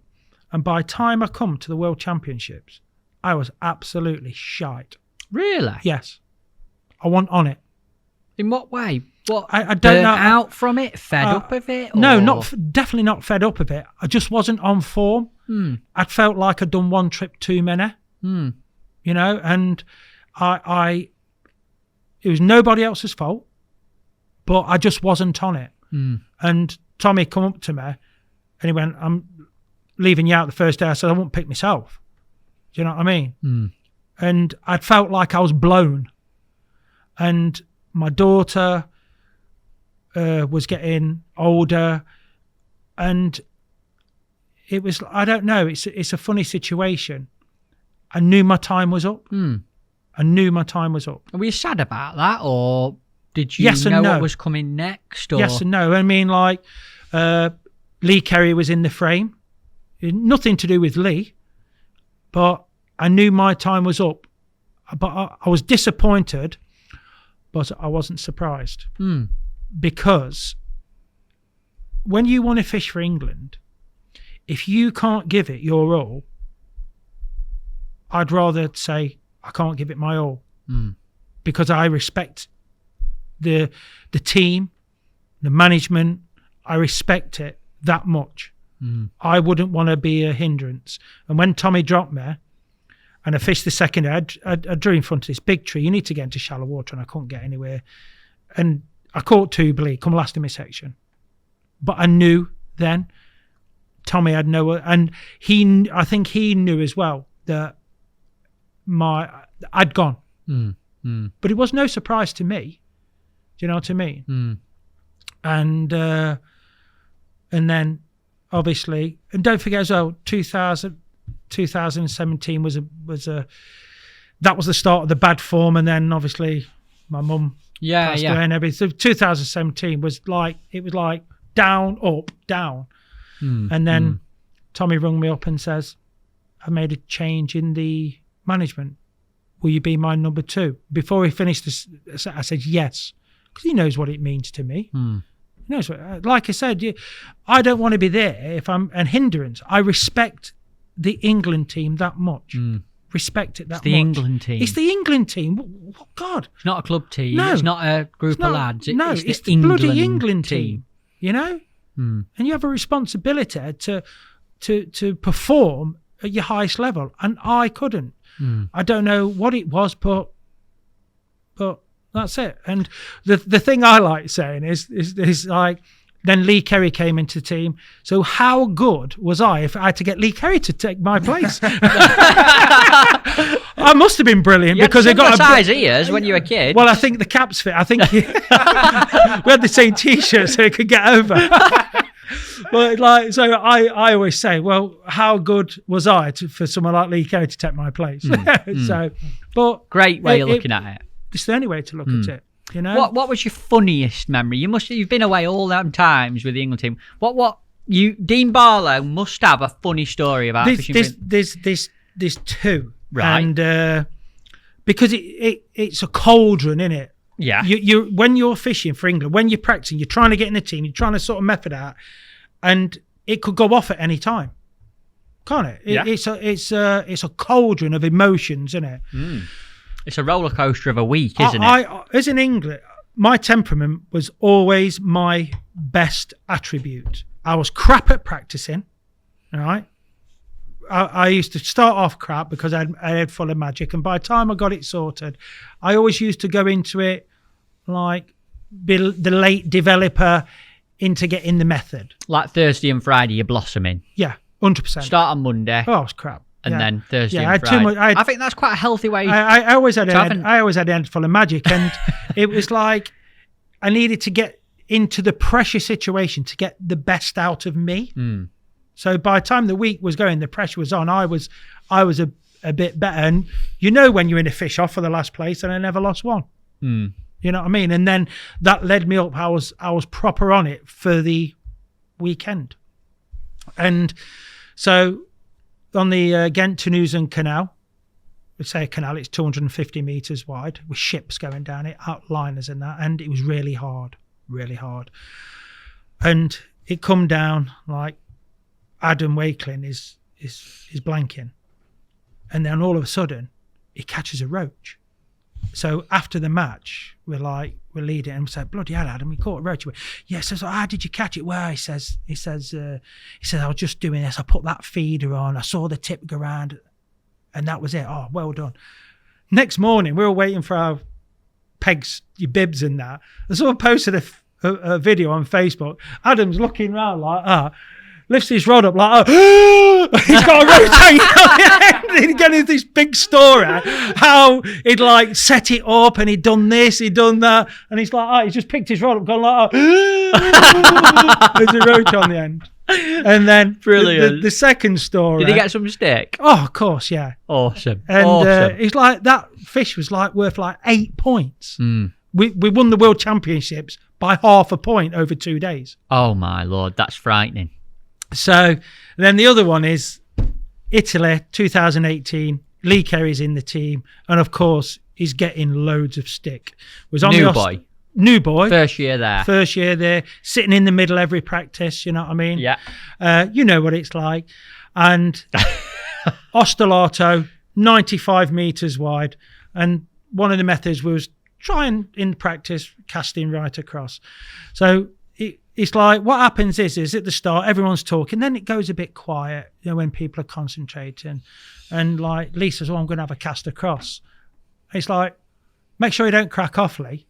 And then everyone's on it. It's like, come on, Lee, don't crack off. We've seen you cast before, blah, blah, blah, blah, blah. And he's going, listen, I have no problems. I am not that man. Stood up, went crack. Feeder landed just behind him like that. And even the teams around us was laughing. And he was like, I am not that man. Crack. It's like he set it up himself. Brilliant. Absolutely. Yeah. And of course, that was it then. And sometimes you need that break. To break the whole pot, you know what I mean? The hot pot that is World Championships. That atmosphere, that intensity. Yeah. What's your best memory of international fishing? Winning a gold medal. First time in Ireland? Don't get any better. And that night, obviously, the best thing is, after the World Championships, you weigh and you get your medal. Yeah? You get the presentation, then you go for the banquet. As the world champions, you go in last. And as you walk in, every team is standing up clapping you. That's when you know you're a world champion. Because you've got what everybody wants. They're all standing up, wanting what you've got round your neck. And that feeling of appreciation that's when you know you're a world champion. For me, it was everybody standing up saying, well done. And then you go to your table, and everybody sits down, and then you sit down. Yeah, you can't get that. No, and then like it's like competition. those things don't happen to people where I come from. You know what I mean? Yeah. And the grit and determination that I got from where I grew up got me through all of that, because I ain't taking no for an answer. Tommy's like, I don't fancy you for this one. I'll show you. And that all comes back from where I was brought up. You don't want to be second best. I'm having it. Yeah, I'll show you. I'm not going away quietly. But you do it the right way. You keep your head down, let your fishing do the talking. You're the manager of the England feeder team now. Yes. How did that come about? Tommy decided that he wanted to step down. I'm not sure why. And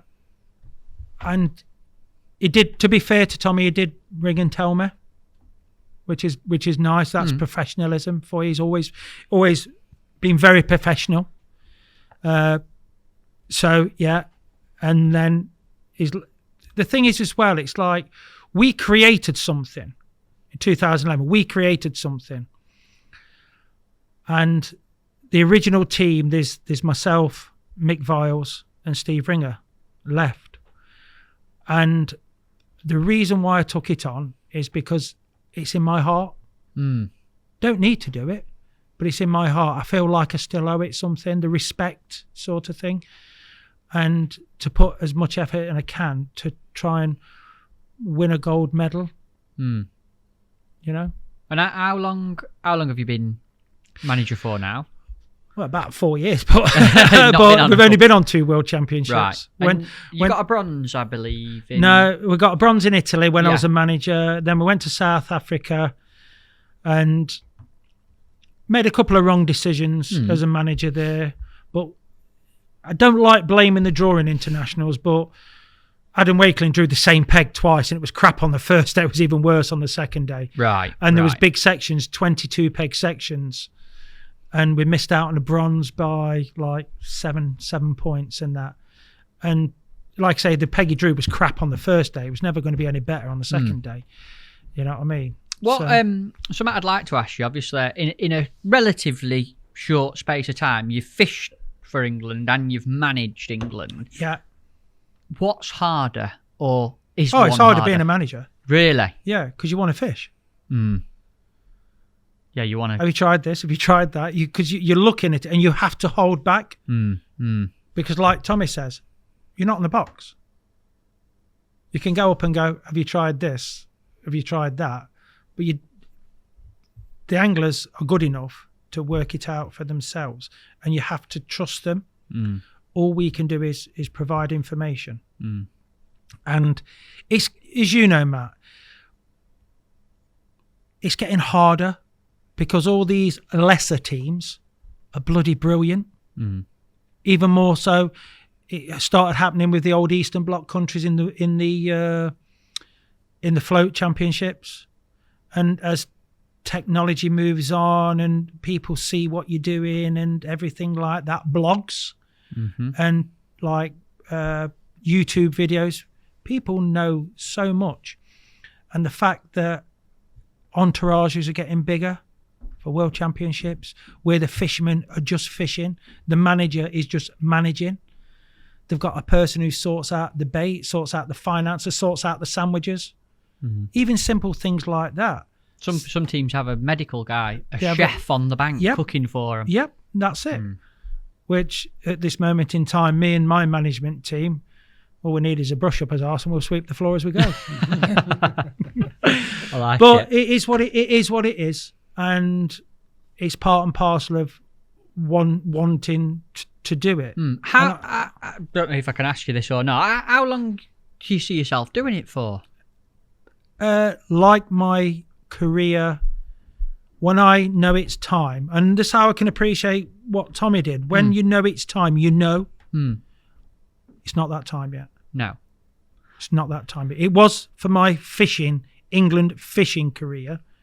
I knew it was time. So it was time, and Tommy saw that as well, and that was it. But he still knew, I like to think he still knew I had something to offer, you know.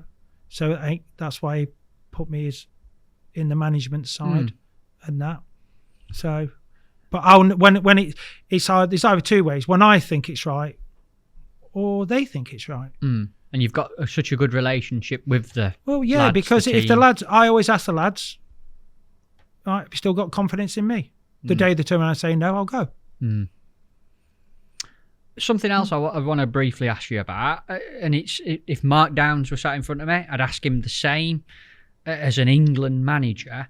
What are you doing, or what are your responsibilities to look after the team long term in the future? So I'm talking new blood coming in, making sure that there are other anglers, younger anglers. You know, I don't know. It's so hard because there's only 6 to pick. Yeah, but do you look beyond that? What are you doing for the future? I try to, because I speak to people all around the country.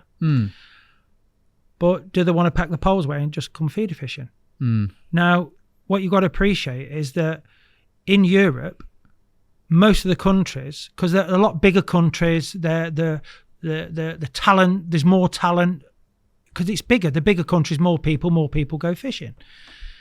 And a lot of the people who are feeder fishing now packed all their float gear away. They feeder fish all the time. Every competition they fish to World Championship rules. That's it. We fish once a year to World Championship rules. So you've got to persuade people to put everything down to fish feeder for one go a year. Which is tricky. Adding to the fact that there's things like goldenrod, fishermania, whiteacres, there's people want to do that. And like I've always said, if that's what does it for you, fair play to you.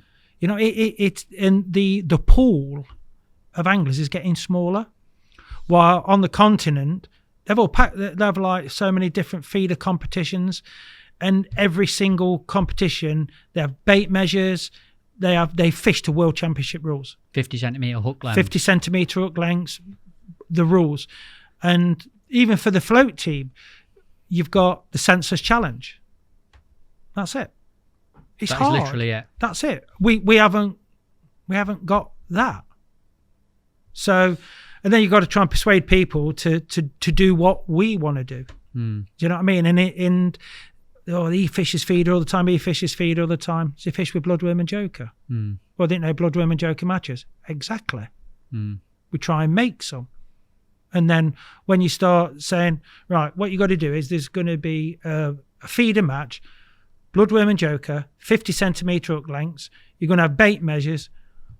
And like, who wants to do that? You know what I mean? You're just like, and for what? Passion? Yeah. Well, what do you get for winning a world champs? You tell me, you've been and done it. Become a world champion. Got home, put my medal up. I went to work on Monday, on the Tuesday. And the people I was working with, some of them know what I do.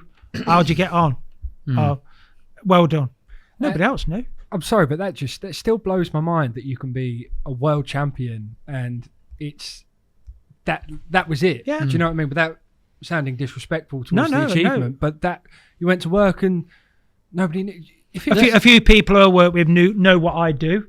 Yeah, but the rest of the people who worked on my site at the time didn't have a clue. How do you perceive that, Dean, in terms of like professionalism in our sport? Because in my opinion, it's only my opinion, like winning the world championship is the pinnacle. You're world champion. You're the best angler. You're the best angler in the world if you win a world championship. If your team wins, you're the best team in the world. You fished the event to prove you were that. And in another sport, the response you'd get from being that level is very different. Having your experience, you're internationally managing all that fishing we've talked about in this podcast, how do you perceive professionalism in angling? I think we're our own worst enemies. You've to be professional, you've got to be like other sports, right?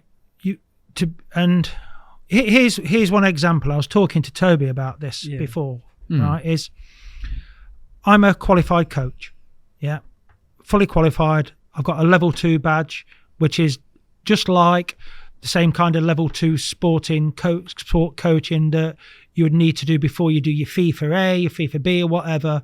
You know what I mean? I've done all my safeguarding, DBS checked, everything like that, because if you're going to do something, do it right. I'm insured and everything like that. Now, I do private coaching. I used to coach some juniors. I've helped with the talent pathway when I first moved down south with Danny Williams, and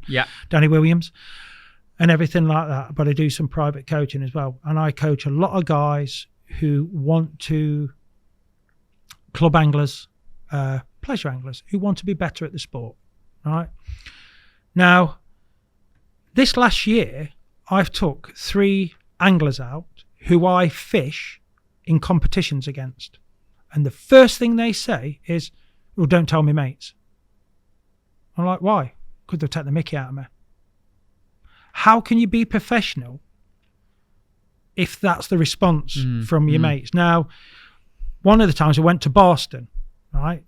So this guy, don't tell me mates because they'll take the piss out of me. And I'm like, right, 400 yards away at Boston, they're queuing up to have a day with the pro golfer and can't wait to tell the mates about it. I had a day yesterday with a pro. You would boast about it, wouldn't you? Yeah. They're like, I can't believe it. Can't believe you had a day with a pro. Yeah. Whether they're any better or not, don't know. But like, guess who had a day with a pro yesterday? Yeah. You're promoting it. You're flaunting it. And they're proud that they've had a day with a pro to make their game better. But in fishing, people are going like, don't tell me mates. Embarrassed about it. Yeah. How can you be professional and move on in match fishing if that's how it's perceived?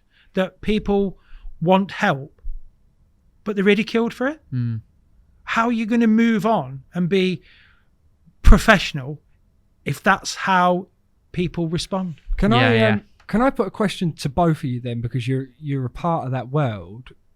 Simply, why is there embarrassment? Because when I went fishing with you for the first time, I got interested in it and went more and more, and flaunted to people. I went because Matt taught me. Yeah. Everything I learned in 4 hours, I'm now going again because Matt showed me. Yeah. I didn't know it before, but I don't come from fishing, if you like. So that mindset, I didn't have that. I told everyone I was rubbish before, but Matt showed me this. My mate who I go with all the time will try this next week because they showed me. Like, I learnt it. Why are other anglers, like, where does the embarrassment come from? I think it's a bit of testosterone-filled sport.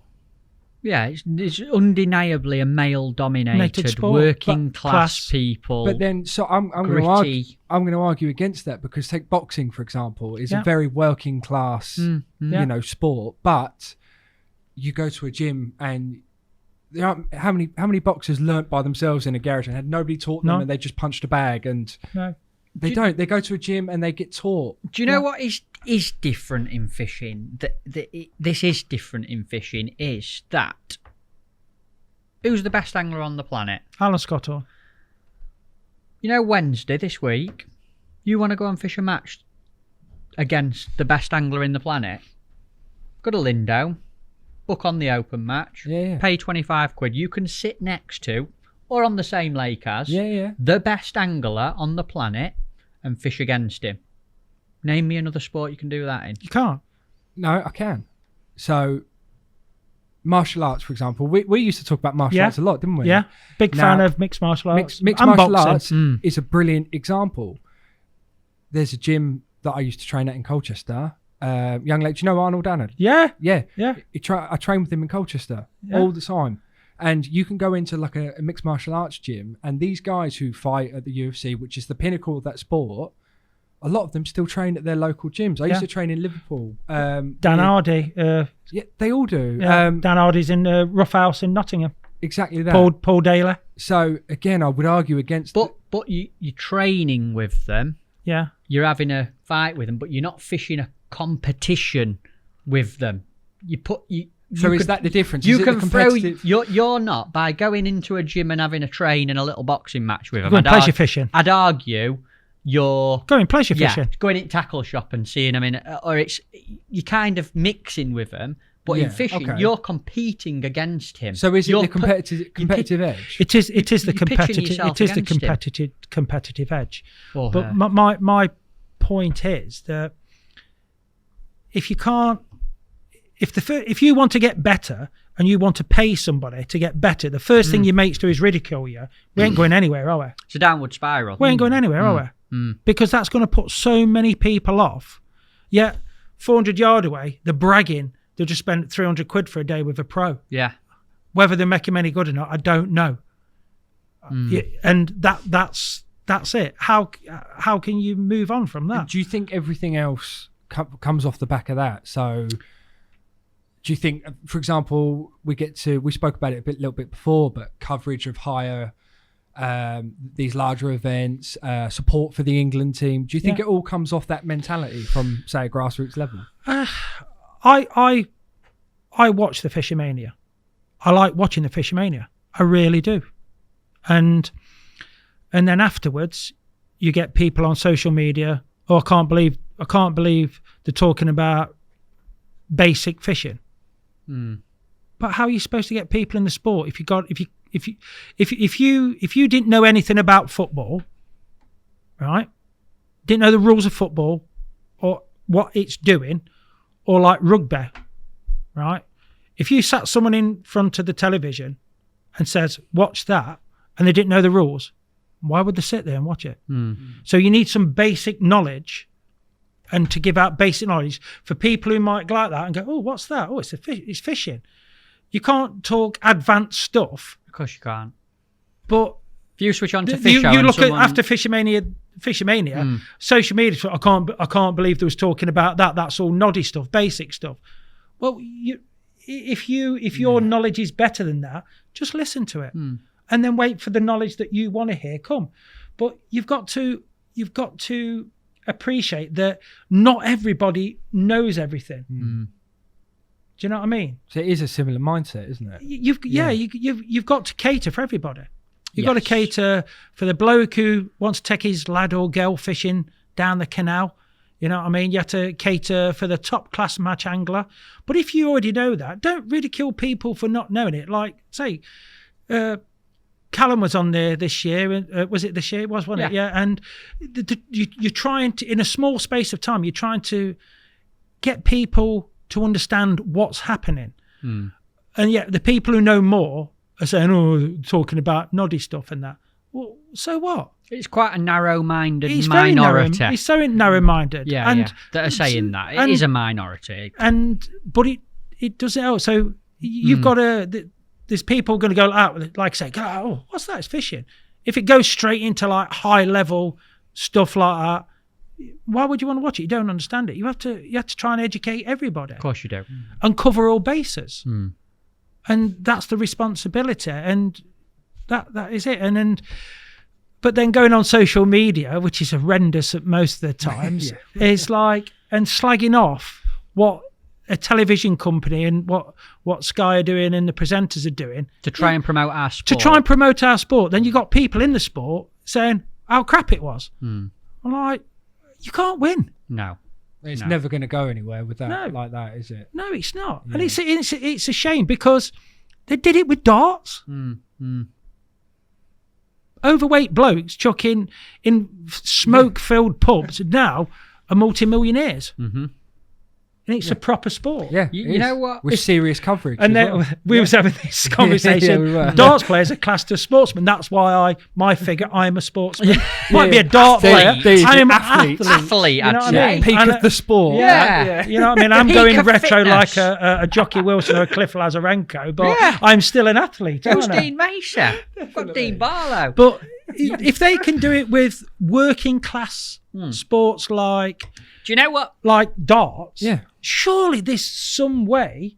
That's what we said. To do it. There's the participation. Like snooker as well. I mean, God almighty. Do you know what fries my brain with it? And I think it's the one thing that is a little bit different about fishing. A bit like what I said about you can go and fish against the very best in the world tomorrow if you want as a beginner. As someone who's never fished before, you could decide to go and fish a match again. And it's sort of similar. and it fries my brain and does me head in as an angler, but at the same time, it makes fishing what fishing is when you're throwing a dart, you've got a dart board, you've got a set of darts, and you've got a distance. Yeah. Right? Mm-hmm. You know, when you're fishing, you've got a lake with fish that move and weather that's different and temperatures that change and tow in the water that moves and other people around you. I can sum that up in one. There's so many variables to it. Fishing is the only sport where you can't see the object ball. Mm-hmm.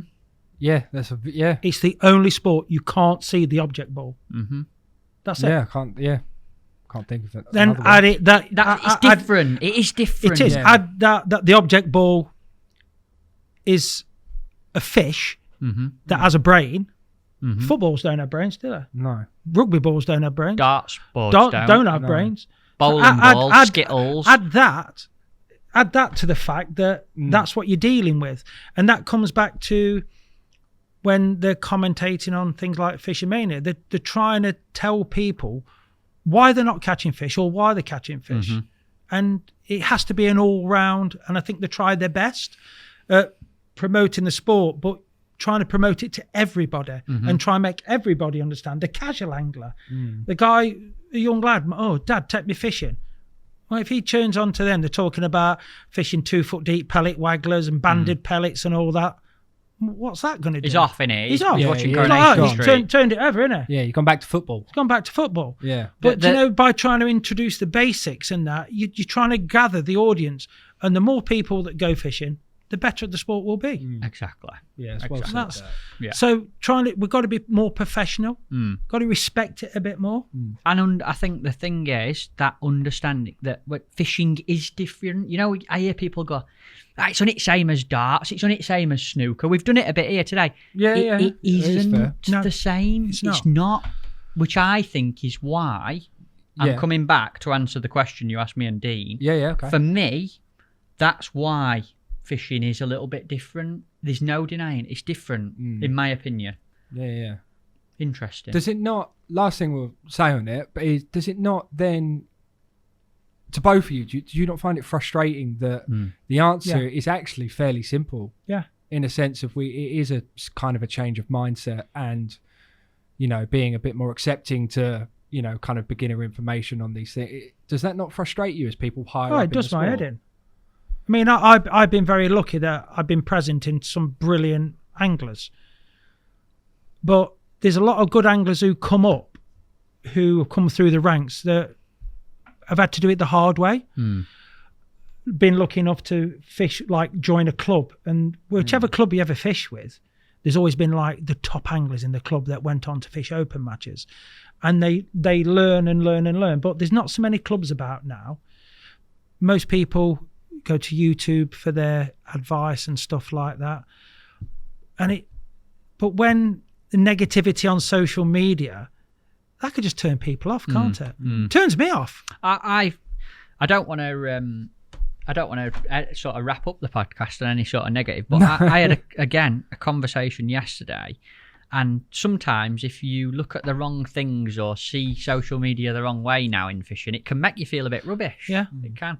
It can. I think you've summed it up though. You said to me when I did my little bit of research, the overall outlook is optimism. Yeah. Glass half full. Embrace it. You've said it a few times in this podcast. If you want to do it, find what you want to do. Find what you enjoy. Do it best you possibly can. Yeah. Give it 100%. Yeah. You're gonna win. You're gonna win. You know, it's my dad always says, and he never. The words always come back. He always said to me, "Son, it's not a dress rehearsal. Enjoy it." Which is why I think we're going to finish the podcast here. There's a fantastic strip club just around the corner, and I think we should go and have a great time in there. What are you saying, boys? I don't think my wife would be too happy. That's how you end the podcast.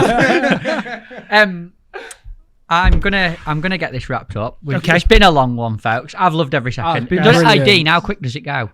I reckon this is I feel like I've been here about 25 minutes, not 25 hours. Bang on 4.5. It's frightening. It's frightening. You're having some quick fire questions before you go. Thank you Not for a problem. inviting me on. You'll be back. I hope so. You'll be back. It's not an option, Dean. You will be coming back on the Fishing Gurus podcast. Thank you. Thank you for coming on. That bit of paper you signed, mate, you're in for a few now. Hidden contract in there. And I mean, your seat box, you couldn't live without, Dean Barlow. What is it? Braid scissors. Braid scissors. Nice. Like it. Quick. There we like that. If you could only fish one venue for the rest of your life, where would it be? River Trent. Oh, great taste. Great taste. Who's the best angler that you've ever fished with? Wayne Swinscoe. Great answer. For all different reasons. Person, angler, I'm still personality, doing mentor. Yeah. Have a word. Get him on this podcast, will you? Get him on. You can drive him down. I will do. That'd be good. I'd drive him anywhere. If there were one thing you could change about fishing, what would it be? What we've just done, professionalism. Making it more professional. Making it more professional. 900,000 licenses. More people go fishing than play football on a Sunday. But we're still in the Stone Age. More professionalism. Like it. Dwells on what we've talked about. And this one as well. If you had to give someone who's never been fishing before some inspiration to go and have a go at fishing, what would you say to them? You touched on it and you stole my thunder, because I know that these questions are coming and I've been thinking about them. Fishing has no class. Don't matter where you're from, what upbringing you had, you can sit next to your hero. Why wouldn't you want to do that? You can sit next to the best in the world. And talk to them. Because they're all approachable. Yeah, they'll talk back. And they'll talk back to you. Lovely answer. And before we go, we're not really going to a strip club, so we're going to go to Nando's. It's Nando's. Yeah, we're going to go to Nando's. The only thing I'll be stripping is chicken legs. Has Dean Barlow brought a gift for the Fishing Gurus podcast? I have. I've bought two. But yes! one's over there. Oh, do you want me to run it over? Yes, Come on, please. Toe, fetch it and over. I've got one in my pocket. I hope it's in my pocket. You know you've got to leave these. Yes, I know. They're on this table. They're staying here. Okay. That one's there. Probably one of them you'll probably know, but there's a reason. The first one is this. That's small. What's that? No. What? No, you're looking at the wrong thing. It is that. I know what that is. That's a feeder link, isn't it? It's the original feeder link. Wow. The original one. Now, the story is that in 2012, when this World Feeder Championships first came out, rigs and that was being discussed, and we went to Belgium and we was using a loop. I think it was either Will Raisin or Des Ship came up with like a bead and a loop of like 6 pound line and a swivel on the end, but it got a bit tangly. And I was doing a bit of sea fishing with Mike Dagnall at the time. And we used to, and I really got into it and we was doing like little snoods and how things sit off. And I sat in my garden on the phone to Rooney. I went, I think I've come up with something. Right. And that was what I came up with.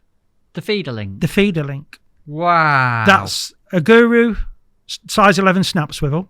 Yeah. Some crimps, 18 pound red ice and a glass bead. That's awesome. And that is one of the very original... That's the first one I ever made because I didn't want to use the first one. Where's the packet? I need to put it back in the packet. That is the first... That's a little bit of history, that. That's cool. Yeah. We make them as a company I know now, you do, Guru. yeah. And it's like people go, I can't believe...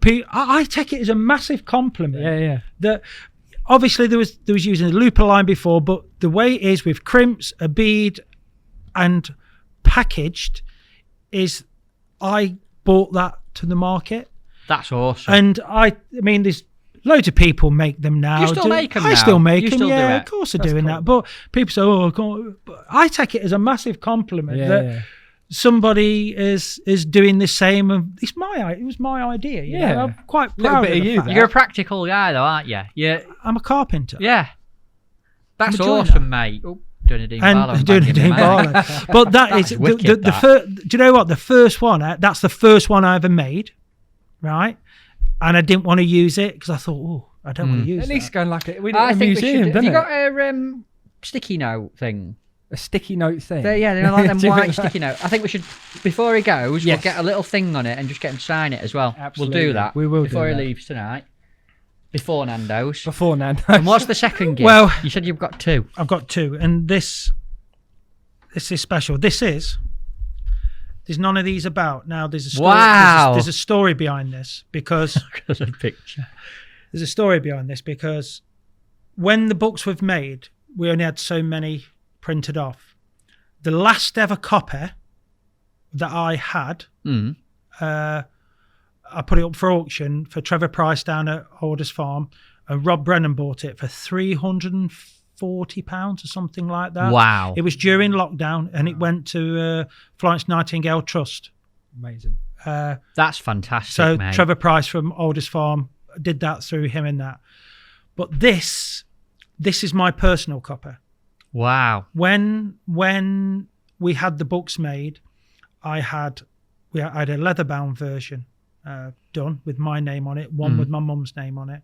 I've still got them, and I kept this as I wanted a paperback and a leatherback, but I thought I can move on. I can move on for a good cause. Love it. Absolutely love it. This is my personal copy. So I haven't got one now. I've got my leather-bound version, but this is my own personal paperback version, and I've signed it. Wow, Guru Podcast. Brilliant. Thank you very, very much, That's a mate. brilliant gift. That is And wicked. There isn't the amount of people that message me, I can't find one anywhere. So that isn't the last one. It's not the first one. Like I say, Rob Brennan had the last one ever. And this is my personal copy. And At your house, off at your my shelf. house. This is at my bookcase. You can see it's never seen light of day. Absolutely And I thought awesome. that I've seen all the gifts that everybody's given and that, and it's like I thought, I can let go of this one. We'll look after it though, mate. Absolutely, And when you come for your next podcast, it'll still be on the table. I know you guys will look after it because it means a lot to me. Yeah. Got Matt. You take it and hold up to your camera, Matt. So Let's have a we can look. show everyone. Look at that. And look at the names. Look at some of the names on the back. Who's on the back? Go on, read some out. This is freaky. Go on. Frank was just brilliant because he didn't give a flying fig about anything.